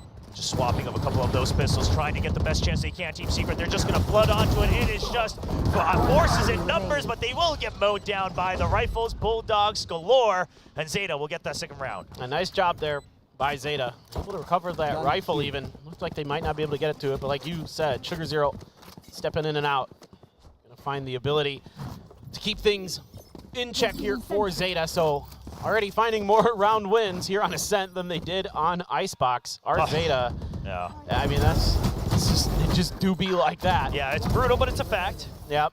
But, I mean, things are looking a little bit better. It's a good read to pull off on that contact. You know, too much utility there. Jesse there as well with that Sova. That gave them real problems on Icebox. So I imagine that's going to be something they want to try to avoid, is that impeccable timing of Jesse's Sova utility that he's so well known for, so renowned for. Now the one-way will be dissipating. And Zeta, once again, going to be seeing if they can find purchase on the A site. Yeah, and because they see no one working off of that one-way, Zeta just wants to push up the flash. tempo. They're doing the same thing Team Secret did to them, but Envy's ready for it. He eventually gets traded out. They haven't found Borkum. Takes him down, left at 30 HP. With the Ghost, everybody pinged down so low as Jeremy gets the spray down. He cannot stabilize for the third, but Jesse Vash is already on the ground. Well, there it is again. Jesse finds the perfect timing on a recon dart, spots everybody that's left on Zeta. It's a great push there, great execute from Zeta to get some space. Sugar Zero able to clear that space. That's a really nice combo there. The flash lands right as the recon dart is, so it makes it hard for Borkum to clear it behind Dice. But still, I mean, Jesse's just, he's on it right now. Yeah, I mean, the backup was there. And Zeta, sure, they tried to push up the tempo, and yes, it was a bonus, so take out a couple of weapons. Sure, maybe they could try to be happy about that, but given the round differential, I don't think Zeta's going to be satisfied with anything but a clean match win. Oh my God. It's going to be a fast push out, but it's not exactly a tower squish, but Jeremy somehow gets to swing around with that extra flash coming in from Envy. The support is impeccable. Now stuck on an island. Team Secret has to choose to fight here. Jeremy is going to get surrounded. Depp trying to get the kill, but the paranoia is good. Jeremy's still alive for a second, and they just cannot clear him out just yet. Sure, they take out the backup, but now everybody out from B main. Jeremy's not the main threat. It's Jesse Vash from behind. Jeremy fighting for his life, and somehow this round is now a 1v1 in mid. Some great trades back and forth. And Huron does get the last kill. I mean, barely scraping away the round win. Man, great plays on both sides here. What a setup for Jeremy. A little bit of a delayed flash after he pushes to the other side. You're expecting him to go really aggressive, really fast on those tiles crunches, but it's just delayed enough. Good paranoia there to back that off momentarily, but then this high-low setup, great timing on trading their positions is Zeta. So they're able to pick off those members that are still over in tiles well enough that they're able to just barely get through with that round win. And now both sides having their null commands. Jesse does have a Hunter's Fury as well. Already suspecting that a lot of pressure has been put at A. Maybe they're going to try and take a little bit of space at B early, but so far no contact for Jesse to use that shock dart off of the turret.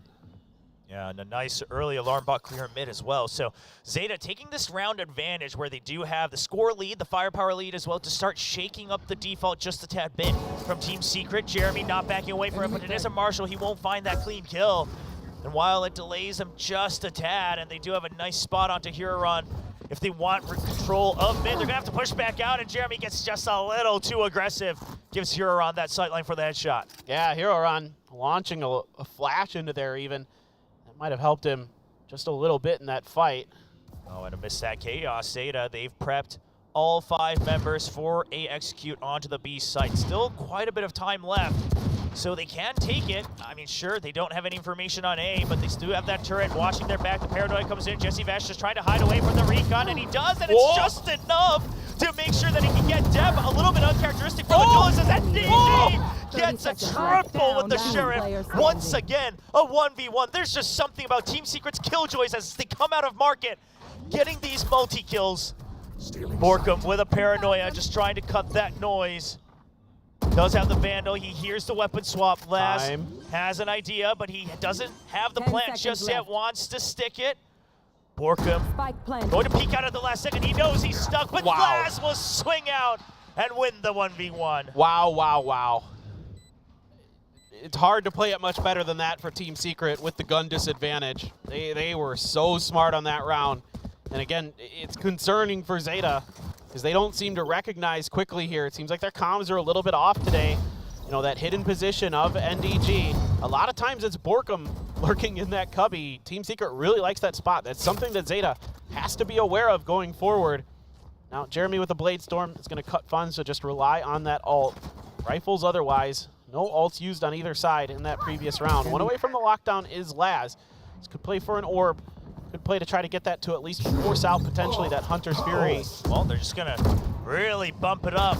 Zeta, again, just sticking with that same mantra. The Huntress Fury tries to keep them tied up at market. He gets the first tag. They're barely surviving onto the sentry. Now on the site, but haven't quite cleared it just yet. Laz, meanwhile, keeping mid control, but that's not an option to exit the site just yet. A 1-for-1 trade. NDG staying alive, Fragment a little bit off. And now we have backup from Jeremy. He's going to rise up, but he gets gunned down by Huron from below. NDG cannot follow through on the spray. The tracking just not there through the wall. And of course the Odins, the desk mentioned it, and Euron's the first one to bring it out. And now Envy all alone. If he can find Laz, there might be a shot. He's well aware of it. He hears the sound. Spike planted. Trying to take that advantage that they don't know his location. He finds Euron. Now prepared for the wraparound from Laz. Yeah, I mean, Laz anticipating maybe he was in a different spot. They never identified where Envy was until he got that kill. Oh, but Laz has the angle. He's waiting for it. He heard the door. And it's going to be the IGL once again getting another round win for Zeta Division. Okay. Well, a great look here for Zeta on their attacker side. Now they've built up a ton of ults in rotation, so they have a really good opportunity to steal another one away from Team Secret. You've got the lockdown without the Hunter's Fury. It was drawn out there with that no command coming through. Jesse Vash felt like he had to pull the trigger on it before it got close enough to him that he had no other options with his utility, trying to just buy some time and space, hoping that somehow maybe you can fish out a kill. He's good enough that he gets at least the tag. Depp has to use that dash. Try to get over it. I don't know how Depp got that one kill. He was already so beat up. He was at 45 health, took a shot of damage through the wall, still peeked out and got a kill before NDG got him. I mean, just knowing the mission, right? That you still have to just somehow break into the site, whether you're bait or whether you get the frag or not. I mean, Depp continuing to smile again, something we're not quite used to seeing on stage here in Seoul. He's in a really good mood today. Yes. I mean, overall, throughout this kickoff, it just seems like whether it's, you know, their performance or whether it's the team vibes and the communication, something has revitalized them. Same can't be said for Laz today, though, as he does feel the pressure after that just crushing 13-1 map loss on Icebox. Yeah, we need some nices out of Laz. Yeah, we haven't heard a nice today. Exactly. We need that. And looking over at the weaponry here for Team Secret, there is going to be the op. All in. Yeah, they've got enough cash for the next round that they can go for the half armor buys. So there's a Bucky in here as well. So somewhere Achilleos is tilted. Well, it's worked on Achilleos. Can it work on Zeta Division is the big question. It's going to be a setup for B main. Meanwhile, it's just default setup on A with the one-way. Now the op watching mid. We'll see if he finds any contact. This time Secret playing off of it. The Paranoia, a little bit of a mismatch there from Borkum, and that means Secret will have to back off. Of course, not great weaponry either. So unless they got that first kill, that's not going to come to fruition. Zeta's still thinking about this A hit, even after all that contact over there. I mean, all that utility gone, right? Yeah. The Paranoia not there to quite stop them. That's one of the best ways to hold them up in the choke point. And of course, only one flash drive left for Envy. So Zeta seeming to think that this is their chance to break open this A site. Obviously, things can still go very sour, as we do have Borkum holding close with a stinger. And now they haven't really given over much info, but now Jeremy starting to peek his way through mid. Hasn't seen anybody crossing just yet. Depth with the blades. Gonna thinking about going somewhere, bouncing some utility into the spawn. I think that might have been a shock dart to clear the alarm bot. The potential alarm bot. What I would like is they're just making noise, right? Trying to tell them that they might have rotated, that they might pressure mid to make sure that they back away from the entrance of the site. And Borkum somehow still staying alive, but he can't find the kill. The Hunter's Fury trying to find its target. Eventually it will, and that will be the site broken open. Zeta trying their best to just avoid all casualties. Huron will go down, but that is the spike planted. Oh, not yet. We'll stick it now. I thought they were already sticking it because you might as well have, but you knew it was going to get there. Yes. A little ahead of myself. No? You're all good. We all knew it was happening. Let me take a very bold risk here and say they might even get the round win. Yeah, it's looking pretty good with a Bagi and an operator. I mean, the operator is just going to be saved, so NDG just going to go to try and do some damage. I mean, the thing is there is some damage to Zeta's economy, so if you can get an extra kill here, Depp's only on 6 HP, so one pellet connects with him, and he's not feeling so good. But okay, well, Depp's just too good, too fast. Knives are stronger than guns. Everybody trusts in the Valorant philosophy. Depp still on point. I mean, we got to remember, in that first map, I mean, seeing scores like that, right? Keeping up, competing for best ACS in a map where you only got one round win is absolutely nuts, regardless of impact of frags or not. I mean, Depp has been keeping up the energy here for Zeta Division. Yeah, throughout all year. He's been absolutely phenomenal. Just such a incredibly talented player across so many esports. He is truly the greatest from Japan to play FPS. I mean, he is out of this world, and this year is just another step in that direction. I love the way he's playing. He's been one of my favorite, if not my favorite players to watch so far here in Pacific. Yeah, a lot of charm and aggression as well, something that obviously was always missing from Zeta Division. So now trying to back that up with the rookies, Yuran and Huron. We'll see if they can continue the lead. We see the buys on Team Secret. Operator, of course, saved over. Now Jesse will have to stick around with the Sheriff. But a couple ults to play with. I mean, if there's a round that Team Secret can bounce back on, it has to be this one. But there is a risk taken. Borkum planted in wine, holding on to that paranoia, and Envy is ready to swing with him. Yeah, they tried it last time. It was identified by Zeta and dealt with. Here again, another one-way smoke to try to set up. The pings are coming down from Zeta. They flash right underneath it. Nice That's cute. pop flash. Drone's still not used just yet, but Zeta's very wary of it. They want to just draw out all the utility. The 0 point pings 3, and that's the paranoia drawn out. That's exactly what Zeta wanted. Now that utility's gone, they cannot use it to delay the push once again. And he has to from the shadows out as well. So much value lost. Backup has arrived, though. Envy now watching Tree alongside Jesse Vash. It's going to be the null command, trying to make sure that the entry is just a tad bit slower through that smoke. 30 seconds left. Still have that lockdown in play as well for NDG. He's starting to slide over towards this side. Two members of Zeta trying to flank through short A Only to 20 set up seconds. for the hit. Yeah, it's got to be fast. Yeah, now that the no command has ended, this is the moment. If they don't get the initial frags, it's going to be rough, and Envy gets the first kill. It's going to be the hold from NDG on Tree as well, and that is Borkum cleaning house. Zeta, the plague of the timer, catches them once again as they give the second round to Team Secret. Yeah, this is a great adjustment here from Team Secret. A very similar look at the beginning of the round, but the follow-up this time is a heavier rotation towards A, expecting that. We showed the exact same thing. Paranoia flashes used early, and we're just going to send Borkum back early, you know, right behind Dice. He's able to... Whoa, Borkum. All right. That is some fancy shooting there. Oh. And you're able to keep the lockdown as well. Exactly. Very important round. You have the lockdown. You now have the Odin in hand as well. You've basically got the full arsenal that you would want. Jeremy does have to give up mid position, but Alarm Bot's still there. It's pushed up a little bit, so Depp will have to shoot it out, giving away his position. Team Secret sending an aggressive drone, trying to regain control of mid. And during all of that, a push out of B main as well. Secret, now they are the aggressors, taking over so much map control in the first 30 seconds of this round. Yeah, let's see if Laz is ready for this. He's tucked himself behind the corner. Turret is cleared. He doesn't push off of that.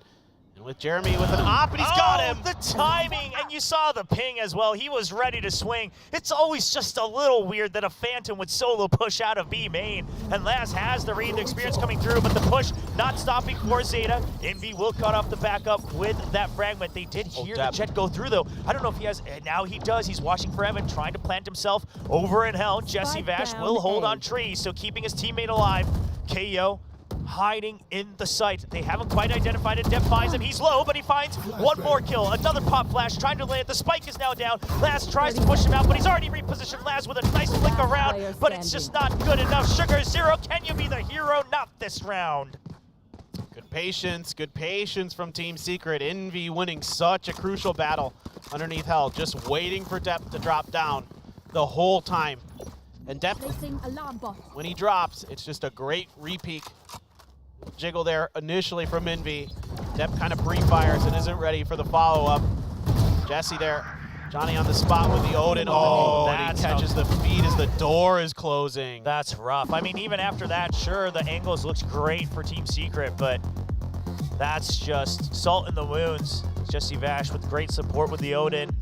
And while, 6 rounds, Zeta already feeling like they had a decent start, they had such momentum, so it's going to be a timeout called as now Secret has stabilized everything from, gun economy all the way to ult economy. Yeah, I think now you've got to start working a little bit towards the center of the map here for Zeta. They started out that round, but because they missed the initial clear on the alarm bot, it forced a dash out of Dep where he had to leave those stairs right in mid. And then they were kind of scratching their heads a little bit, thought, okay, well, Dep got so deep there that we got to try to go to A. We've got this great angle for him to set us up. But Team Secret was fine with it. They were prepared for it. They mentally had players ready, and that was able to be dealt with rather quickly. So nicely handled by Team Secret. Zeta now finally not able to come through with a full buy. Just Sheriff's in hand and a Hero Vandal. And an Ares? And an Ares. I mean, it can still fire back. It looks like they are just set for a B hit right off the rip. Ready for the spam through as well. They hear it, a bit of a different angle here for Jesse Vash, just trying to catch them off guard, trying to catch the bulk of them if it was a rush. So Secret seems to have a read. I mean, 3-man stack on B as well. The Nano Swarms to make sure they can't get in. The Recon is on point and he's springing down. Yeah, you can't come through here. This is way too risky, Deb. You might be the child of God, but you eventually are mortal here in Valorant. That's going to be the shock dart, pushes them away. And that's the Hail Mary shut down Jeremy. Holding close, could be a risk. He's been spotted, but he gets one, gets two. Down mid. And that will dwindle the numbers. The Vandal still in the hand of Dep. This crossfire. Envy's ready for it. He's able to stabilize, and that's just a round cleaned up. 4-6, and what looked like a one-sided first half, no longer. Yeah, it's really good reads now. Good communication from Team Secret, anticipating the way that Zeta wants to work the map, the way that they want to move around, and able to shut it down nicely. I mean, Jeremy, that second one is really nice. This follow-up through short.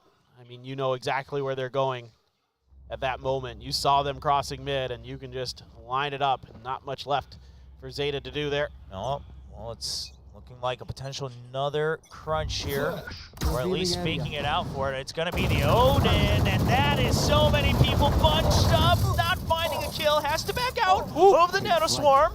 Thought he had a little bit room behind him, but now he's stuck. They know he's here. The smoke to try to survive, but Dep will just get the peak. An unfortunate death for Jesse Vash, but he did sprinkle a lot of damage onto Zeta Division Borkum. How much can he do? They're trying to find him, and Urin's ready for it. They heard the shadow step. It was a 50-50 already, cross angles covered. Now you got to worry about this late lurk from NDG. Still sitting on this lockdown. He's had it for quite some time. Urin just going to pick Envy off, getting a little bit ahead of things. Well, surely the retake not able to find success. I mean, especially with the Jet being spotted. NDG will pick up the Odin. Now, they do have the creds to go for it, so we'll see. You got to imagine that the lockdown will be saved up by NDG, but any damage you can do, Zeta very low on credits. Take away a couple guns, and that might be a weak last round of the first half. Jeremy's going to go for the drop, and he finds the flick onto one, clears the other with the shorty. That allows NDG to enter into the site. Spike already ticking down, so Jeremy preparing to exit, but damage still trying to be done by NDG, and they'll find two more as well. That's already 3 weapons fraud for Zeta Division. And Euron, can he get out in time? Jeremy's trying to run away with the op. Everyone will get home safely. And Jeremy, his back exposed. Eventually, he almost got the swing around there at the end. Jeez. Yeah, some nice attempts here from Jeremy and NDG. Put a lot of damage in. You saw the creds on Zeta not looking so good coming into this last round. I still think they'll be able to scrape together most of a bye, but it was a little bit dicey there towards the end. And yeah, you have to cut one gun away from Sugar Zero with just the Sheriff. Yeah, mostly still favoring the armors as well, so just going for that. Of course, half armor on Hero Run, but he's not the first line of entry. Lots of util. Trade right off the bat, and the pings are so good for Jeremy. The spray, double-edged shot. Now, that wasn't the main force, but it's already 2 members down. No smokes for Zeta to defend on the post plant. They're going to activate the null command. They need to find whatever kills they can, but the KO goes down.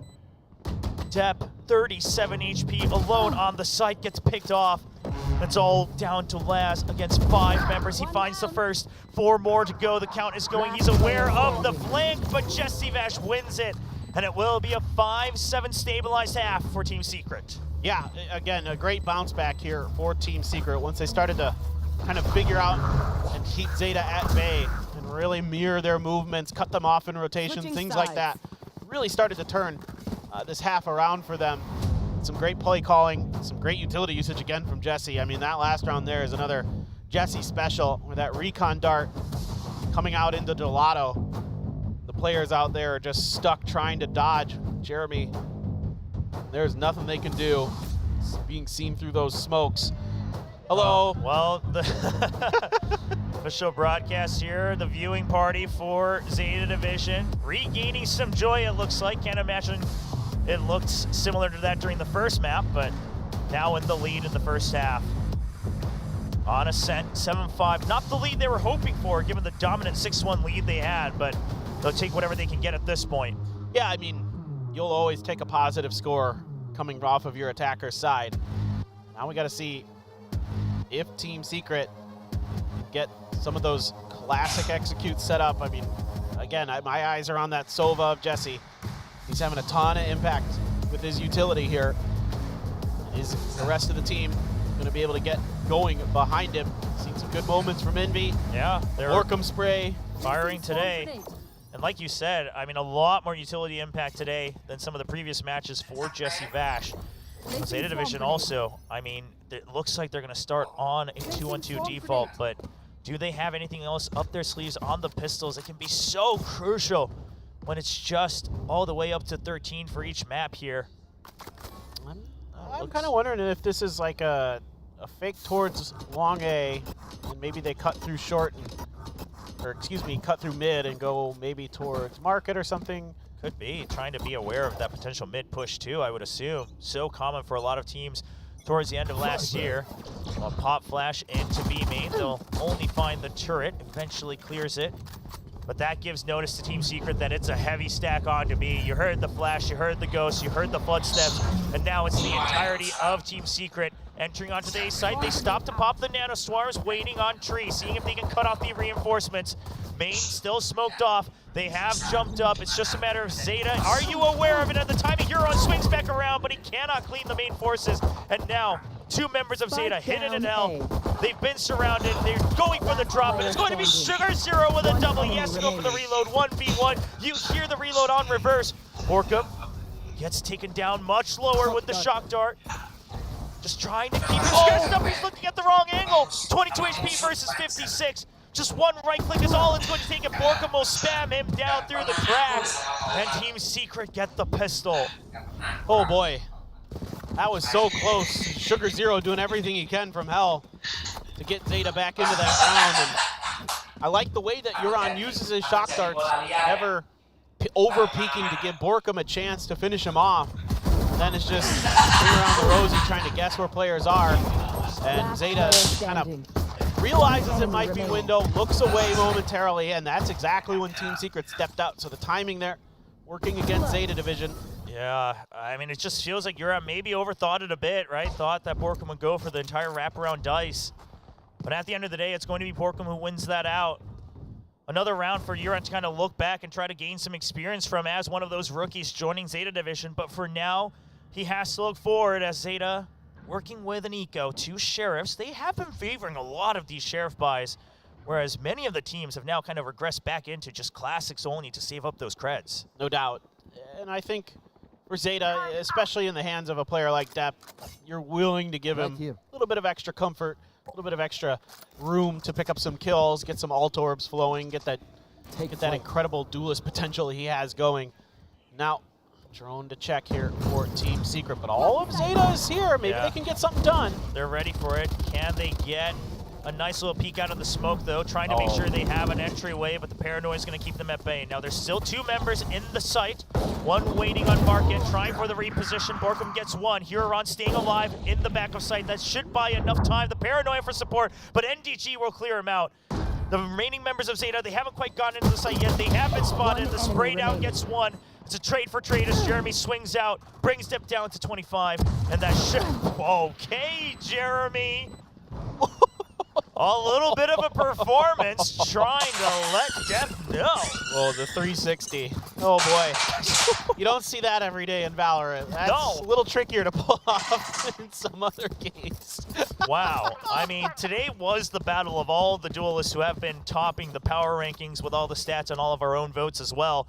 And, you know, Jeremy just says, continues to tell Depp, doesn't matter what experience you have, I'm here. Yeah, it's just... What a show. So funny. I love it. I just love that stuff. That's just phenomenal from Jeremy. You can see the confidence now for Team Secret. Right back in it. Dart to check. The rest of Team Secret is going to be playing back. So Euron going to see if he can maybe get somebody towards the edge of the door with the shock dart. Not going to be home. And now that Outlaw beginning to maneuver its way in towards Market to keep track of it. Everybody fanned out here for Zeta. Depp playing pretty far back. That Odin is on Euron. Trying to see if he could maybe earlier on get that rhyme that I didn't even mean it to. Well, Depp not quite aware that Jeremy had already made it through, though. I mean, if you're going to choose to play that far back, you got to at some point just trust the alarm bot. Depp gets just a bit curious as they've spotted nothing. No information gained from B main. Nothing gained from A. No reaction from mid. And Depp just feeling the pressure that he might have to get first contact, and he does find it, but on the end that he wasn't expecting. And now still alarm bot available so they can hold the 2-2 split for Zeta Division, but that does make the site quite weak. Paranoia on a timing will hold them back. Keeps Euron alive, the fragment. Gives away his position just a bit, so he's going to have to reposition with a flash drive. Trying to swing a bit wider. Wants that first contact. Euron will swing out on a timing from B as well. That's already forced TS. Ooh. Oh, it's forced their hand, absolutely, as they try to rush in. They haven't quite cleared the KO. Eventually, he goes down. 3 versus 2. Last team down. NDG, he's been quick with it. Zero shows himself with low HP. Another 1v1 here for Euron. This time it's against Envy. A long bounce onto that recon. Spike will go down. Euron's trying to hold the spray. He knows the exact location. He's trying to bait out the peek, and Envy's just too quick with the swing. Gets the edge shot, and Team Secret will overtake Zeta 8-7. Oh, well, this looked like it was going to be a solid round here for Zeta. Getting a lot of good reads on different parts of the map. I mean, Euron finding Jesse, you know, Hirodon doing his best here to get out of danger, get to a spot where he can pick up a good double. Let's fucking go, Jigs. But it's, yeah, they're ready, man. I mean, is Team Secret starting to feel that energy underneath them, starting to get their aim well established. It saw it on Icebox and is right back in form after some rough rounds to begin, and it's Sheriffs Abound for Zeta Division here. Yeah, I don't know, man. Full Sheriff buy, and these, I mean, they haven't really been bringing home the results, right? Sure, their creds, you know, when you consider the half armors and everything and the loss streak, yeah, they can still buy up, but at a certain point, you have to wonder if you'd rather just have more powerful rounds come through, just not finding success. Yeah, it's a hard thing to gamble here, especially on a defender side. On Ascent, you're thinking, well, okay, we can sneak out an eco potentially with these Sheriffs. We trust in our players to be able to pull off those snappy Sheriff shots. We see it typically, but today so far, Zeta has looked a little bit off overall. Yeah, Depp is still Depp, but outside of that, we haven't seen the typical Laz, the typical Sugar Zero maybe we were hoping for. Well, we'll have to see it here, as it is just going to be a full site execute. A little bit of delay with the paranoia, but they do dodge it perfectly, and Jeremy's going to get the first dash in. He does find the target onto Huron. That's the switch cleared. One way to make sure they can all funnel in, and that smoke just about to pop open as Team Secret will find sight of every member of Zeta Division. They get a couple trades, but it's just not enough with this weaponry. And NDG picks up yet another 9-7 lead, and Zeta Division, they're starting to run out of time. No doubt, and this is an even better start than Zeta Division had. 4 in a row for Team Secret. Zeta got 2, lost 1, and then got 4 in a row. Already 4 in a row now for Team Secret. You've got some ults to play with now as well. NDG has a lockdown. Hopefully he can find some use for it a little bit quicker than he did in the last half. Still have that null command, both sides of the coin. Depp's going to be grabbing that operator. Yeah, the op is kind of the big part, but you have to imagine Team Secret probably just looking to avoid it as well with the ults you mentioned. You have to lock down the null command. Find side of Depp. Obviously, he's the superstar of Zeta Division. Just flip around to the other side of the map. Take flight. Right now, they're just doing a little bit of exploring of B main. That ball will way over on the other side. Expect the Sova to be over here. Laz trying to punish that a little bit, but only gets a little bit of damage into Jeremy. Shock dart to follow. Yeah, they did hear that dash, and that's going to slow down the entry just a bit. They do still have the lockdown. They're going to activate the null command as well. Make sure there's just no chance that the lockdown gets taken out by any other utility. Now the operator has arrived, and the spray comes through from Huron, but it's going to be a shot back from Jesse Vash. But Depp lined up on the cross angle. He gets chased down, but Borkum can't finish the kill. Only 2 members left for Team Secret. Make that one, and Borkum gets the spray on one. He dodges the pop flash, but Huron will swing out for 4. Yeah, so the setup here initially for Team Secret, popping both ults, gives you some space, but it doesn't clear that alley corner, and they don't use any utility to cover it. There's no smoke there, there's no flashes there, there's no mollies there, and that just turns it into a shooting gallery here for Zeta. It's either right on the outside of it. Sure, they use smokes to cover their side, but it's a lot more effective. The paranoia is a little bit late there. Borkum manages to squeak his way through, sure, but at that point it's basically round over. And that's just a little bit of a kind of leaves you wanting for Team Secret. How about that? Look at Depp. He's like, yeah, you're gonna jump up and over, aren't you? Yeah. Go ahead. Yeah. I mean, if he does try for it, he'll be very well prepared. Now, didn't see it at the start of the round, so Depp starting to have his doubts. He'll change his sight lines down to the main entrance, repositions to make sure he's not taken out too easily. Of course, Odin on the other side as well, so Zeta Division just holding true with a 3-2 split. Alarmbot watching mid. And Team Secret trying to perhaps send this fake as the spike still awaiting right outside B, trying to hide from that drone. Yeah, this has gotten even Hirola to shift over to the other side. And it's going to be, I think, just Jeremy going in off these flashes, trying to really sell it, like you said. Then see if they can maybe, oh, no. They're going to come back. Yeah, they're just going to back out. I mean, it does seem like the Odin spam just really shutting down any potential ideas. Now, they're still going to send the smoke into mid, but again, the alarm bot just not triggered. It will pull Huron back just a slight bit, especially with no one getting hit by the 0 point. Is that going to be enough for Team Secret? 4 rifles and a blade storm. Jeremy, he makes his way in. The op doesn't find the first kill. Jeremy into paranoia, but he gets out just in time, and he's going to take out Huron. He's going for the pop flash. NDG now on the site alongside his teammate Borkum. No, Sugar Zero with a quick swing around. Spike being held, and Envy will answer back. One enemy just snapping remaining. shots on both sides. 2v1. What is that bounce? Well, I mean, it got the damage they needed. Laz wasn't quite ready for it, but he's been in this position before. Just waiting for the peek out, waiting for the impatience from Team Secret. You never know when a timing swing might happen. Tries to check for the jiggle. Holds close. He's not going to get the kill onto Jesse Vash, who will bring Team Secret the 10th round win. What a push here for Team Secret. These executes working a treat. And this is a team that used to scrim a lot against Korean squads. Did Team Secret back in the day. And that's got them kind of built into this team that can really dial up these phenomenal executes when they need to. I mean, Hirolan getting a little ambitious there, trying to go in for the big play. Sugar Zero mean, stalwart on the side, a phenomenal anchor as usual, finding 3 big kills. But at the end of the day, it's not nearly enough. The combined firepower, Envy, Crisp to hold that short A angle, that makes it all but impossible for Laz unless he can pull off the artist there and go for that big play at the end, but not to be for Zeta Division. Down 2 rounds and out of timeouts after this one. It took me a split second to understand what you said there about the artist, and then I realized it's because I wiped it from my memory with all the trauma that it caused. Yeah, us Pacific fans try not to remember that moment. Yeah, there are some great memories for Pacific, and then there are some traumatizing ones. But for now, Zeta, the future itself is looking bleak as well, as they might be staring down a potential 2-0 loss, which would really dwindle, if not completely snuff out their chance for play-ins just because of the potential for map differentials and round differentials as well. Yeah, but of course, this is a must-win for both teams. Yeah, it's crazy how close it is already, and I mean, we knew it would be coming into today for sure, but the options start to dwindle here for Zeta Division, and it makes it all that harder for Gen G in their next match.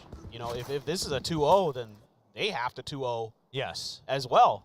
Yeah, to make it even somewhat comparable, of course, the round differential, we won't even get to that. But a different setup here for Zeta. The Killjoy coming over to A to help buy some time. The turret will get first contact. That will cause both nanoswarms to be popped. And then the 0 point to shut down the Bladestorm as well. Team Secret, they think they have a timing here, but it's only Jeremy in the site for now. They're funneling through. Uran comes up with a stinger, but it's just too long range. Step, can he get more than one? No. He will have to stop. 2v3, he gets the jump and the headshot onto Jesse Bash. Now, Bladestorm and a Sheriff, 2v2. It's against the Vandals, but the spike is down. So Depp buys time for his teammate to regroup onto tree. Door was closed, so Huron's gonna have to reconsider that. I mean, this is this puts the fear into you, no matter who you are, when Depp starts hitting blades like that with the speed and tenacity that he can go. I mean, if they start the stick and suddenly turns into a 2v1, he avoids the 0 point as well. He just wants to find a timing on the stick, but he won't get it. Now split positions. It's going to be NDG going all the way far out, but the turret, yeah, you have to take it out with the Sheriff, and now they know the positions of both members. The turret lets you know about that heaven position, and it's just a crossfire setup from Team Secret. I mean, this is all up to Depp. He has to fly high and find a kill. The fragment onto below on Hell, but he's not on that side. They're gonna have to dash in. Depp trying to create a wider angle. Time ticking down. He just does not find a peak. Team Secret is just so patient on this hold. They find one position. He needs to find whichever kill he can first, and NDG is just not letting go of it. The Vandal pickup, though, not something Secret expected. Time, he doesn't have it. He's just waiting for the last kill, and NDG will not give him that joy. Yeah, it's just, you could never find the comfort there to make that retake work, and that turret positioning really is what does it. It makes it so uncomfortable. The turret, the ultimate enemy of the blades. I mean, if knives beat guns, then turrets beat knives. Yeah, robots beat knives. Yeah, robots beat knives. It's a little rock, paper, scissors here in the Valorant universe, because guns will take down robots. Exactly, but I mean, I mean, a Team Secret potentially here going to be closing out their day on a very high note after such a difficult loss against Gen G. The unbelievable mentality they have to be able to come back after that and just really take it to Zeta Division. You know, take a rough first half and turn it right on its head on their attacker side and make it just look so good, so clean here. Oh, and Secret are just using Zeta's habits against them. They know that Zeta now has to play with a little less confidence, and they will just wait for the 5-man push into B, and it's going to be that null command coming out as well. Already onto the site, Jeremy finds Zero Run from behind. He's waiting for the up-peak Depp. Gets one, he's held these positions before. Backup has arrived, can he get a second? He's holding on to Boathouse, but he's starting to get surrounded. The jump peek, the shorty, it's not enough to clean it up. And it comes down to Laz once again. Just how many times can the IGL Zeta Division handle this pressure? Trying to keep the Japanese squad alive, you have to imagine this one's nigh impossible once again. Sakura Vandal in hand, but it's not going to save them this time as Team Secret will rise to match point. Unbelievable. They're just dismantling Zeta right now. You know, Depp, he's stuck there. He can get that first one, but then he needs someone to bail him out. He needs someone else to find another kill to create an off angle that he can work off of. And it just didn't happen. I mean, Jesse Vash tucked himself right around the door. How many times have we seen that here in kickoff where you don't check a corner, you get punished instantly, and Team Secret loves to be a team that hides in those nooks and crannies. Have to be so aware of it. So everything in the kitchen sink here for the side of Zeta. They put their economy all into it. You do have the Outlaw, Stinger, Bulldog, couple Guardians. You have the Hunter's Fury for Yuran.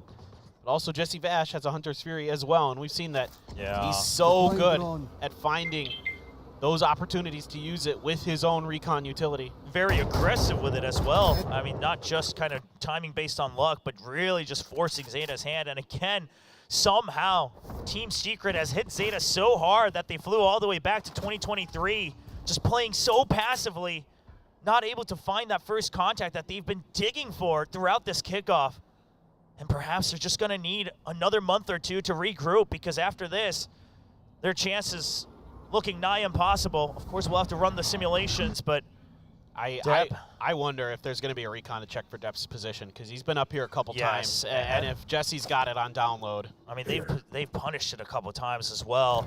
Maybe not always with a kill, but they have pushed him away from it. Now Fragment onto the site at the ready. It's going to be a perfect set execute coming in. Jeremy, they hear the Outlaw once, and there's Hunter's Fury just trying to clear things out. Yuran will get that kill for himself, trying to keep them at bay, but the forces have still come through. And now Sight taking over, 2v4. Hunter's Fury still alive for Jesse Vash, mind you. Team Secret will play this patiently, a little bit lax on that door closing, but still numbers advantage, and the post plant available for the Team Secret squad. Door broken, and NDG so snappy with it, and Jesse Vash will get the last headshot. A 2-0 victory, bounce back from Team Secret will keep them in contention for playoffs. Unbelievable. And so for Zeta, now you're looking into that next match. And to get the win is already seemingly going to be very difficult with how tough Gen G was. Yeah, I mean, and even then, I do believe Zeta's chances snuffed out. Not even getting a map win here, as Secret a.k.a. has 3 maps to their name. Of course, we'll let the desk break down the possibilities there. a.k.a. Team Secret. It's not possible. Yeah, I believe Zeta's out. Of course, obviously that third match a.k.a. guys, still decides the fate between Gen G and Team Secret, but I mean, both teams looking a lot stronger today, or overall in kickoff rather, but Zeta, the upgrade, not coming through on stage today for the plays. I mean, I'm just so impressed with the way that Team Secret came into this. It looked like they were just going to just not have a good time, and they came through and got business done. Yeah, they treated it like a warm-up, and they have that 2-0 victory. We'll send it to the desk to break down all the possible scenarios before match 3.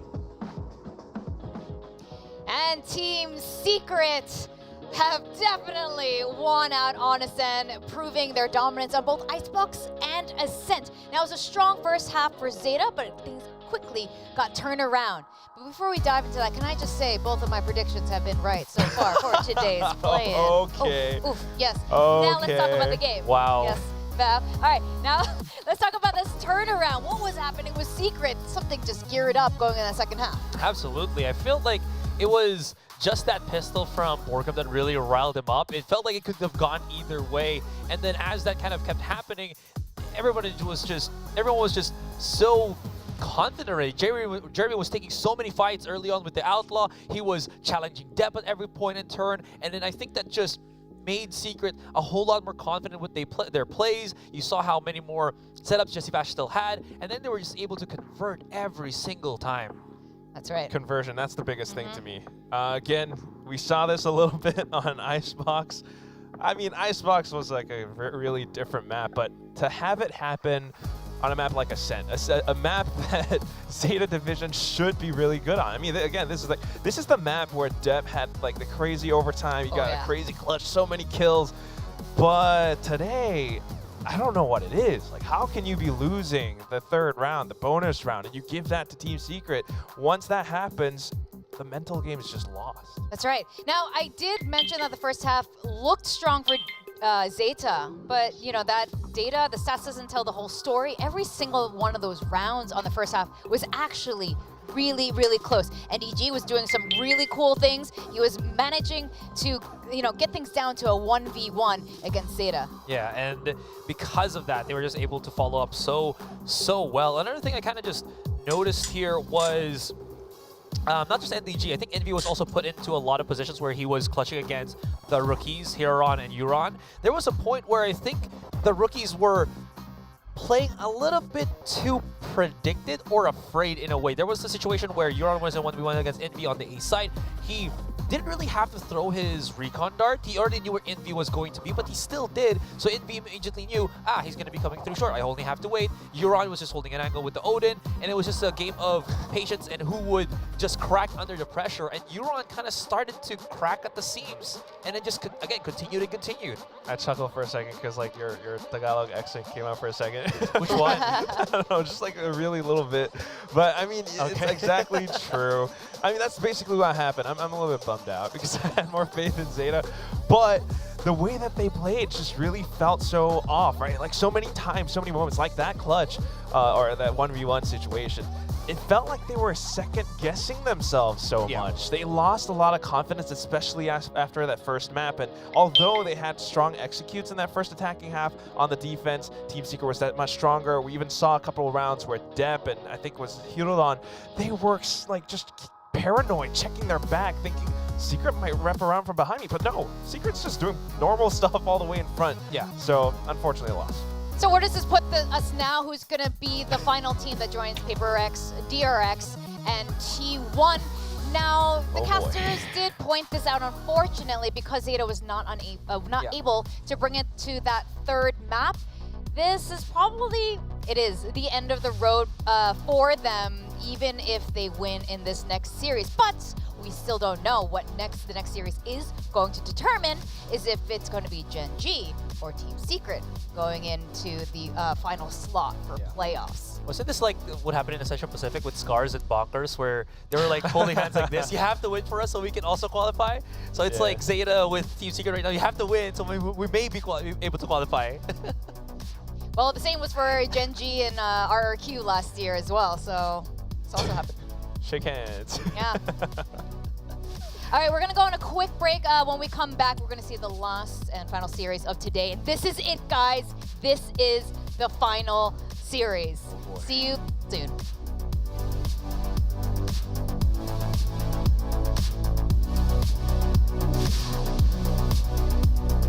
Patch terakhir nih.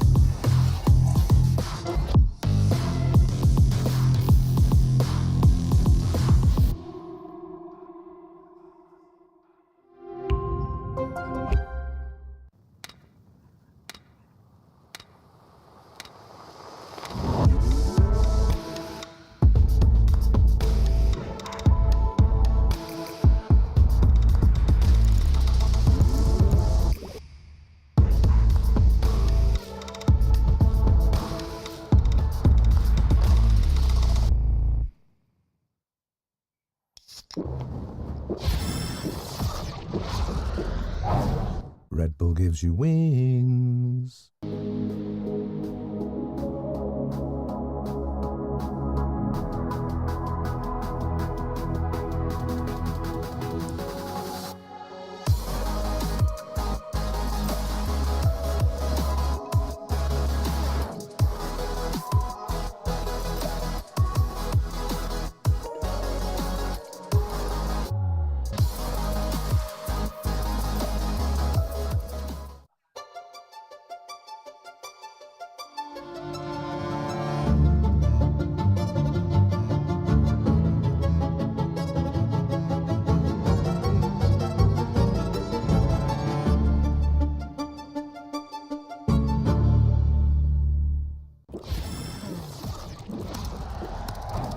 Red Bull gives you wings.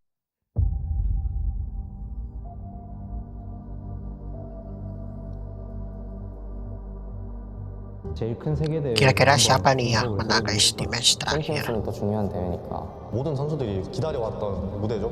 챔피언스 우승이 목표예요. 진짜 우승밖에 없는 것 같아요. 무조건 이제 우승해야 되고 발로란트 챔피언스 우승 트로피 아닐까요?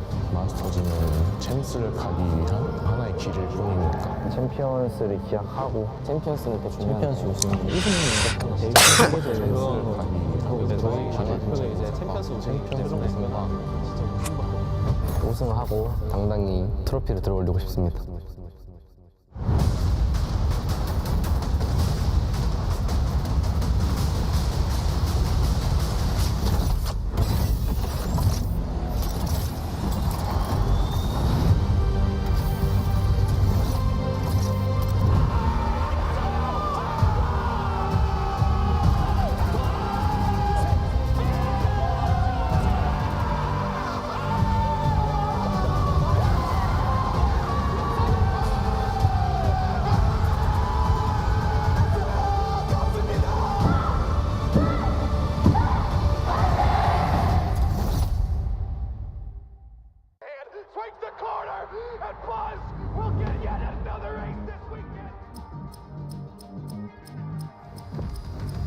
Match found.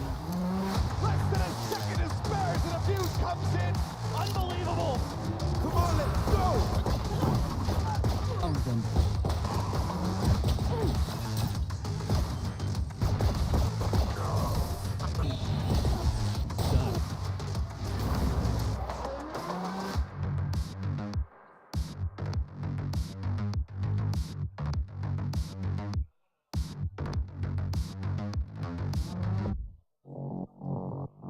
After hosting champions in Europe and the Americas, in 2024 we'll take Valorant's biggest moment of the year to a new part of the world. A place where esports resonates through the very soul of the culture. Welcome to Seoul, Korea. Korea is synonymous with esports. It's home to some of the greatest competitors of all time, the VCT Pacific League, and one of Valorant's most passionate communities. We wanted to come here for a while, and we're very excited to bring champions to Asia for the very first time. He's getting away with murder! Unreal! Oh, it's gorgeous! Even one! What a monster! The villains have had their day! This August, the 16 best Valorant teams in the world will converge here for a chance to write their names in the history books. From August 1st to the 25th, champions will take over the city and crown the 2024 Valorant World Champion.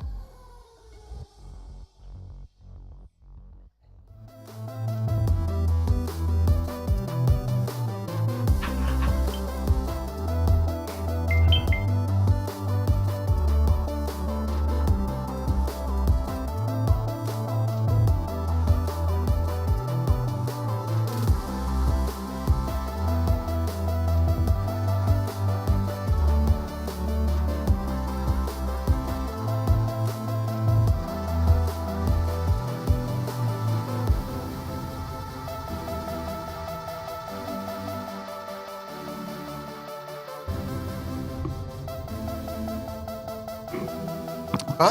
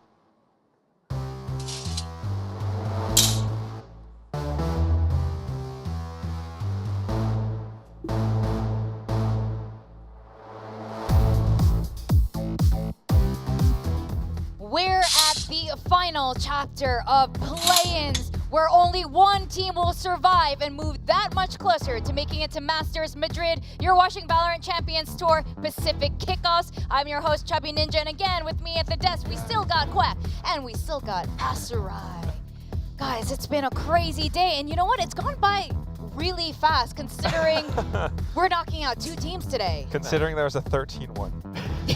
That kind of helped. That kind of helped. And we are nearing the end of our 6th day today. It's snowing outside. We got our icebox view. And again, the formats we're in today are a single elim round robin. It has been absolutely brutal. Gen G start off the day, won a close match against Secret to 2-1. And then just now, Secret made their comeback, beating Zeta 2-0. Really big comeback, right? It's not just any small feat. The fact that they made such a quick run in that first map of Icebox, their own pick, by the way, and then kind of, I don't want to use the word trashing, but trashing Zeta Division on their map pick or one of their home maps, Ascent. And that's something that, you know, doesn't happen every day. There was a nice little 360 scope shot from Jeremy as well. And with that 2-0, Zeta just no longer has a leg in this competition. Yeah, that's true, but they still are able to influence it in a way. And yeah, you're just looking at the play-in standing. There is still a shot here for Team Secret and Gen G. Zeta, maybe not so. So yeah. That's what Astra was saying before about the handshake deal. Zeta has to win the upcoming match in order for Team Secret to make playoffs. If not, well, Zeta doesn't make it, Secret doesn't make it, and just Gen G makes it. That's right. So you're looking at our tiebreaker situation right now. And yes, if Gen G wins, they go straight into playoffs. Easy, no calculation needed. And Zeta, if they win, you know, they're giving Secret their little shoe-in into playoffs. What's been really cool is Gen G, Secret, and Zeta. We've got 3 teams representing 3 different regions. So today has been absolutely exciting, and we're going to find out which of these 3 are going to be joining the big boy table, DRX, Paper X, and T1. I mean, at the end of the day, it's all about sportsmanship. So, I mean, even if Zeta can't really make it, you still got to play your best game. You still got to show that, hey, whatever just happened on Ascent and Icebox, that was a one-time thing. We were, you know, maybe not feeling ourselves, but we're going to come back in this game against Gen G. But at the same time, I mean, taking a look at the highlights, that is the gameplay that we expect from Zeta Division. That's the fragging, you know, like turning this entire B site into a bit of a fire range just from defender spawn. That's the Zeta that we want to see. That's the Zeta that we were promised. My predictions were promised. And what happened? No. It's crazy. You're right, though. This is not the Zeta that we've been seeing throughout kickoff.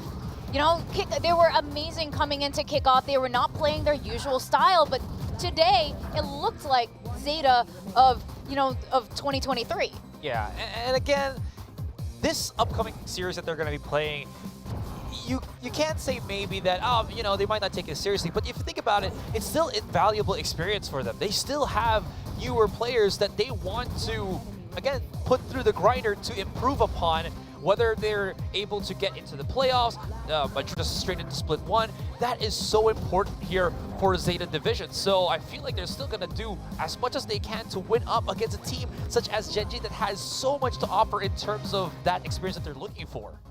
Now we're looking at our lineups right now. Zeta and Gen G. Gen G has been resting during that second series, and I'm sure, watching the Zeta gameplay and study it a little bit, and probably know right now they're not on their best form.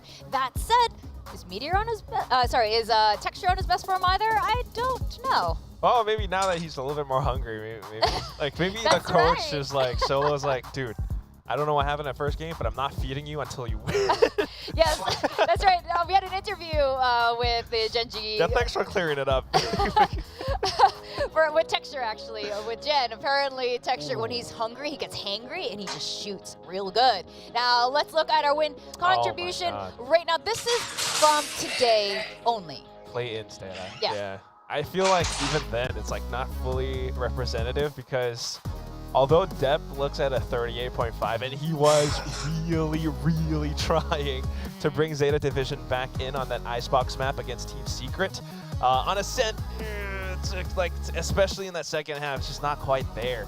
Sugar Zero definitely did a bit more in terms of fragging, but that's because he was that last player alive trying to clutch out rounds.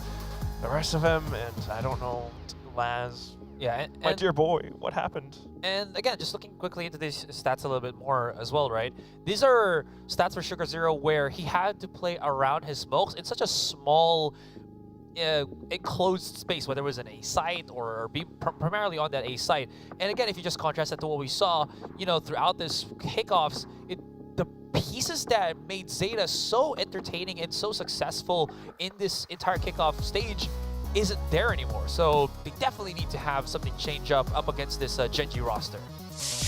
And this Genji performance, this is unusual. This is different than all the days here at Kickoff in Pacific. Texture only at a 10% win contribution. It's like not really a pentagon anymore. It's what do you call it? It's like a trapezoid kind of thing. Normally Texture would be the one on top, right? But today, because of the aces, Munchkin comes out on top. Karen getting some crazy near clutches or basically clutching out rounds for his team. Meteor having crazy anchor performances against Team Secret's Jeremy. This is now, a full Gen G that, shows us they're not just their star player Texture. They are also the rest of them. And sometimes, Lakia even has some performances. Maybe not today, but previous days. And that means for Zeta Division, this is going to be one heck of a scary match. Definitely, and that is a fantastic point when you're saying about Texture. Jen had a chat with him backstage. She was saying that he wasn't feeling his best today, and maybe he really is hungry. I don't. It's dinner time. Yeah, it's dinner. It's about dinner time. Actually, it's not that late here in Korea, which is again really surprising given how all of the kickoff games have been going. But we're gonna have a chat with the coaches, and Jen, I'm sure, is gonna have great questions. Maybe she can look into Texture situation there. Yeah. So both these teams usually need some time to rev up, but let's go talk to the coaches.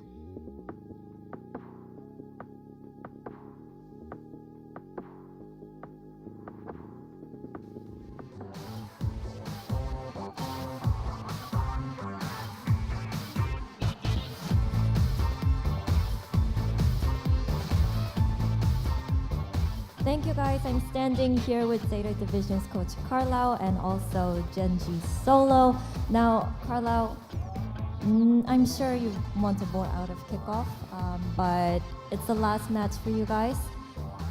Regardless, everybody's here to win. So what was being said backstage to keep the vibes up, make sure the energy is there, and you guys pull through till the end.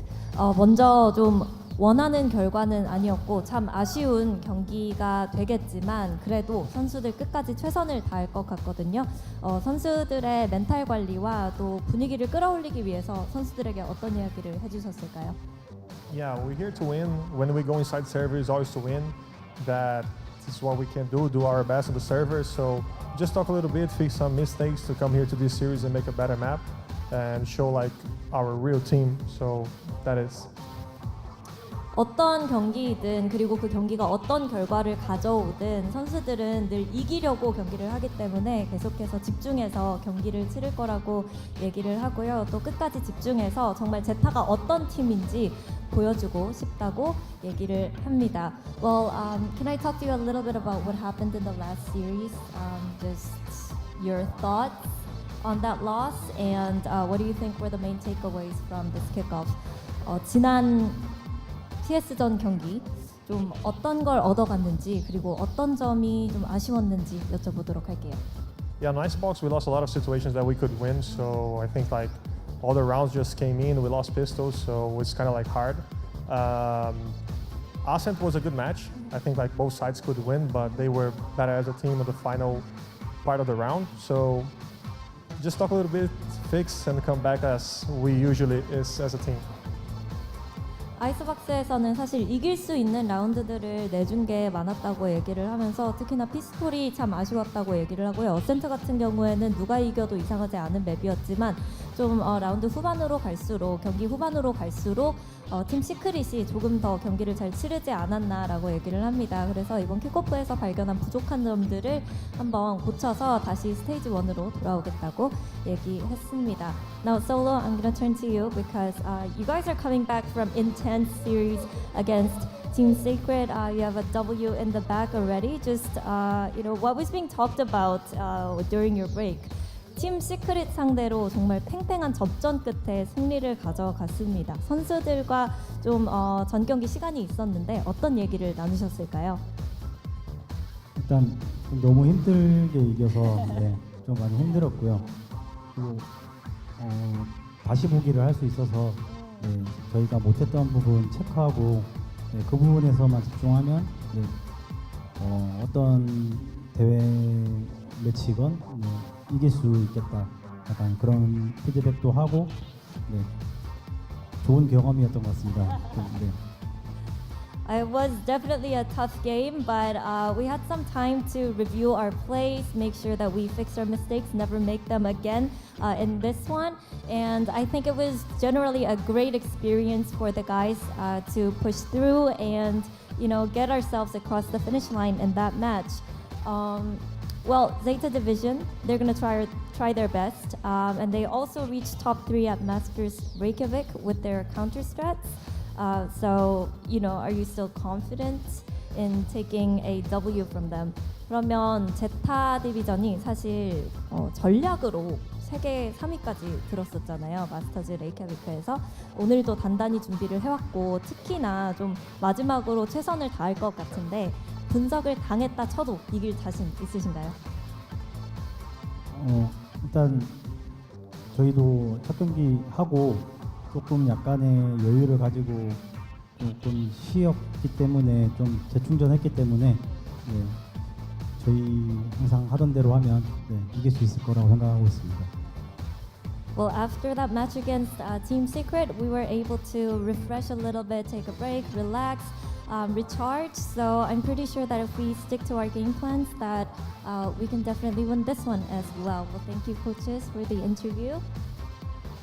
And now that we've heard from the coaches, I am プレーできたので良かったんじゃないかなと思います。G 戦で1マットも落としてないとこだったり、T1 戦でアセントはじけれたことはいい部分もあったので、ダメな部分を修正していけば勝てるかなって思います。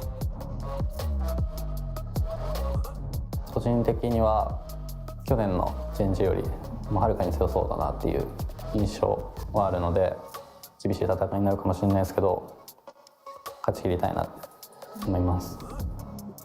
練習通りのことを大会でもできたら勝てると思います。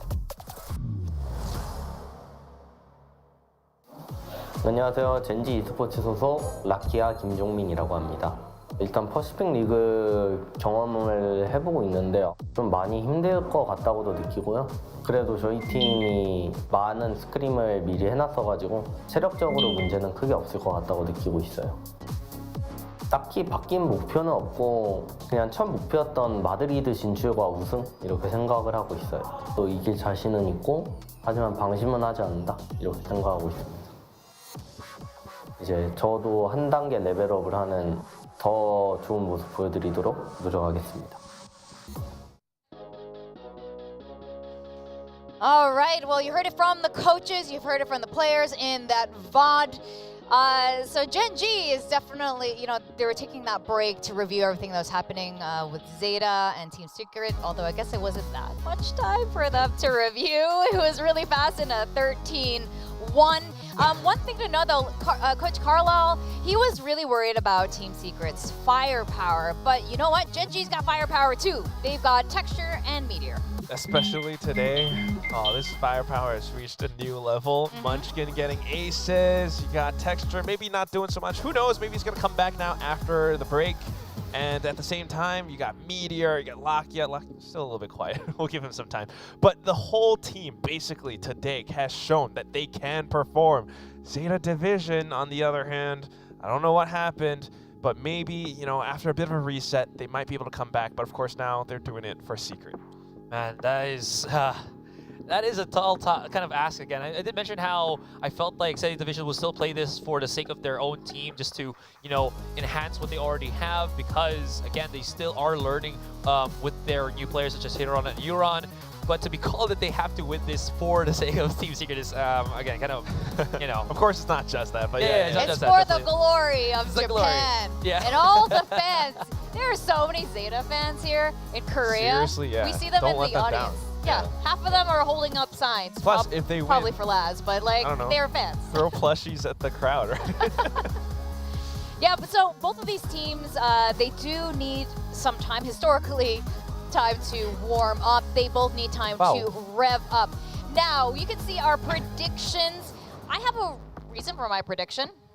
I have been quite regularly predicting Gen G's win. I think they've been playing very well. Zeta, but in this particular case today, Will and I have chosen Chaos. We're like, what was going to happen?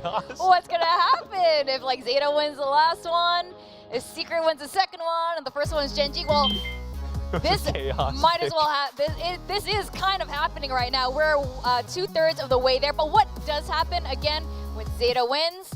Well, Team Secret's actually the one that goes through because of how the score lines played out.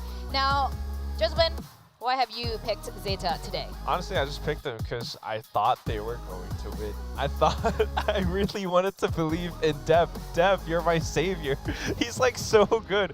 But then, You're I don't like know. those Zeta girls right now. Oh, yeah. I'm going to like make a sign? write a sign and just like hide my face like, Dev, I love you. But you know what? Gen G is so strong though. Like I said, I definitely believe in Gen G, but why did you think Zeta was going to be the guys taking it? Again, I just did feel like they had that step up this time. We know how strong Deb can be. You look at the team and how much they've improved since last year. I wanted to believe that they could, you know, come back and win, a match or two and actually make it into playoffs. But given the performance today, you know, again, Gen G is just on a new level. Yeah.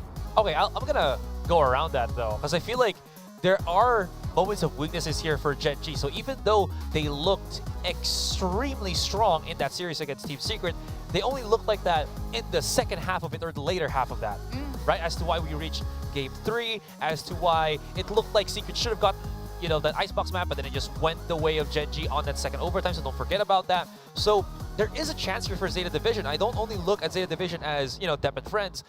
They have these incredible moments between Euron and Hiron. So if you're kind of banking on that fact, there is a definite possibility here. They just have to find that chink in the armor for Gen G to reel out the Gen G that was struggling against Secret in that first game.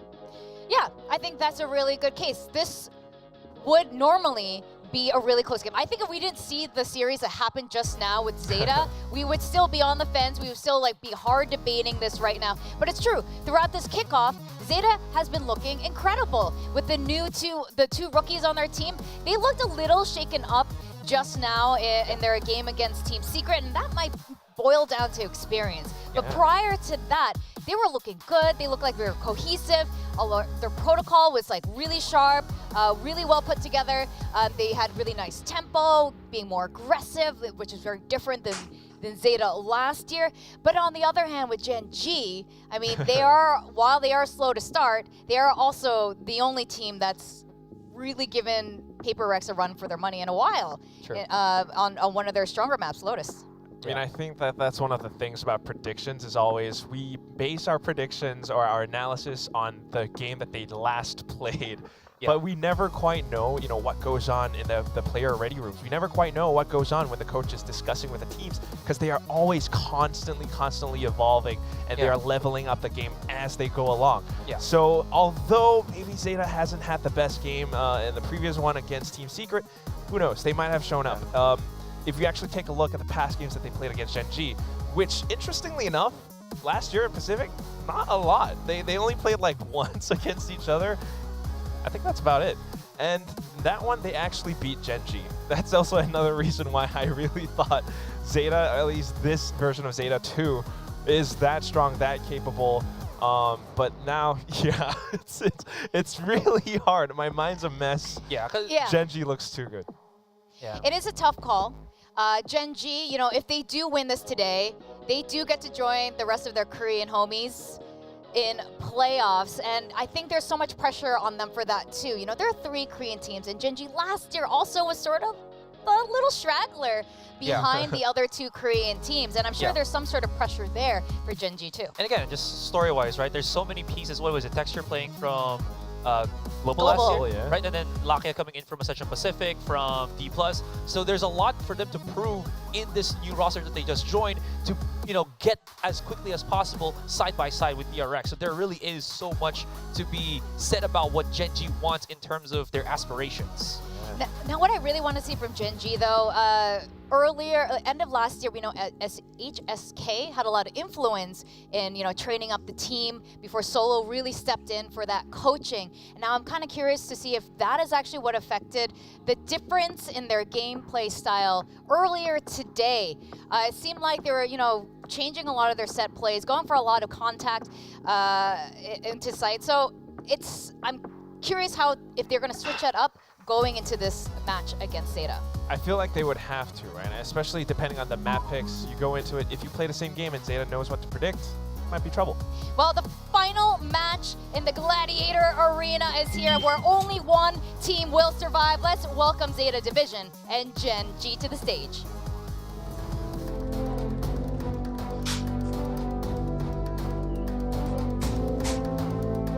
For the last match of the night, please give it up one more time for Zeta Division.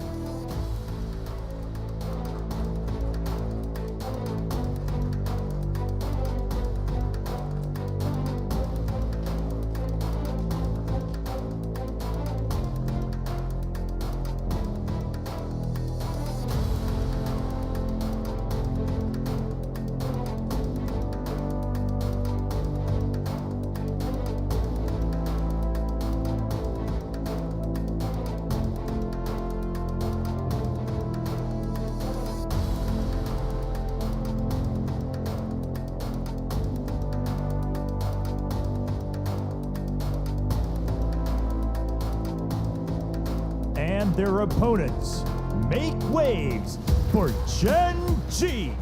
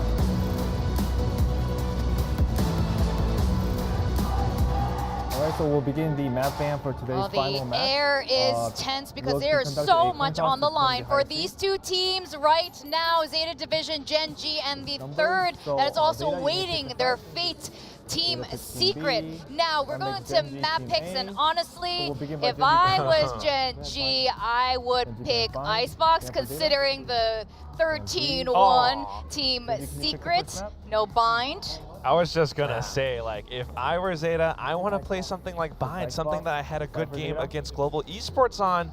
But yeah, okay, of course we're gonna go back to Icebox. I wonder if they would have picked this anyway, or if they just saw them get absolutely smashed on Icebox, and the second close score to that was 13-3 by Zeta on Lotus. So 13-1 is definitely the biggest difference we've seen in terms of rounds. Redeem yourself. I will say though, at least coming into Icebox, again, the change of composition is probably going to be key here, because it's not the same that we saw with Team Secret. It's going to have Lakia on that Gecko again, which is so good. His thrash has been amazing here. So Zeta Division got to be prepared for that. On the other side, Zeta Division has been using that double controller, which could work well in countering the Dizzy. So that's all the, I guess, the things that you have to watch out for the Icebox one. Guys, you know there are mirror agent comms. Have you heard of the mirror map picks? Because that's what's happening. Zeta is having deja vu. Second try, second chance, second wind. That's right.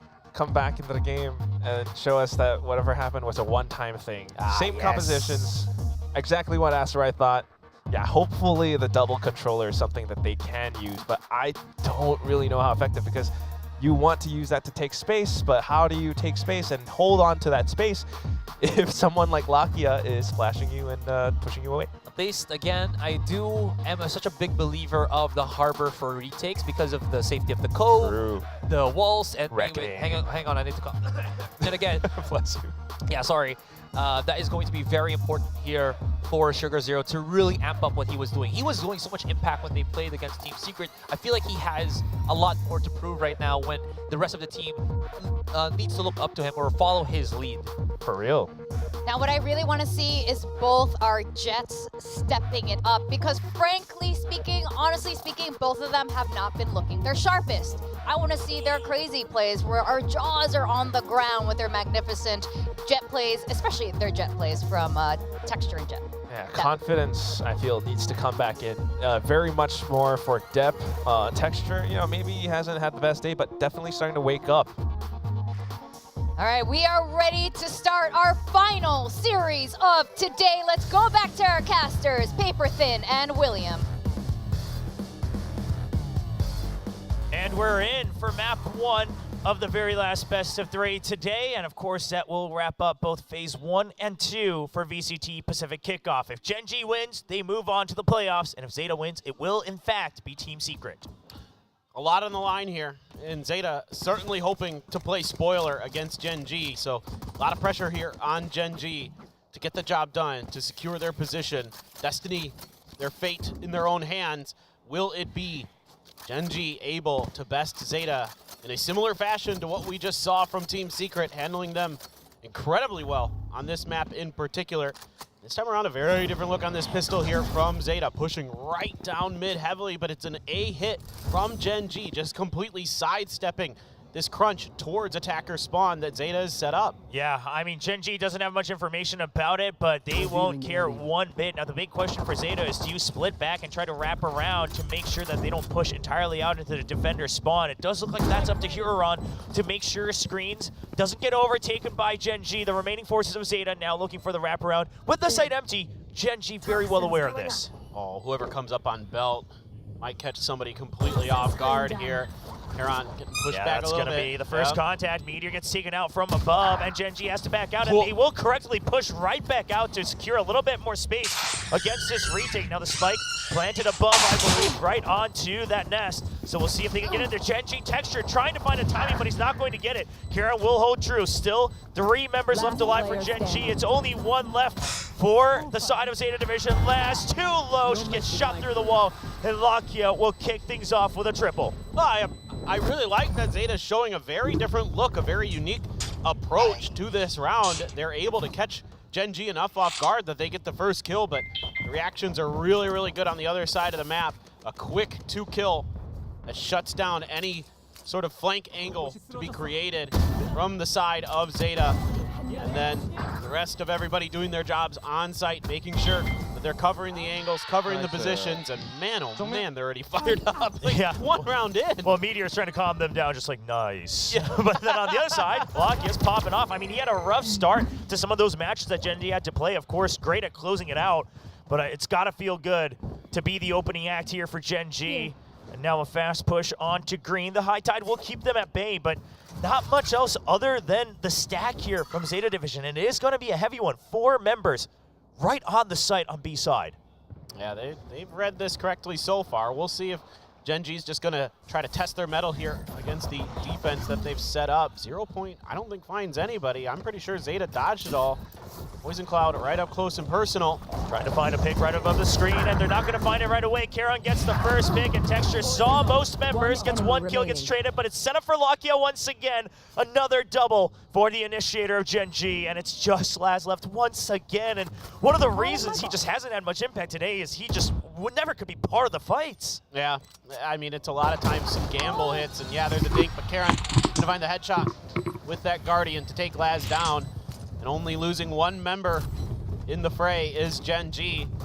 Just Texture going to fall, so plenty of options and already a thrash online for a.k.a. I mean, that did not take long, and that is super scary here for Zeta going up against the bonus. Such a powerful ult. I mean, one thing I'm really trying to key in on here is the Harbor for the side of Zeta, because with all of these initiators in there, it's going to be really important that those cascades and other things are timely to either protect you from, trying to push off of flashes or covering those angles that the flashes are going to hold the high tides as well as course, but usually the high tides are more used for site control initially.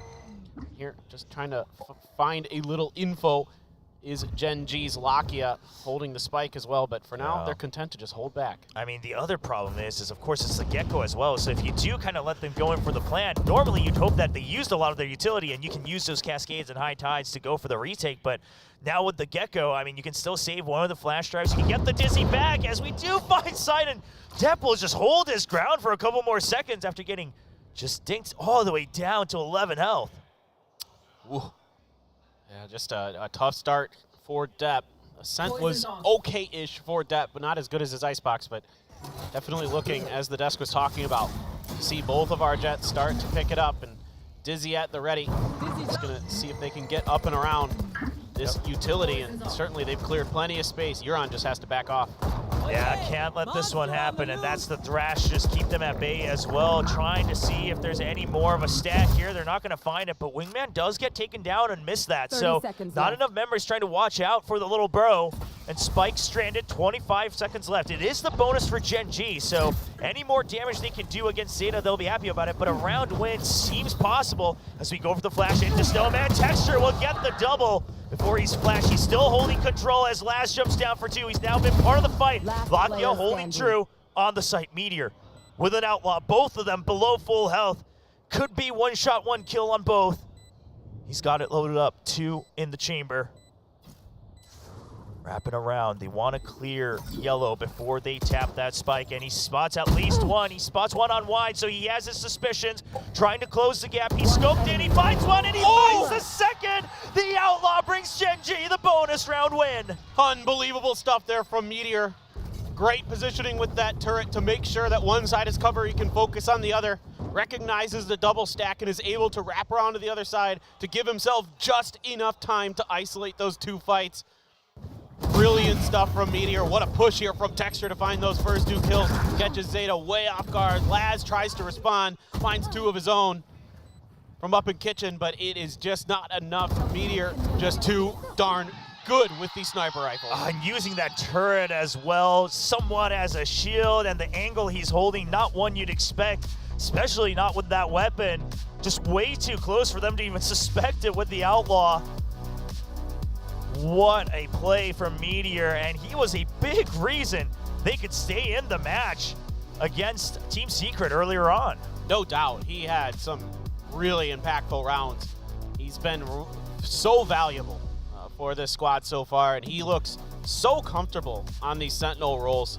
He is just really at home. I mean, it's still a position where you can grab those sniper rifles and still have a lot of effect. Not just late round like this, but in the early parts of the round when he's on defender's side, controlling sites, doing those kind of things that you expect out of a Sentinel player. And Oftentimes you see this where a duelist, when they're called upon to fill in another role, the Sentinel role is something that they often can really dive into, really pick up quickly due to some of the similarities in the play styles, and that outlaw will continue, of course, as Zeta is going to be onto an eco. Marshall for Hiroron is the only thing outside of the Sheriffs. Yeah, and of course barely any armor, let alone half armor, so just trying to set up for some sort of a trap play. The Cascade gives away his position. Sugar Zero very low.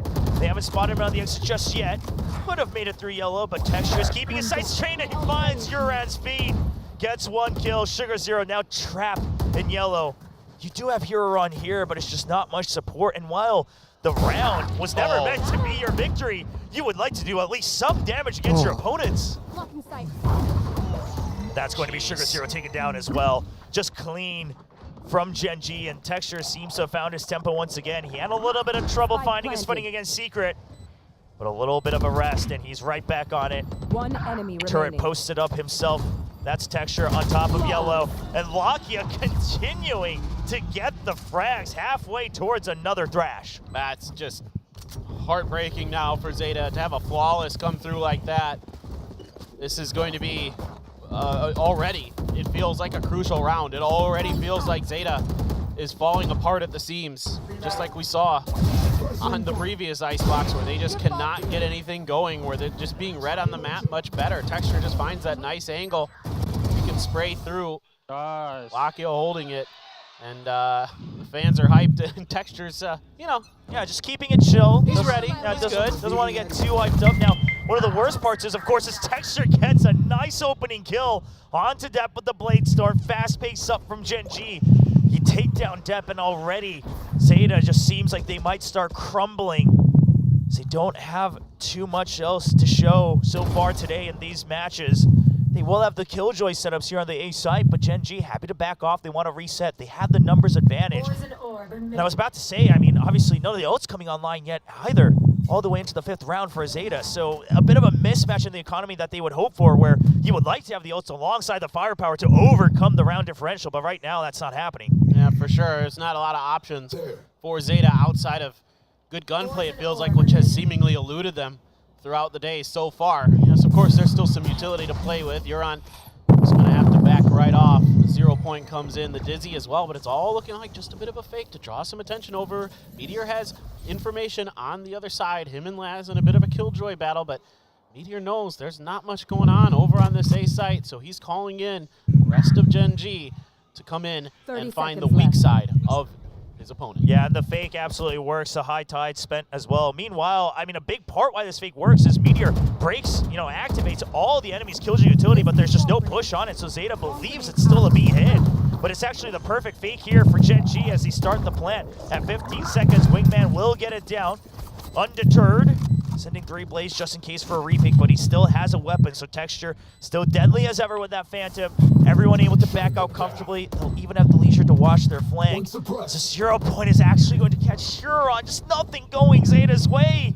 They will just have to push in and clear out this site man for man. 4v5, Fragment already on the way to buy time. Meteor has somehow snuck right under. Uran will find him. Even sings out 4-4. They'll start the defuse. Not quite sure if Gen G's heard it as they're a little late on the swings. He's just going to eat the snake bite, and it is going to be the Zeta defuse right on top. Wow. I mean, with everything working against you, okay, Bagi is going to pick up a couple at the back, and that's not great for Zeta. The money is horrible, and that's not something you want to see there at the end of that round where you lose a couple players. So, okay, now the ults do find their way into Zeta's hands, and maybe they could start stringing some rounds together. It's great you get the Blade Storm as well for depth, so the loss in funds isn't the end of the world for this round. Going forward, it could be a problem, but absolutely just unbelievable that with lacking so much utility, getting caught, you know, with those 0 points and things like that, that they're still able to break their way through. Still fight left in this Zeta squad just yet. Depp pops the blades. Gonna be getting up and really up on those perches that he likes to get up. Yeah, just trying to go for those long-range sight lines. Wants to counteract the potential aggression from Texture that he was on the receiving end of in that previous round. Meanwhile, Huron now a little bit more focus on mid. They do have the turret set up for Zeta Division, but just a little bit of extra reaction available. Also able to keep the eye on that potential window in the tube. So Zeta trying to slow things down. They don't want to get that early contact. They just want to play with the safer defaults, especially with the slew of ultimates they have available. Retakes are on the board for the Japanese squad. All right, exactly. I mean, lockdown, Viper's Pit, all the things you could want, and that's going to be Depp's knives taken away temporarily, so he's going to have to back out. Flashed up his Lakia, chewing through just a little bit of damage. Can't find his way out amidst all the colors floating around, but yeah, it doesn't take too much, thankfully, on his end. Could have been a lot worse, and now they'll just leave Munchkin. Look at this. They're reading it so well again. Like, they know that they've gotten Zeta to bite, and this has been Zeta's MO so far today. Euron's going to see that dash from the Jet, and immediately everybody else, and he pops the pit. This is pretty smart, I think, if he can hold on here. Yeah, he's just trying to make it so that the plant is just ever so more difficult. The high tide signifies his backup is here, but Meteors finds him. He's just waiting for more. The trigger discipline is impeccable. He finds one. Not quite sure where he was. Sugar Zero, the comms maybe not just there, or the audio just too muffled, as Meteor will go through the pit and clear it out. But the timing, can you get the plant in time? He just starts it, I'm not quite sure, on the A side. Amidst all this chaos, and it will not go through. Oh my. And somehow Zeta will get away with the win amidst all this nonsense, but I mean, Zeta Division, these round wins do not feel good. Well, that Viper's Pit did end up winning them the round. It bought just enough time to get them over. Meteor, I love what he does there. He hides for forever inside of that Viper's Pit, completely unaccounted for. It finds a great moment to strike after the chaos caused by Texture sends everybody scrambling from Zeta. And yeah, somehow Sugar Zero just not responding to Texture's position there. Just walks right back out and gives Texture the refrag. So that's, even though they get the win, very, very head-scratching in a way for the side of Zeta. And yeah, Genji, you'd like that one back for sure, but still, economy very much in your favor. You've got to thrash again for Lakia. Exactly. Meteor's not too far away from his ult. Munchkin's not too far away from his ult. So a lot of things could start to swing your favor. That helps. Yeah, that Meteor just digging deep with firepower. Now Laz is there to trade, so Genji not going to keep control of mid, but they do have the thrash to clear out the site. Now, very curious what the post plant will look like in a 4v4, but first they'll have to take out Depp. Huron is by screens, and that's a great flash, but it's actually just a little bit too early for Texture to swing, and that allows Depp to swing right back around from under. They'll clear out the site, and Zeta now finally finding some footing in the style they would wish. Yeah, here we go. Now Zeta can get a little bit of an economy going. They've been barely scraping by in these last couple of rounds, even though they're getting wins. A lot of the guns were being dropped. Therefore, the economy was just hanging on by a thread. And we'll crush it. So now, well, they're even still lacking a little bit, actually. The money's just not phenomenal. They should have enough here for Laz to drop a gun unless this is going to be a timeout. We'll have to wait and see, but like you said, just barely still scraping by one, just enough to try to balance out weaponry in one way, shape, or form. Okay. It will indeed be a timeout. I was like looking at their money, and I'm like, why aren't we buying rifles? I mean, hey, they did enough damage to bring out this timeout from Genji, who does still have the lead, but they're not liking the momentum they lost. And quite frankly, the fashion they lost it in, right? I mean, if it was only one or two, it would be Zeta scratching their heads, feeling unfortunate. But then it just continues into a second and a third, and Genji starting to feel that they're just missing something here in these rounds. Yeah, I mean, my concern for Genji has been that some of these retakes for Zeta have just been a little bit strong at times. Like, Genji hasn't kind of fully dealt with them. We saw that 4v5 one where they didn't have a ton of util to work with because their Sova got caught, you know, with a 0 point, and they still made it work anyway with their gunplay. So now you got to kind of try to find ways to get around that, whether it be maybe trying for some of those deeper post plants, you know, with the wingman setups, although Euron's done a really good job of denying those so far, so that's been something that hasn't been able to work out just yet for Genji, and trying to find a way to set up some kind of a pick play. But look at this, Zeta's going to get pretty aggressive towards green. Just trying to push them away into the A site. They've got that reckoning for an A site retake. Just trying to sell the idea that there's a lot of presence on to B, which would not be fake. The high tide to follow suit. Really holding on to A. You even have the Alarm Band and the Nano Swarm to continue to delay Genji. One of the biggest things is there's been a couple rounds now where Genji started to run out of time. And in Zeta, they are not strangers to that timer. If they can force Genji's hand at the last minute, it would be huge. Now, Depp aggressing alongside Huron could be seen as a risk given the setup on B. Yeah, and I don't think Meteor's Well, even... Laz just gets a double on the side of B, though. It was kind of an instant reaction from Gen G. Not sure if intentionally timed or not off of that alarm bot trigger, but they're going to lose 2 members, and Depp has wisely backed off. I think they're trying to sell a fake over there, and then they kind of overdid it, and it got shut down pretty quick. So that aggressive positioning from Zeta's Killjoy utility does cost them a lot. No command going to be popped by Munchkin. Try to get through here, but with that toxic screen in the way, they're not going to be able to push through just yet. And Depp going to tuck himself underneath this box. Yeah, fragment. Oh, did it go? It does not hit him. He's still hiding the box. They are aware that it might not have cleared the entirety of the corner, but a nice swing around out of time. He cannot flick to the second. And Meteor is actually going to recover this round. The lockdown now goes down. Of course, with the harbor down, that means no reckoning for Zeta Division, but they do have a pinch. 2v2. Euron, can he find the first hit? Will get spotted by the turret. They are aware of one. Now Laz, it's up to him. He needs to push the timing back in Zeta's favor. And Gen G will correctly try to make sure that they're covering each other's backs. But they are separated into 1v1s, and Euron finds it. Now the pinch. On to Charon. He finds one. My ultimate is ready. Snappy as ever. Can he be as clean against the veteran, the IGL of Zeta Division? He's approaching on a timer, and Charon will find the headshot. 5th round win for Gen G. That is snappy from Charon. He has been really impactful with some of these clutches he's had so far today. He had a couple big ones against Team Secret earlier today. And now, coming up huge once again. Man, what ability that he has to come in here like this and just find so much value in some of these rounds. Yeah, I mean, very calm as well. I mean, you can see why they were praising his aim. Sure, he's not putting up the greatest of numbers compared to some other rookies, but he's doing the job he needs. Meanwhile, same can't be said for Sugar Zero, someone who once gained the nickname of Sugar Hero, now with 0 kills so far in these beginning 8 rounds. It's not what you want to see from one of your older brothers on Zeta Division. And that aggression from B, they're trying to remedy that, but Gen G not there. The Reckoning still available, so Zeta, the same plan applies. It's a retake with the Reckoning in store. Nanoswarm trying to buy a little bit of time. A long lurk from the other members of Zeta. Oh, it's not accounted for. Cleared quickly, though. Well, that's a very big high-low, but that's a good shot from Huron. He's looking for a second. He doesn't really have a way out, and he's just trying to buy time, so no longer a pinch on this retake. Still should be a great angle for the Reckoning. It's going to be used early just to gain some space to push them back. The pit will be used to delay the approach. Ult for ult.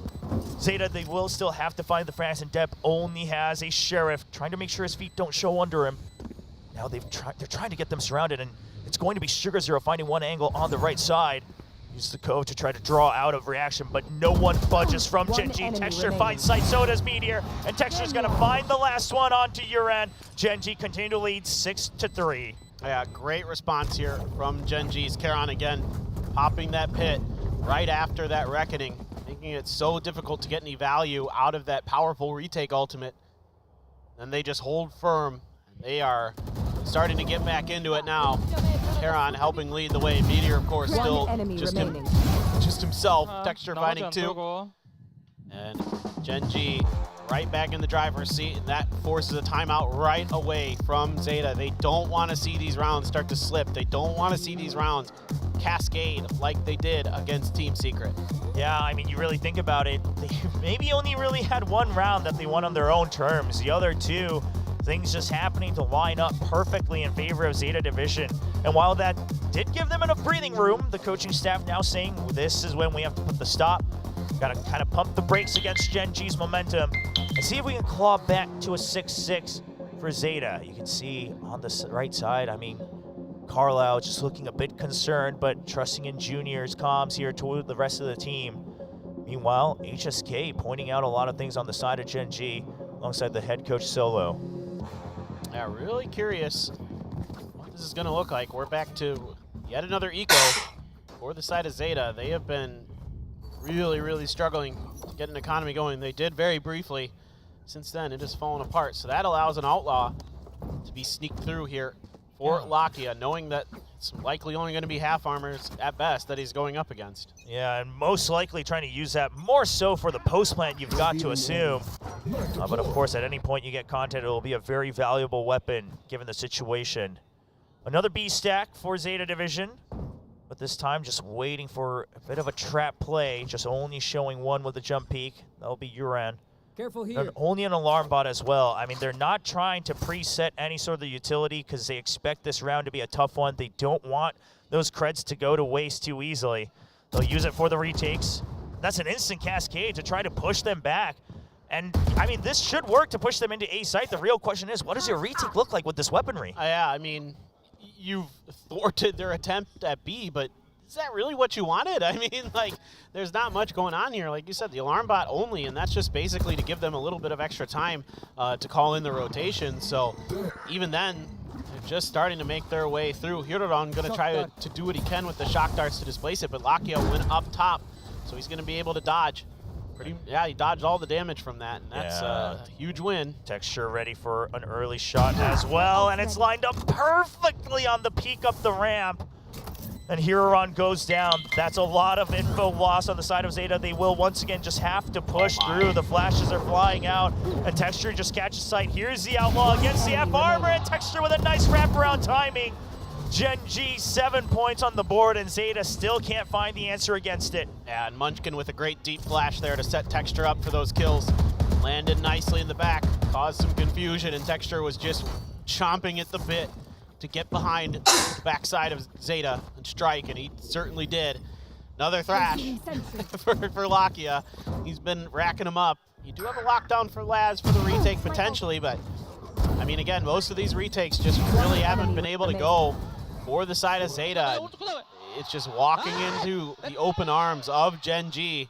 And they're fantastic riflers. They've been shutting them down, and Lakia's just going to stick with the Outlaw. I mean, it got you decent value. You've got the Thrash, right? I mean, as that Gecko, he's going to provide a lot of value to his team regardless on this attacking round. But he has plenty of money. True. There's only 2 rounds left in the half. I do understand. Yeah. Oh, well. I mean, it's a good gun. Still a decent one. You can hit one. good shots. But yes, I do agree. A regular rifle probably would have been a bit more valuable. Meteor gets spotted, but there is backup, and Laz is ready for it. A good read coming out from the Zeta Division IGL. But it's still only 1. Now, it is a very important one. That 0 point and the flash drives eliminated from Gen G will make their approach a lot harder, but they've now snuck around this cascade. Of course, Uran's well aware of it. It's his own teammate Smoke, but that puts a lot of pressure for this double angle that he has to be afraid of if there's an approach onto the B site. Yeah, now, certainly, that is the direction that they're looking to go, is Gen G, as the spike is shifting towards them. Lakia is going to try to buy some attention with this thrash even. He's investing hard in this fake. It is going to get shut down, and then everybody on Zeta, other than Uran, has stuck at A, and finally they're coming over realizing, yeah, this ain't it. Yeah, and I'm curious if Lakia is going to find a kill onto Laz, and he does. He's already switched out to the Vandal as well. Texture with a quick follow-through. Wow. Almost gets it, but Depth's there for the cover. Gets traded out by Charon. Uran will push him out. Rookie v rookie on the Vipers. But the spike already ticking down. Now 3 versus 2. Numbers advantage for Zeta Division. They will all enter from the defender's spawn. High tide out. That calls for the early utility. Sugar Zero gets a nice spam, and Charon just thinks that he has a timing to push through. But that will not be it, as that gives Zeta a 4th round win. I'll call that ambitious. That's, I mean, it's unexpected. I'll say that if you're popping out through your opponent's high tide and through some nanos, that's it. It's unexpected. One thing we can gather from that is that kid is damn sure of his aim. That's true. Because he thought if he pops out and they don't see him first, he will get the triple 1 by 1. But obviously, quite a bit of damage taken as well. The slow from the high tide, and they swing right onto the spike. Well, might as well try it. It's going to be a desperate situation no matter what in that 1v3. Texture sneaking in and out for this final round of the half. Again, lockdown, Hunter's Fury. Yeah, they've got, of course, the Blade Storms for both jets as well, so that long-range availability, but can really push up the tempo. Now, another split, 2-3 from Gen G. It's been working wonders for them, except for that one round where the timer just ran too low. But they have been quicker to react to initial contact. Laz thinking better of that deep alarm bot. Doesn't want to give away his position too much. They will trust in that turret to watch mid, and they've emptied the site once again. You have that Hunter's, you have the lockdown. Now, every time they've done this, they did not have the entire squad available for the retake, and Zeta will have to be very cautious on this last round of the half. Oh boy. Oh, that timing. Yeah, that's really fortunate. I mean, if Euron peeks his head out again one more time, could have been it ripped off by Texture. Texture's just going to continue to check out what's going on over here, but you got to suspect there's at least two, of course, with the high tide, and you just know that Euron's feet are firmly planted onto this B site. Toxic screen going to come up, and they might be able to set up a pretty big execute, and no one else from Zeta is here to contest this. Not that I expected them to, the way they've been playing. And they will send out the Cascade, but the thing is, again, when you have a Gecko and a KO on the other side, you're just not winning that war of attrition. They will still make it all the way onto the site, and Texture's going to push all the way through again with a nice flash drive. He's set up for it. Vine step, he's ready for it. The op at the ready. He wants that opponent jet to peek out, get the shutdown against the enemy superstar, and Texture, contact for his teammate. He's waiting for the wide swing out, but Def will get a nice jump peek, a second headshot as well. 2 members left for Zeta Division against the 3 of Gen G, trying to clear out the site. They just don't have everybody. He finds one, but that distracts him away from Charon, and it's all down to Huron. A rough day for the Academy player who had a stint in Challengers Japan, but he won't find the hope this round as the first half ends 8-4. Yeah, some really nice turret placements at times here from Meteor. It's really bailed him out from some of these tricky situations that could have occurred. But he's able to set up his utility really nicely to give them good opportunities to react to a lot of this aggressive flank pressure that Zeta tried to apply early on. Didn't really pan out. This time around, just set up waiting for these retakes. Love that Texture gets aggressive there at the end because what we've been seeing is that the retakes have been attempted by them, so one way to kind of make that more difficult is just disrupt them at the point of attack when they're setting up to use their utility and do all that stuff. Just make it so they can't even get to that stage of the battle. Exactly. I mean, of course, again, with the ultimates as well, perhaps Gen G just had a read. Perhaps it's just you kind of expect it when it's that last round when the site's been emptied up that much. You saw the Cascade coming out from so far. Expect things like the Hunter's Fury. You've got that deep flash drive that they've shown off before. And Gen G continues to show why they've tried this adaptation, their own interpretation on this Icebox composition. The double initiators, the timings on the flashes have been splendid. Yeah, Munchkin really, really good throughout the year so far on this map. He's really found a home on this KO. He's done a great job landing those flash drives, and the Dizzies are always really valuable to gain space, gain information, potentially bait out enemy utility, things like that. That this Gecko that we see on a couple different maps from Gen G has really shown that it has value. And we've seen it throughout the other regions, of course, as well. A lot of teams are really starting to lean into that Gecko, realizing that the ability to, throw out abilities and then pick them back up is extremely potent at the professional level. It's almost oppressive to a certain point, right, in that skill attrition. And so Gen G doing a good job with it. Now Zeta trying to bait out a reaction in mid, but it's much more of a trap play here. Trying to catch anybody who creeps out. Now, this should be an angle from Texture who's standing on that box on the window, but it's going to be a quick reaction from your end as well, and a swing out from Def. It's just a bloodbath in mid, but Charon comes out on top, keeps control of it, and will back off with his life.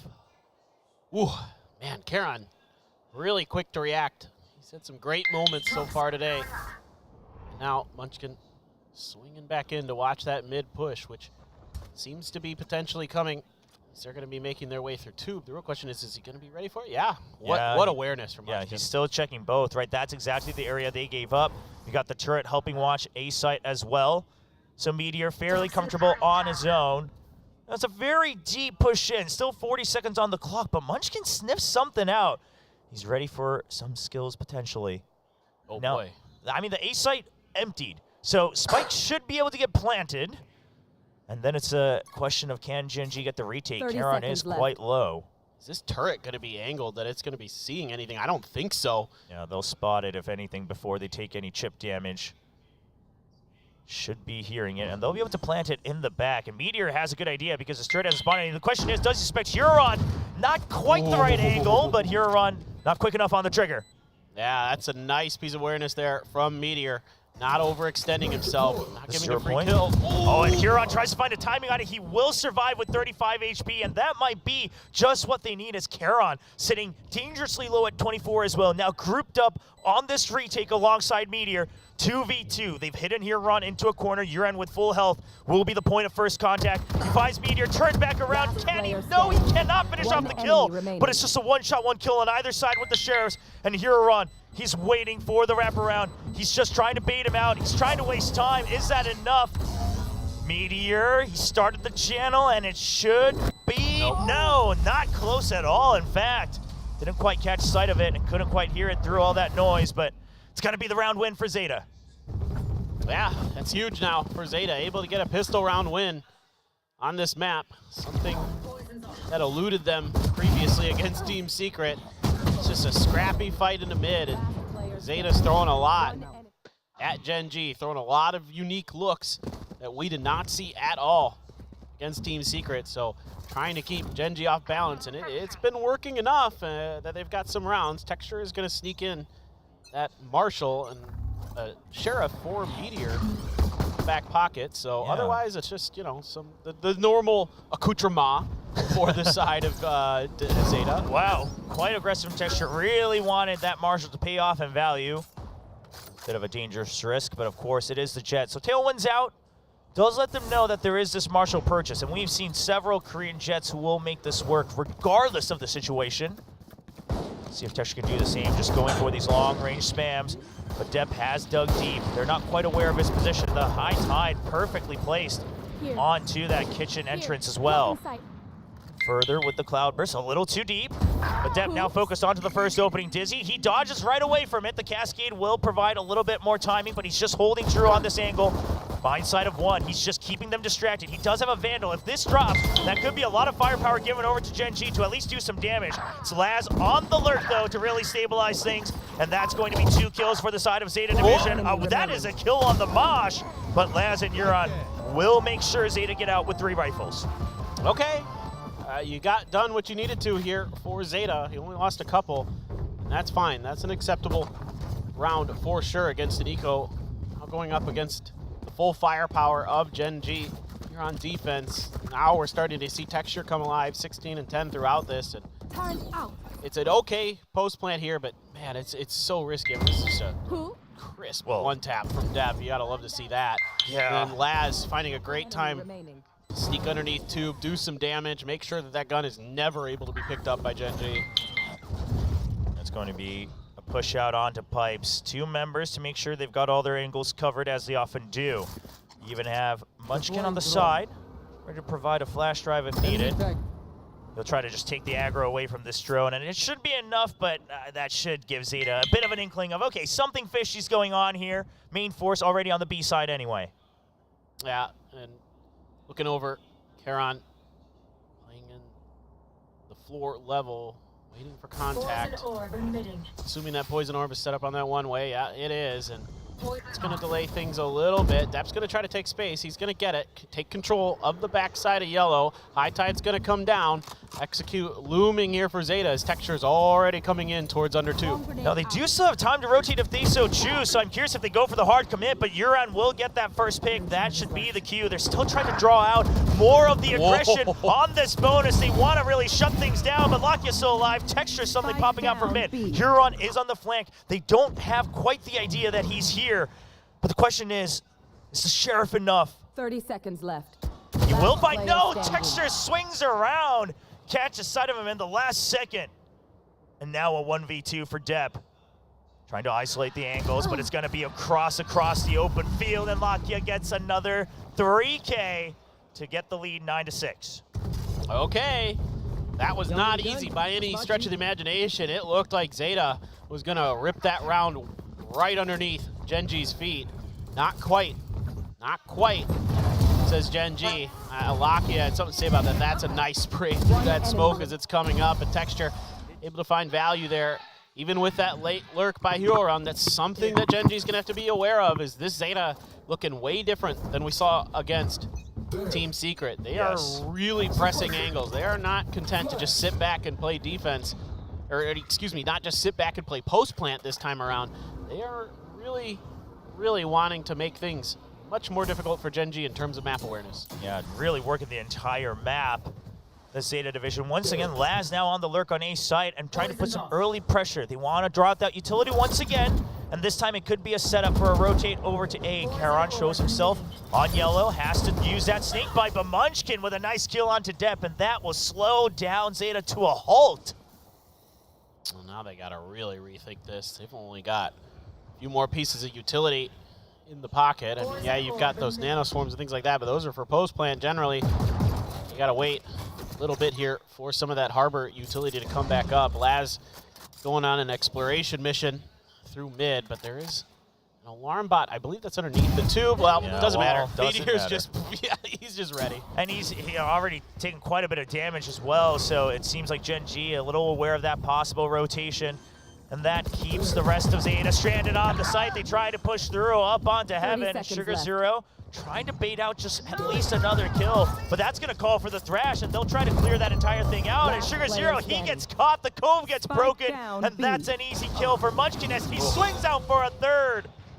Oh, man, Munchkin so good with those Guardians today. Saw it on the ace earlier. This one also looking very clean. And that's going to give him that null command to boot. Some nasty shooting. Great stuff here from Meteor. Ready for these lurks now, our Gen G seemingly. Things that I was just talking about that I was starting to wonder if they might cause Gen G some grief. And instead, they're... Munchkin's really speaking his mind to the global fans today. He is fired up today, man. I tell you what. He had some words after the match. I mean, the thing is I gotta believe that he kept it tame for the Emerge video on that interview, right? But I think Munchkin's out to prove something this year. Yeah. Didn't like the direction that they were taking in T1. They had to split their ways, and he says, I'm given this second chance to lead a squad of, I mean, very talented players. A lot of players that fans around the world have been clamoring to see at the world level once again from Korea. He's at the helm of it, and he wants to prove it was just the ingredients that he was missing. Oh yeah, you got to think back to even his Crazy Raccoon days. You know, I mean, as a player who was showing up to international events, being talked about as a guy who was pretty solid. But you know, the Crazy Raccoon team never really able to accomplish too much. Yeah, maybe that Gambit game was something to write home about, I mean, for sure. But the thing is. Speaking of his history, he's one of the few players who had a theme song made for him, right? Because that was at Masters Reykjavik when they did it for star players of each team. That's how far back he goes. I forgot about that.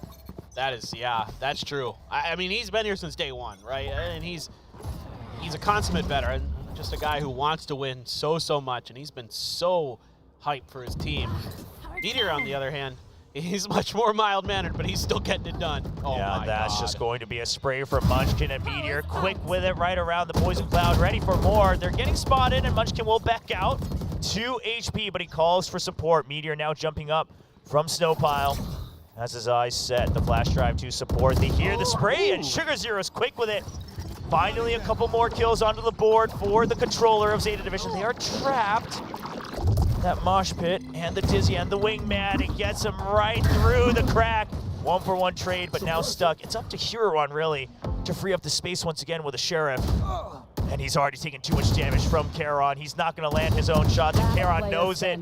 Knows he's won the mental game. Yeah, nice hold here from Gen G. Great communication. Really doing a nice job anticipating some of these mid maneuvers that Zeta has been attempting, and really haven't gotten too much out of them has Zeta so far. Sugar Zero, though, look, this guy can do it. There's no doubt about it. Nobody has any idea where he is, really. Yeah, just sneaks on right by kalian as well, but a little late on the swing, and kalian not one to miss the second time. Well, picking off right around the corner, 11-6 scoreline for Gen G.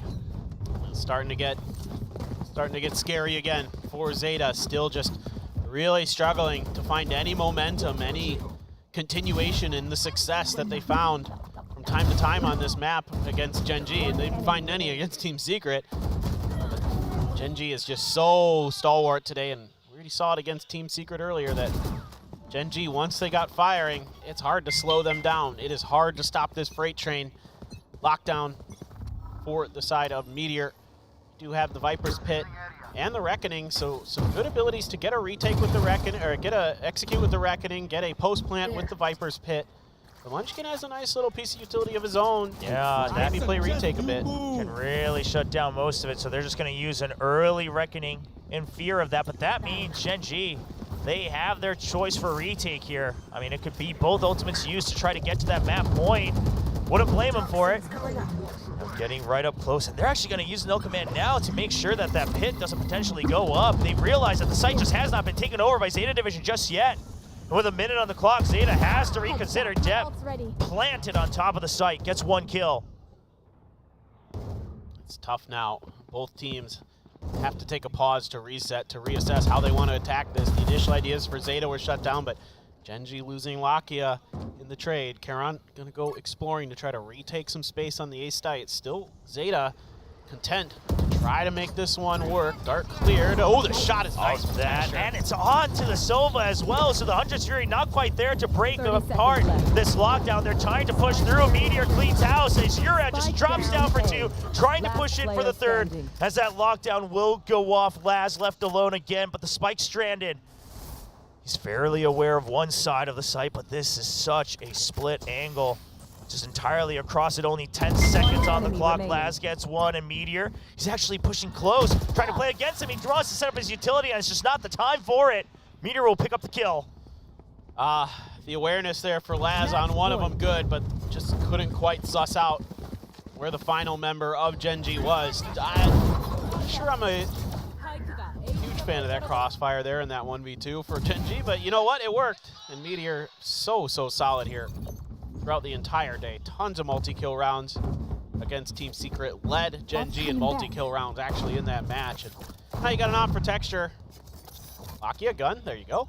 Yeah, you do want to buy up this time around. It's like, dog, you've already done this to me once. About to try to close out this map, and Zeta, quite a broken buy here. Sure, Bladestorm available, you got some ults, and it's going to be a long journey back if you want to climb into it. But they don't have a choice. Texture's already cleared out the entirety of the A side. They've pushed out. They have the operator for the long range. Zeta, this is no longer a fake or rotation. This is a commit to that B site. Now Uran on the lurk will find 1. He's gonna try to escape. Barely gets into 2 before the push out happens, and Dep will regroup. They want to take over a little bit more space. He's a little late on the weapon switch. Meteor still alive on here. They get the spam through the box as well. kalian must have seen his elbow going through, and they're ready for Lakia's swing, but no, Lakia picks up the kill. Spike ticking down. Hunter's Fury at the ready, and Sugar Zero and Hero just need to buy just enough time for that ultimate to matter, but they swing out a little too far, and the Wingman, that's not what you want to use the Hunter's Fury on. He's just sticking on to it. They get the kill. It doesn't matter for the shock darts, but the Wingman will finish the defuse anyway as Gen G will take map 1. Well, certainly Icebox not quite where it needed to be for Zeta coming in to these 2 teams. Certainly a map that I think they had to expect was going to be there with the way that the bans were likely to work, and just not able to really find value out of that double controller. The Harbor at times working okay for Sugar Zero, but it didn't seem like there were really impactful coves and things like that. It didn't feel like oftentimes they were able to play off the cascades as well as you would like. That was one thing that kind of concerned me here for Zeta. I mean, obviously there's a lot to be concerned about. Another very tough time they had going up against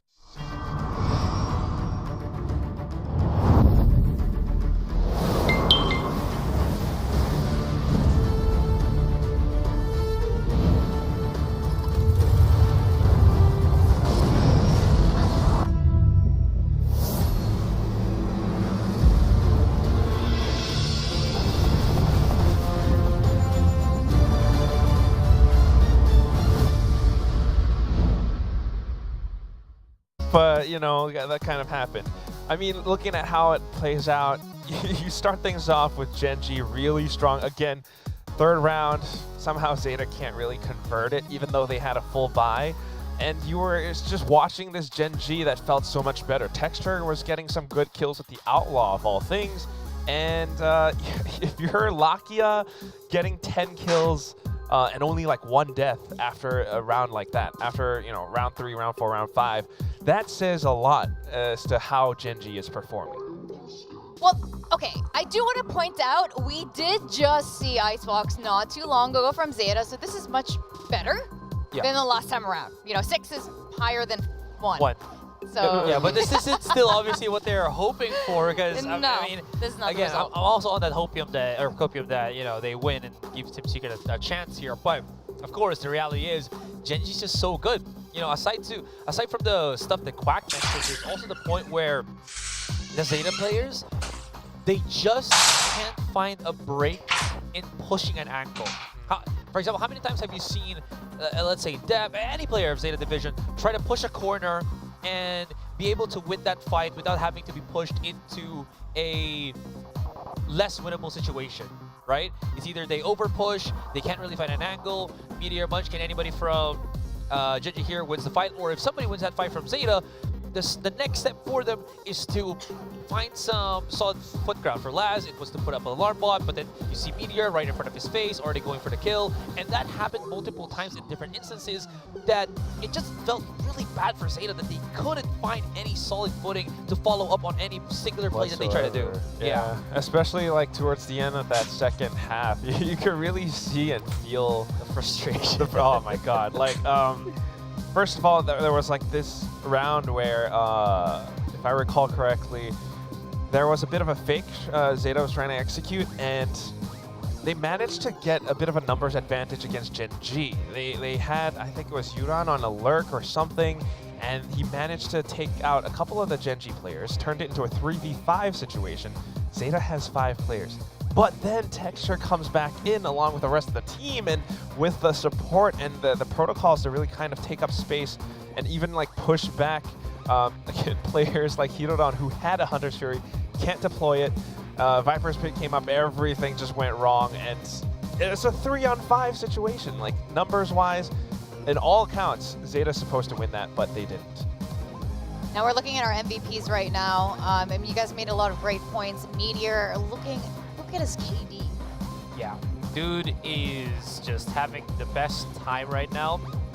And again, it's all akin to just how well they were able to bully Zeta Division into those weirder angles that they were kind of holding. Again, Zeta, I think for the most part, was just trying to always make an aggressive play. They wanted to catch out Meteor here, the rest of Genji, but Genji's just not having it. They were always right on top of things. And I think one of those things is also how well, it doesn't show here because Meteor is the one with the highest ACS, but the first kills were always, I feel, favoring Texture. Every single time that Zeta was about to push, it's the Texture special again. Get that quick contact, get the first pick, even just a tag, even just, again, disrupting the flow for Zeta, and it kept happening over and over again. So really, really hard to be in Zeta's shoes right now. Yeah, it is, but I do like that Texture is stepping up earlier today. He wasn't quite the Texture that we, know and love as far as kickoff goes, so now he's getting back into full form. I think taking that break just now really helped. And now we're looking at our 2 Killjoys, our Sentinels, and of course, Meteor had incredible stats just now. I do want to see last step back up too. Yeah, I think he's having a bit of a rough day. A lot of the Zeta players are. Again, the matchup against Secret really did not do them any favors, but they did reset a little bit. Coming back into Icebox against Genji, Laz did manage to climb back up a little, putting down the lockdown for his team in certain situations, getting a couple of frags here and there. But again, that's the best that they could hope for. I really admire that they're not just giving up and not like doing anything. It was not 13-1 against Genji. They took away 6 rounds. Still not bad. But at the end of the day, the story always remains that this Genji right now looks like a force to be reckoned with. If the next map goes this way again, and Meteor is putting up such big numbers as an anchor player, especially on a map like Ascent, which can be pretty defender-sided. There are lots of choke points on this one. If he can even stop the Zeta execute, when Dep dashes in, the rest of the team follows up. There's that flash coming out from players like, I think it's Hirodon or Yuran, I can't remember. One of them plays Sova, one of them plays KO. But yeah, if even Meteor can stop that, sorry Secret, sorry Zeta. Genji going up against one of the big 3 teams, Paper X, DRX, T1, that will be very exciting. Yeah, definitely. I mean, I'm a little bit excited of the prospect of having all 3 Korean teams in for the playoffs, but it's not over yet for Zeta. Well, for Zeta today in this series. And as far as Ascent goes, Laz, you know, Zeta historically has been, when they're down, they're usually really affected. They need a lot of time to kind of like get that momentum back after they've been crushed. We've seen it happen last year. So it's really up to Laz, especially as their IGL, to kind of boost that morale, get his team back into shape. I mean, he is definitely the brains of this operation. So we kind of need him to help like strategize and think out of these really tight situations. I think like that's one of the points that we were kind of discussing a little bit in the green room, is that like you're already, you know, you have nothing left to lose. Yeah. Right What now, do you right? do Yeah. when your back is against? You have nothing Don't left to feel lose, so right? bad, and just like go in, play your best game. You still love the game, still have fun. Go in and do whatever you can. Try something different maybe, and give us the best performance possible. Absolutely. We kind of saw that with Talon at some point last year when they did triple duelists on Split, and they just Apparently against that DRX. was like a plan, like a composition that worked in their scrims. So you Yeah. never know, right? Team personality-wise, I don't think that's gonna happen, but I wish it will. I for do, Zeta I really Division. do. Yeah, like we see Laz back on that chamber. Again, I don't know if it's going to change anything, but at least we see him trying to make highlights. Honestly, I agree with this. I think Paper Thin might agree with this. Maybe this is the time to pull Chamber out.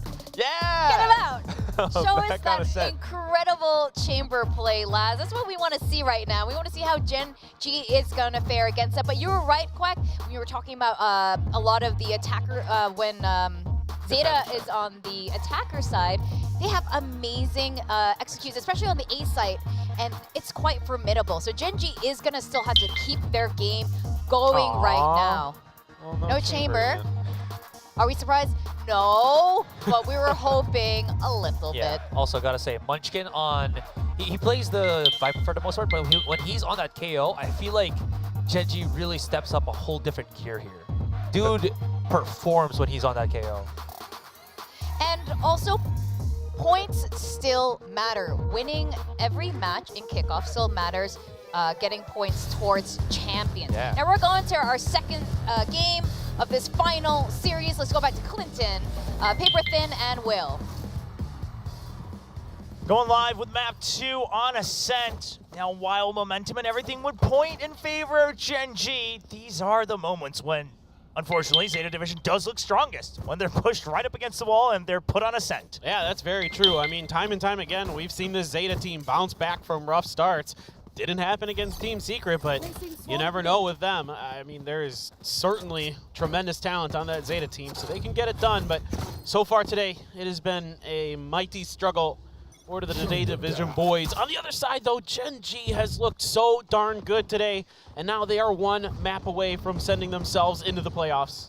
And that's going to be a quick peek out from Texture. He'll find one, was gunning for 2. But that will stop them, and it's a spike drop as well, so it gives Gen G a good idea of the original plan from Zeta Division. They'll be happy with that Killjoy setup as well, just absolutely planted to delay any sort of execute onto the A side in this pistol. Quick recon to check B main. That allows them to stabilize in a 2-1-2 default once again. All right, gonna be checked by the drone. Cleared on one side, not on the other, so gonna remain hidden as Meteor, and he's gonna find value. Well, that's just a quick double right click, and it's just trying to hide right behind the wall, but Meteor still able to activate that last minute Nano Swarm. That leaves the spike down, but gives up the entire site. 2v3 now. Zeta Division not entirely at full health. Dep quite low at 54. Ticking that extra damage into Dep might be a difference maker in this round. You never know, so just able to pop something there. Some utility thrown in towards the site. Laz down to 67 HP as well, and this retake setting up potentially pretty nicely here for Gen G. Gonna try 2 through short A, maybe all 3 through short A. Oh my god. Timing on the door and the recon. I was wondering if Definitely quick enough. Laz gets a nice kill, but it's a defuse being stuck. He's not quite sure where the remaining member is. He's trying to find it, and Munchkin gets an easy kill onto Laz. What a retake, led by the IGL of Gen G. Yeah, great timing there, great coordination. Something that felt a little bit off at times against Team Secret for Gen G, but here it was really, really good. The bait and switch at the door, not the door that was closed, but the short A tree door here by Texture and Meteor. nets them a pretty nice kill. Then they're able to find another one for Meteor on the way in. Nano Swarm pop. Then from then on out, it's just Munchkin is so ready, dude. He is so ready to go to playoffs. Yeah, I mean, he is fired up, and he's trying to prove that they've got an entire another playbook at the ready. Now Gen G with another 1-0 lead. He's going to be buying up all the rifles they possibly could, setting up against this anti-eco. Texture looking for that peek out, looking for those shots, can't connect. That's a quick push out. He dashes right into the wall, but he'll get out in time. Uran trying to chase up to it, but he'll miss his opportunity by just a hair. And Munchkin now another bait and switch on tree, trying to make it look like it was weak, but surely you expect backup when the Jet was out all alone like that. Yeah, I think that's why Uran's taking a moment to pause here. He's just like, wait a minute, fool me once. we're not gonna fall for this again, I hope. Yeah, the question is do they think a flood's gonna be enough? But because there is a rifle here in the hands of Munchkin, and I don't think he has any intention to ever pull out his utility, as they already have strong mid control as well, kept Huron pinned down. They're waiting for it, and that's a dash right into the Vandal's crosshairs. Jumps out, gets to 0 point. That allows Textures to cover his back as well. And that's going to be 2 kills for Gen G. The setups around this A site, just so impeccable. Yeah, really, really difficult to get through. Laz is going to try to sneak around this corner. Can't even pull the trigger. Oh, Munchkin. Yeah, the Guardian has been doing work for him throughout this entire match. And that's a 4th as well. He is just nasty with the Guardian. I mean, so good today. It is incredible. I mean, it's hard to just articulate how good he is with that gun. It is so devastating, especially on these anti-eco rounds, to make sure that the opponents just don't really get much out of them. Texture that wallbang Sheriff shot. Poor Laz around the corner trying to see if he can catch him a little bit off guard. No. Really wanted more than the 4K, it looks like. Always animated as Munchkin. Yeah, 1 point away from the no command, carrying forward with that Guardian. It's been trustworthy all today. Now an early drone to try to take some mid control on this buy round. And Zeta, usually on the buy rounds, a lot of teams, they kind of want to wait for that aggression against the bonus or things like that, but they just say we want to pressure mid as early as possible. Whenever we have this firepower advantage, full armor as well, we'll push into it. A lot of information gained by Gen G out towards Gelato. They were able to peek through for quite a while, didn't see any contact, just allowing them to fall back and really start covering this mid angle. You can see that the 2 members, Lakia and Meteor, were covering it for a little bit. Lakia is going to reposition, but this setup here is initially for main door, but now they know surely it's going through market. Yeah, and a bit of a tag as well. 2 members still in sight, only 1 hit by that 0 point, and Huron will find the first kill. A little more spam from Texture, but he's going to have to back out from the Nanosword. It's all up to Lakia if he can hold on to the site, but there are a lot of members. He doesn't find the first kill. He's ready for the swing out in depth, lands the headshot. Site taken over by Zeta Division. All members nearby for Gen G, but they will reset for a 3-man retake. Still a lot of damage can be done. That Guardian for Munchkin as well, and that helps. Yeah, that's 1 member down. Just so good, man. Yeah, can they inch forward for an upgrade? My. He doesn't even need it. That's another 3rd kill with the Sheriff. And now utility being dumped into the site. It's only Huron. He can't finish the kill either. A little flustered by his own mistake. And it will be the bonus win for Gen G. I mean, just filthy stuff from Texture with that Sheriff. And now they're going to be able to go around, upgrade guns before they finish the defuse. Just so smart right now is Gen G. I mean, they were reading that round really, really well. Able to, again, push out, get information early, utilize that to their advantage to fall back into safer positions to protect against the market push, buy some time for the reinforcements to come. That is just filthy. Doesn't have bullets. He needed the reload, calling for help. All right. Oh, maybe he's mimicking Munchkin a little bit. I'm not quite sure. So funny. Poking a little fun at his own IGL. That's so funny, man. I mean, oh, man. You got to imagine Gen G just feels like the win's already in their hands. Yeah. I mean, the momentum fully in their favor, and you got to feel for Zeta Division a bit. A lot of people were having high expectations over the course of the year for this roster, and then they came out with some nice ideas, at least stylistic changes that people were excited to see, and it just gets shut down by Team Secret, and they haven't bounced back against Gen G. Yeah, I'm shocked. I mean, I predicted Zeta to win both their matches today. I really thought that this new look that they're showing was going to be able to get them over the line. Not that I thought poorly of the other two teams at all. I mean, obviously they're great. Good anti-flash for Lakia, and he will find the kill. He even survives long enough. Backup now arrived at the market door. Lakia still holding by stairs. Meteor tries for a swing. He'll buy just enough time for Lakia to go for 3 kills. Good trade setup from Gen G as they have now swarmed the last remaining member. And Sugar Zero goes down, 4th round for Gen G. I mean, you just gotta love seeing Lakia back on Ascent. The guy is just at home here on Sova. The Classico for him back on New Turn. Of course, we all know about his tremendous play at Reykjavik, but this right now is just him just farming on the back alley.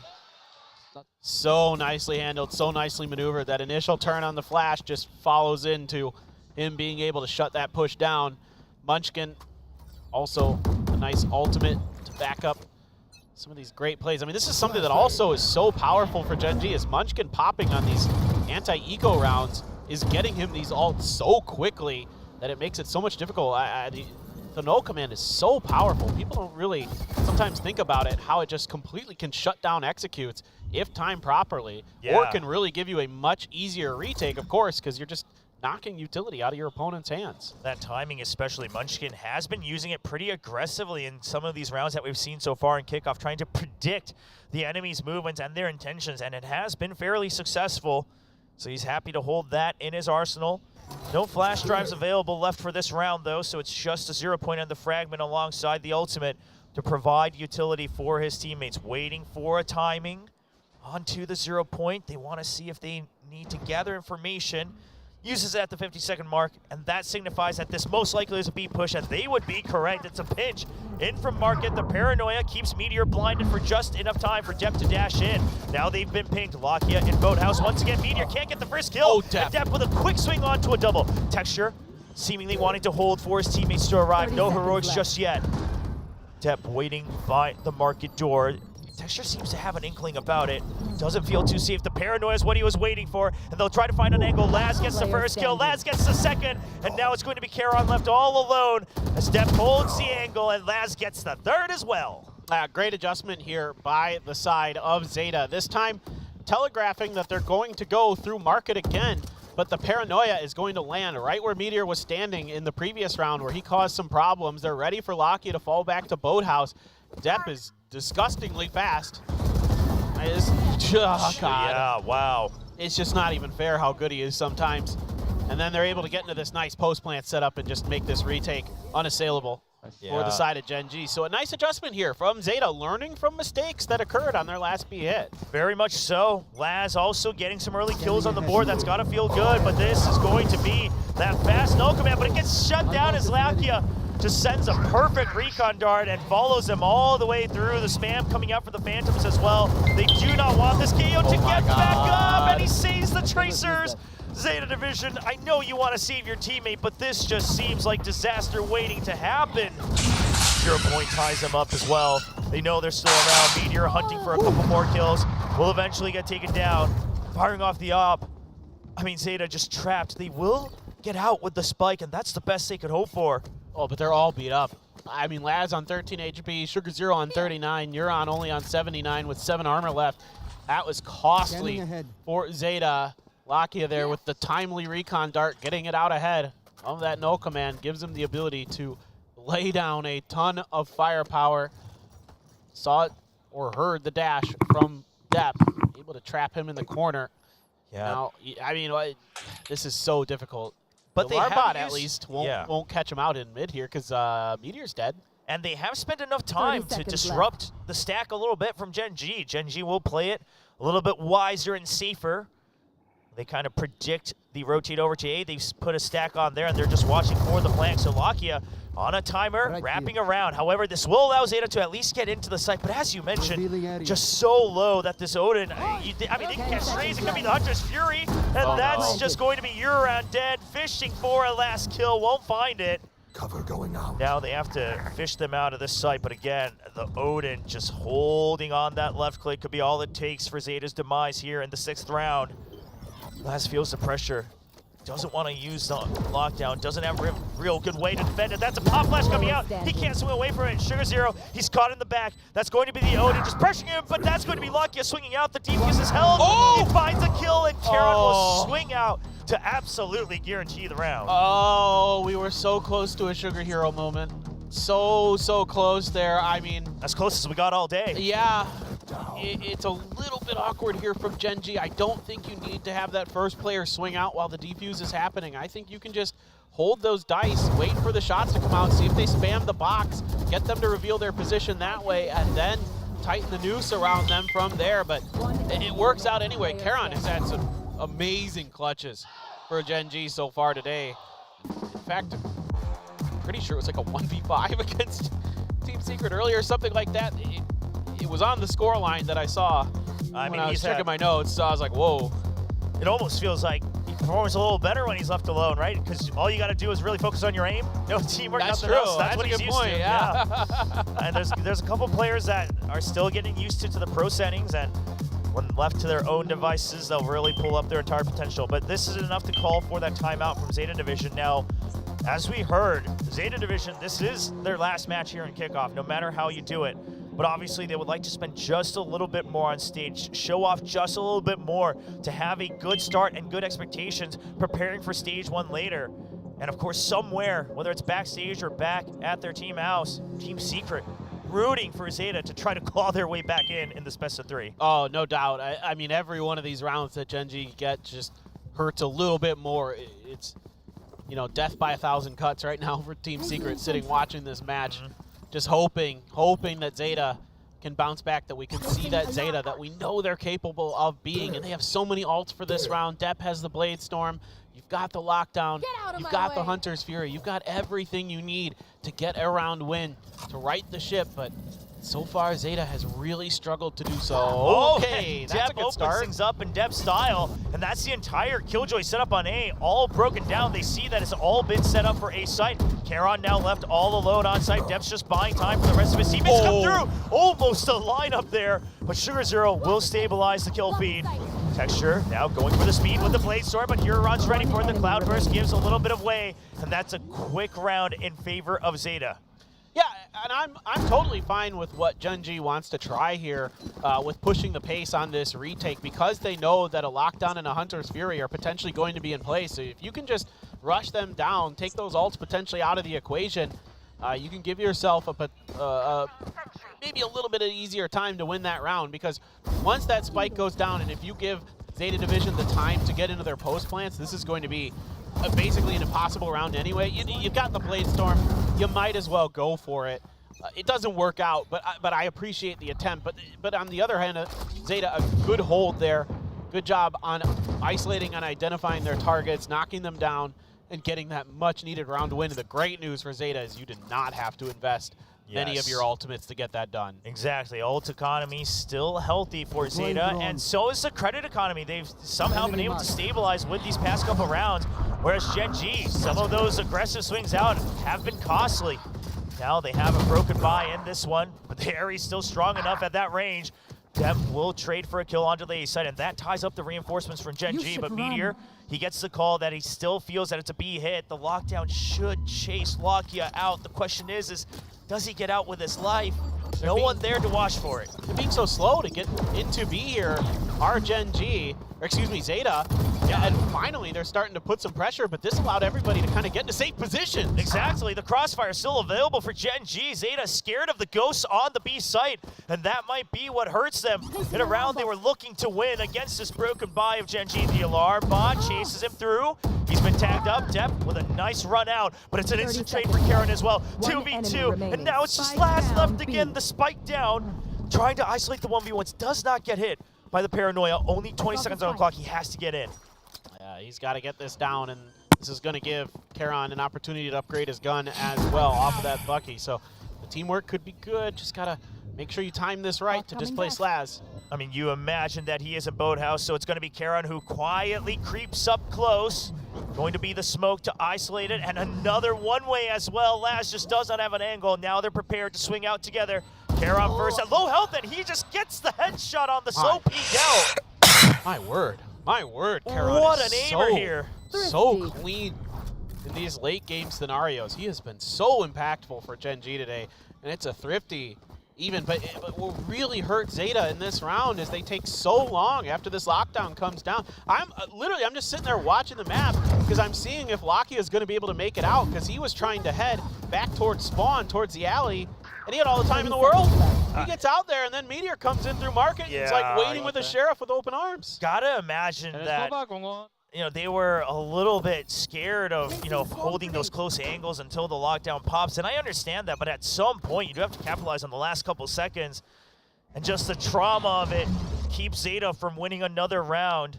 And we did hear Texture calling it out in that replay. He says the opponent have their Hunter's Fury online, so Gen G very much aware of the ult situation. Yeah, and if you can find a pick onto him, then that's going to make Meteor's life all that more easier. Flashed. Our couple members have to use the smoke and the dash, but nobody is actually pressuring off that from Zeta. That's just using a little bit of utility to buy a little bit of time. And Zeta now grouped up on the A side, but not enough contact on the B side. That's going to help get this operator all the way over. Texture has his sights lined up. The only thing he's really concerned about, once again, is going to be that Hunter's Fury. The drone finds him. He'll take that out, but that allows his teammate Karon to be stable on site. The flash comes through, but Munchkin and Meteor cleaning house, and that gives time for Karon to start firing once again. The forces of Zeta just cannot enter the site, and Laz just waltzing into the smoke without really a clear intention gets sprayed down. Okay, well, Hirodon is going to take out Lakia. 30 seconds left. That's a consolation prize, most likely. He does have the spike. He could potentially go get it planted. He's not going to get an ult charge out of it because he already has his ult. Yeah. So this is just, I mean, extra creds is nice at this point. For the team, because with the timing, you couldn't wait for more duels. He'll just do whatever damage he can. He finds a target, but he won't land the kill. And Gen G not having an inch of trouble in this round as they pick up a 7th win. It's impressive. But again, Zeta sells a slight fake with that flash over on the B side, but they don't capitalize on it quick enough. They move over to the other side of the map, but by that point, they've given Gen G enough time because they take it pretty slow to get Munchkin into place, to get Meteor there at Tree, to all just kind of be ready here for that contact when it happens. And yeah, you keep the operator of Texture from doing too much damage, but the crossfires are absolutely just brutal. Good job by Karon on site by Dice, really keeping that attack from gaining any steam with his initial sprays. And this is, once again, just the weaknesses of the old Zeta starting to show up, right? Just working off of your own assumptions and not any clear sense of information through utility. You gotta wonder, that drone not quite catching full vision, but they do have their suspicions, so it's gonna be the op pushed out. Of course, Alarm Bot's still there, and Dep's ready to take it out. He knows how this works on Ascent. Been here before. Gonna play like you're playing ISO there off those Alarm Bots. Oh, Euron set up on a timing, but Munchkin not going to greed for it just too much. Thought about checking for how many members there might be, but it seems the call is for Gen G to back off, wait for a little bit more to group up. He's trying to bait them in, and he only catches the Sova. Yeah, they still have to be remembering those rounds. Laz! Texture, I mean, we heard the Odin spam, and Laz somehow gets right around it. Texture gets a little bit curious, wants to take advantage of his teammate's spam, and that's going to be the lockdown, trying to buy time. This is a little early, but of course, the members of Zeta still grouped up in mid. Well, Dep's gonna just wrap around the entire site from mid all the way back out to B main, and they will choose. If it's gonna be a 2-2 split, we might as well just go to A, where we're gonna be able to clear things out one by one once again, but it's a nice flash from Munchkin, and that's a third! Shuts down the entire entry! The KO of Gen G slows things down. 15 seconds and a follow-up from Lakia from behind. The spike safely still on site, but Karon is still here as Meteor jumps down. And it's only Dep, 26 HP. He can't find the first kill. He's waiting for the 1v1s, and Meteor shuts him down. I mean, Munchkin on this KO looking so good today. Not just the Guardian play this time. It is setting himself up, using that fragment to buy himself enough time to get that flash into place, and then he peeks the corner and vines 3. Absolutely phenomenal. That is so difficult to do. It is interesting that Laz kind of got away with a similar play to what we saw against Team Secret. It isn't the exact same formula to find the success, but he's still able to take an operator down with kind of a tricky little maneuver. But overall, Gen.G is just working so well right now. This round, though, really, Munchkin is the one that turns this around. Oh, yeah. He really ends this for Zeta. I mean, even if he had only gotten, 1 kill, maybe even only 2, Zeta still should have been able to get into the site safely, but it's 3. They have to spend time on the revive for the KO ultimate. That gives time for Lockheed to peep out. I mean, the IGL, sure, he's had some ups and downs throughout his career, but today in all the matches, he has been at the center of it to bring Gen.G those victories. Now it's a switch up on the setup once again. The Nano Swarms on B to defend against the dash in onto the switch. Take flight. They clear the bot, but this time around they're not making any pressure towards B. In fact, they're shifting over towards A, so that's going to draw the attention of Gen.G more towards Laz's turret. Laz playing much further back this time. Going to be cleared by Lockheed, and then they're just going to back right off, but gives them the idea, though, right? Yeah. Only seeing that Killjoy, seeing that turret, seemingly should have been the lurk. So now the rotate will begin. Now, of course, with the alarm bot down, you can't go all the way too safely. So Texture going to take his time, checking on mid, just leaning ever so slightly more towards the A side. Now calls for Meteor to swap positions. And Laz should have heard that. Where he's got. It's getting very antsy, but Gen.G's not losing sight of this. They know what they've left open. They've pushed him away from Tree as well. So the operator only focused in on A main, and now we're down to 30 seconds. Once again, Zeta, not too much information. Laz did hear one member rotating over to A site, and that's all they have to work off of, hoping that the B site is just a bit weaker. And this is when Munchkin loses track of that one crucial piece of information. 15 seconds on the clock. Zeta still has to get the plant down. 2 members in Boathouse, they're still staying alive, and Karon is cleaning house. Only 6 seconds left on the clock. Can you get it in time? No, the clock is past the 4-second mark. And the round will be in favor of Gen.G. It's good trickery from Zeta, really working the map, but it just takes too long. It just, and a great hold from Karon and Lockheed. I mean, Karon has just been absolutely insanely good this map. I mean, look at this, 11 kills, 4 deaths, 8 assists. Topping the charts for Gen.G. That's a dream scenario so for many ways. Controllers, right? Yeah, so many assists. Yeah, you love this. Like, this is just when you know you're feasting on the defender's side of Ascent, is when your controller is just going absolutely bananas.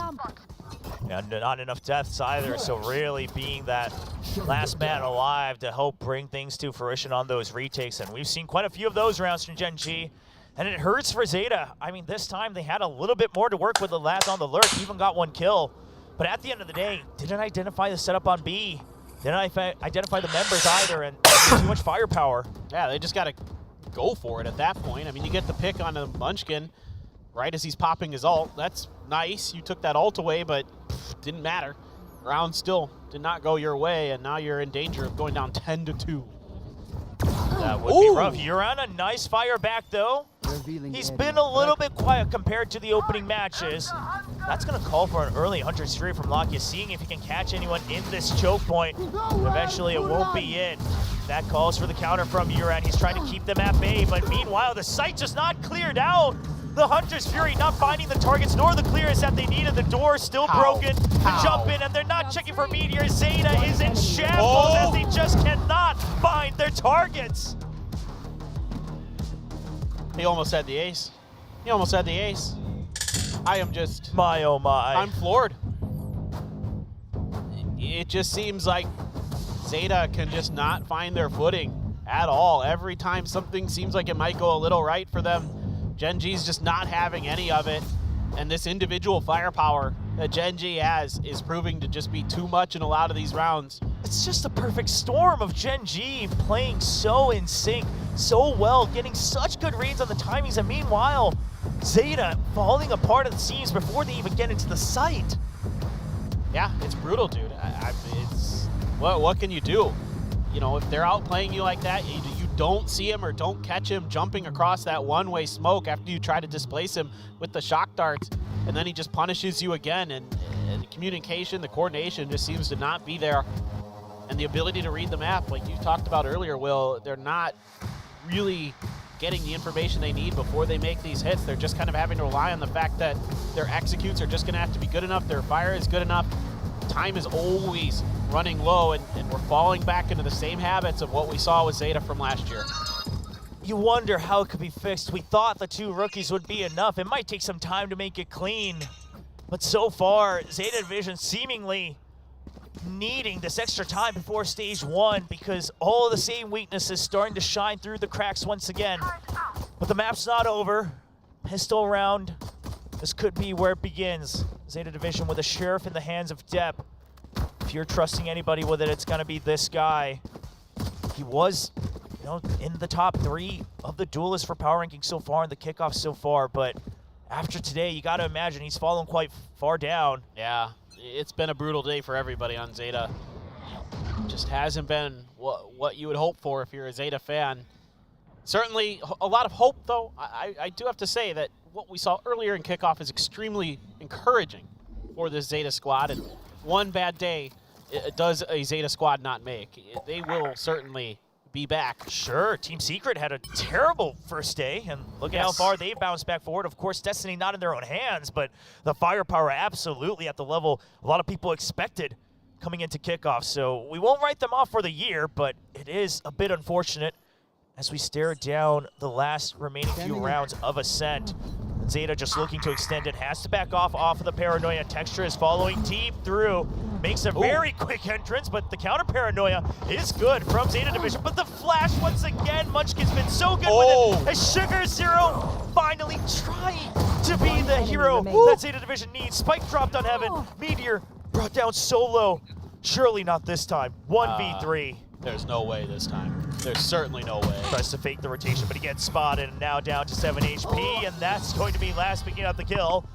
Well, looked a little dicey with the headshot, but Zeta, they get that first step forward. Really good back and forth utility from both squads here. A great Paranoia initially to get Hiroron out of position, and then a follow-up Paranoia from Sugar Zero, and then a flash from Munchkin. Everybody doing a nice job, but Sugar Zero, when he gets down into hell, he is a devil. He is tough to get out of there. That is his home, and he doesn't want to give it up easily. So now, finally, Zeta going to get a little bit of breathing room, potentially. We'll see. Only a share of texture. That's it. As far as purchases go, found a couple people, and they're trying to sneak in. They're trying to bait you through here. Oh, I don't like this look where Huron's the one in wide. He's kind of stuck there. They will thankfully win out of the trade so far, but they will not be able to protect that rifle.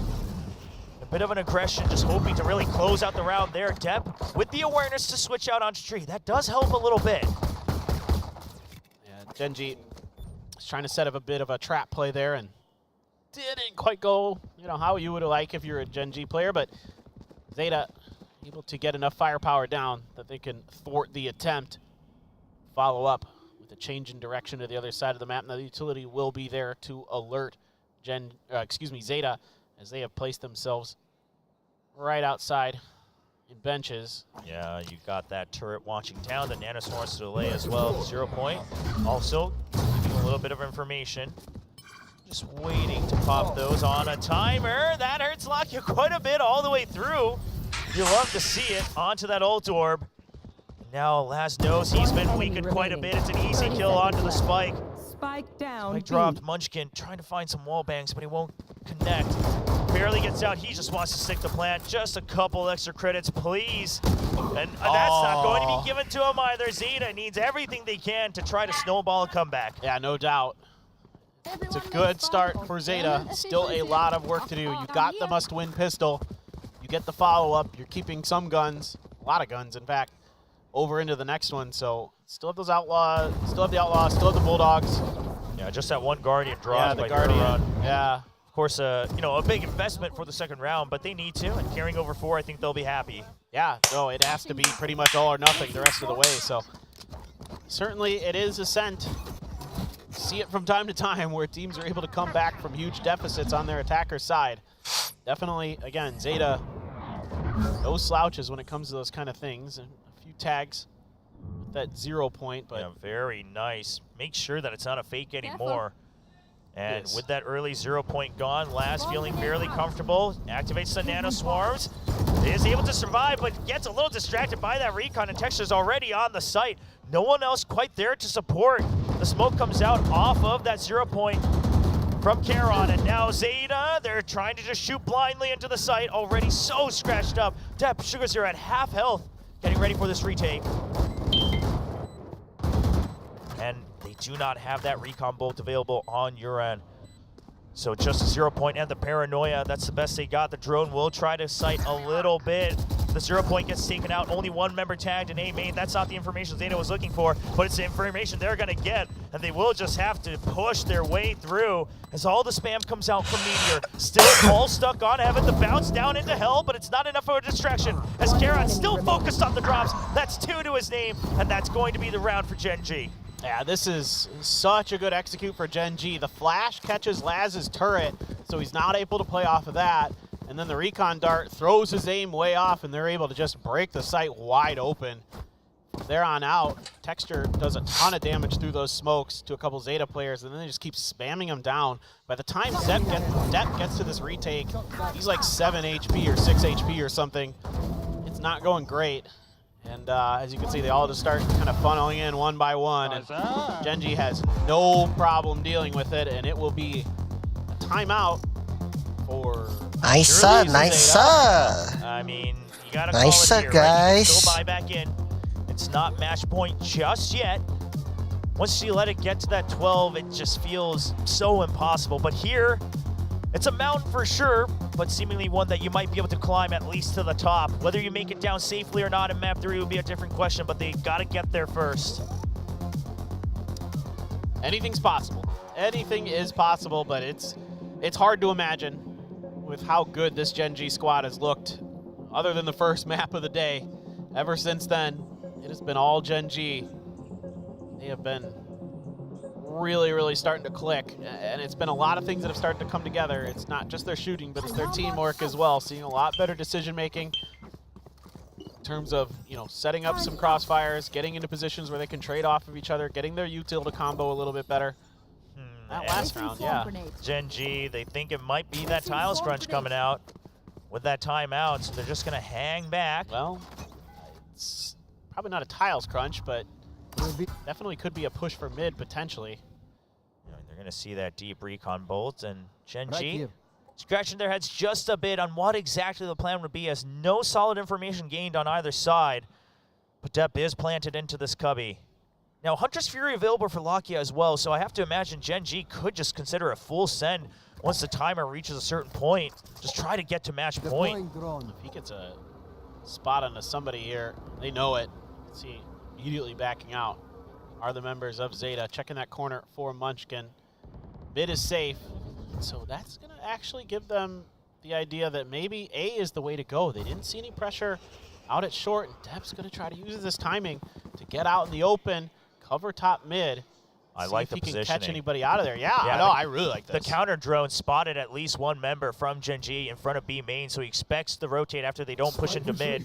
He's holding that. The question is can Sugar Zero once again anchor down on the site? Because Hero Run may not be able to support depending on the smoke. There's that Hunter Fury that pushes both of them out. They will have to exit. At least this will be a safety net, and Depp gets taken out by Meteor on the lurk. That was such a safety idea, and Texture will shut down the two members. The curveball thrown from Gen G.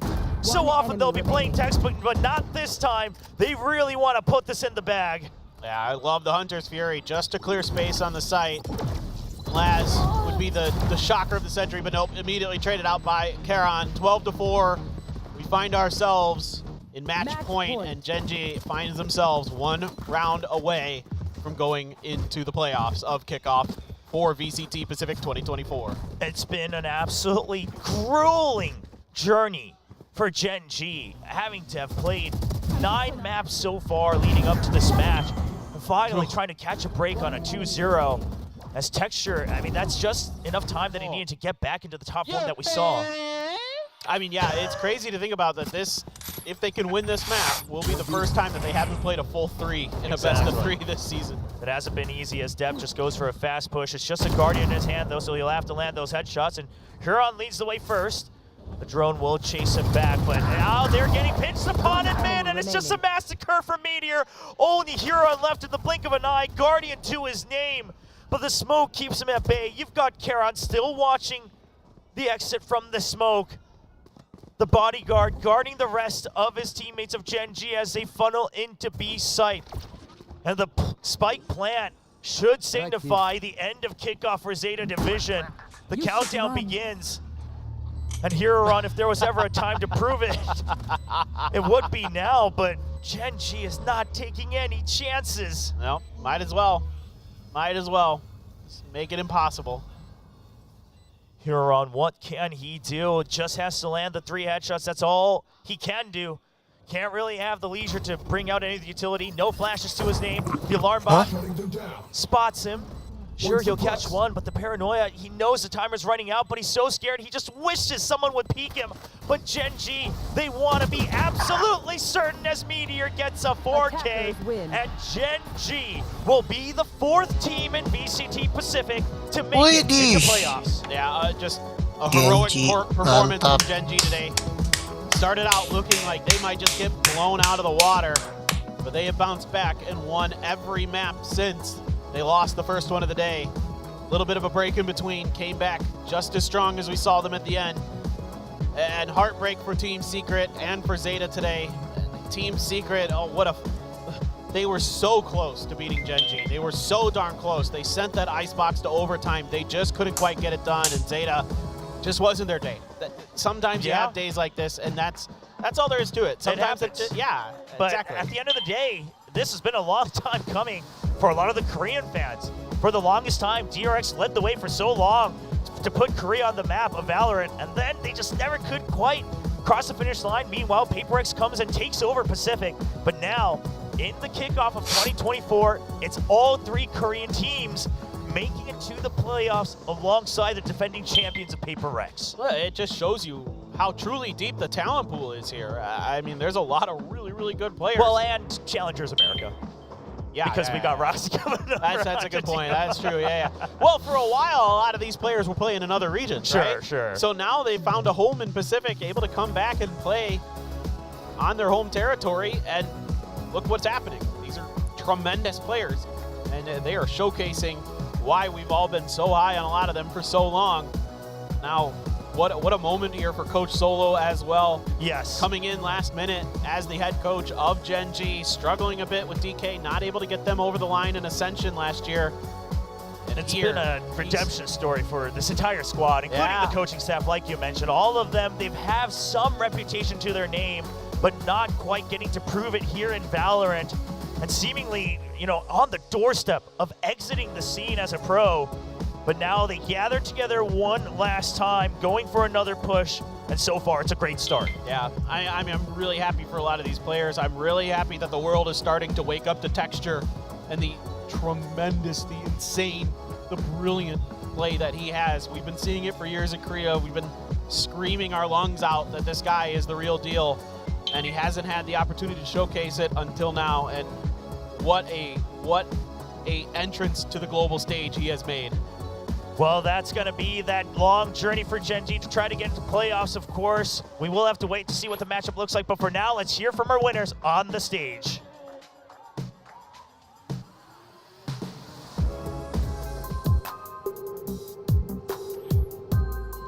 Playoff is now clinched for Gen G. I'm standing here with Meteor. Massive congrats, Meteor, today. I mean, what a match. 네, 메테오 선수 만나보도록 하겠습니다. 승리 축하드립니다. 감사합니다. First off, the resilience that Gen G showed us today, definitely worth mentioning. It wasn't easy every step of the way, but Solo said today was a great experience for the team. Would you agree? 솔로 감독님이 여기까지 오는데 정말 쉽지 않았고 오늘도 풀세트가 있었지만 그래도 선수들에게는 참 좋은 경험인 것 같다라고 얘기를 해주셨어요. 근데 경기 뛰는 선수 입장은 어떤지도 들어보고 싶거든요. 솔직히 너무 힘들었고 팀 시크릿전에서 힘을 다 빼서 솔직히 불안하긴 했지만 팀원들도 다 잘해서 잘 이긴 것 같습니다. It was definitely so tough and difficult, and I felt like we gave everything into the series against Team Secret. So coming into this one, I was a little bit nervous about the fact that maybe we run out of the energy, but we were able to step up. Everybody played well, and we were able to get the last ticket to playoffs. Well, coming into today, Texture had a target on his back, and it was probably expected because he's been putting massive numbers up on the board. But you were the saving grace for the team. You really stepped up and bought those crucial time for the team to come alive. So what was your mindset coming into today's series? 메테오 선수가 사실 텍스처 선수가 오늘 견제를 굉장히 많이 받으면서 좀 흔들리는 모습, 조용한 모습을 보여주기도 했거든요. 그럴 때마다 메테오 선수가 또 팀에게 든든한 힘이 되면서 팀에게 시간을 벌어주는 정말 멋진 플레이를 보여줬습니다. 오늘 전반적으로 어떤 마음가짐으로 임했을까요? 사실 지면 탈락하는 경기라서 정말 최선을 다해 했던 것 같고, 그리고 원래 저희가 5명이 다 잘하는데 계속 한두 명만 주목을 받다 보니까 그게 좀 마음이 아프고, 저희 5명 다 잘하는 선수기 때문에 5명 다 주목해 주셨으면 좋겠습니다. Well, coming into today, it was do or die. So, I really had to perform for my team. And personally, I just feel like we have 5 good players and all of them perform very well. They're really good players, but maybe sometimes the spotlight's on, 1 or 2 of us. And I just feel like for the viewers and the fans, I would like to get all those 5 members kind of hyped up and get your support. Well, I want to ask about the early round on Ascent, because Texture seemed to struggle, but then we saw your play cam and you said something along the line of "Yo, Texture," and then blah blah blah. We didn't get to hear the rest. So what did you tell him that made him come alive and pop off all of a sudden? 저희가 이제 어센트 초반에 플레이어 캠을 봤어요. 네, 텍스처 선수가 조금 약간 힘들어하는 모습이 있다가 또 메테오 선수가 야 나라야 하고 라고 얘기를 했는데 귀신같이 또 텍스처 선수가 갑자기 살아나더라고요. 어떤 얘기를 해줬던 걸까요? 사실 기억은 안 나는데 그 1세트 브리즈전 끝나고 로터스를 진행하는데 나라가 나 진짜 오늘 너무 힘들다, 한 번만 이겨주면 아이스박스 캐리하겠다, 그런 식으로 얘기가 오갔고, 그리고 로터스 잘 이겨서 이제 그때부터 나라가 다시 살아나지 않았나 생각하고 있습니다. 이번 제타전 제타전 말고 이제 팀 시크릿 전부터 이제 그때부터. 이번 제타전은 사실 기억이 안 나요. 기억이 안 난다. 네. 알겠습니다. Well, in terms of the Ascent we played against Zeta, I don't really remember, so I can't really tell you. But what I wanted to mention is that after playing Breeze before heading into Lotus, Texture said, "I'm having a really, really hard day. I feel like I'm so off. So please, everybody, step up, win the map for us, and I'll promise you that I'll carry Icebox." And he did, and that's how we, were able to pull off today. And I am really grateful for my teammates for playing very well. Well, lastly, heading into the playoffs, it's gonna be against either T1 or DRX. So which team would you like to face? And which team do you think Solo prefers to face? 이제 플레이오프에서 T1 아니면 DRX를 만나거든요. 메테오 선수가 만나고 싶은 팀과 솔로 감독님이 만나고 싶은 팀은 어디일까요? 아무나 와도 어차피 마드리드를 가는 팀은 2팀이고, 저희가 올라온 만큼 한국 그냥 2팀이 이겨서 마드리드를 갔으면 좋겠습니다. 누가 올지는 어차피 누구든지 간에 이길 생각이기 때문에 네. Well, we're planning to win whoever we get to face, but what's important is that only 2 teams get to go to Madrid, and I just hope that 2 Korean teams will make it to playoffs. Well, congratulations again, Meteor, and 감사합니다. well done, well deserved. 네, 이렇게 해서 메테오 선수 만나봤고요. 자, 이제 또 저희의 의식이 있죠. Now we have our daily celebration rituals. 사인을 해주시고요. We're getting an autograph. We already see Genji fans waving their hands over here, there. Let's see which way it's gonna go.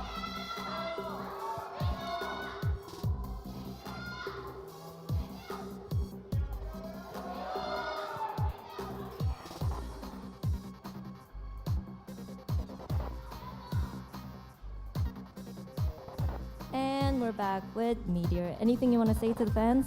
팬들에게 한마디 부탁드릴게요. 응원해주신 만큼 보답해드린 것 같아서 좀 뿌듯하고 그리고 남은 플레이오프 또 열심히 해서 꼭 한국팀이 마드리드를 갔으면 좋겠습니다. Well, thank you fans for supporting us and I hope we deliver to your expectations and I'll try my best and hopefully 2 Korean teams make it to Masters. Well, that was it for the post-match interview. I'm going to toss it over to the desk. 네, 이렇게 해서 메테오 선수 만나봤고요. 저희는 여기서 인사드리겠습니다.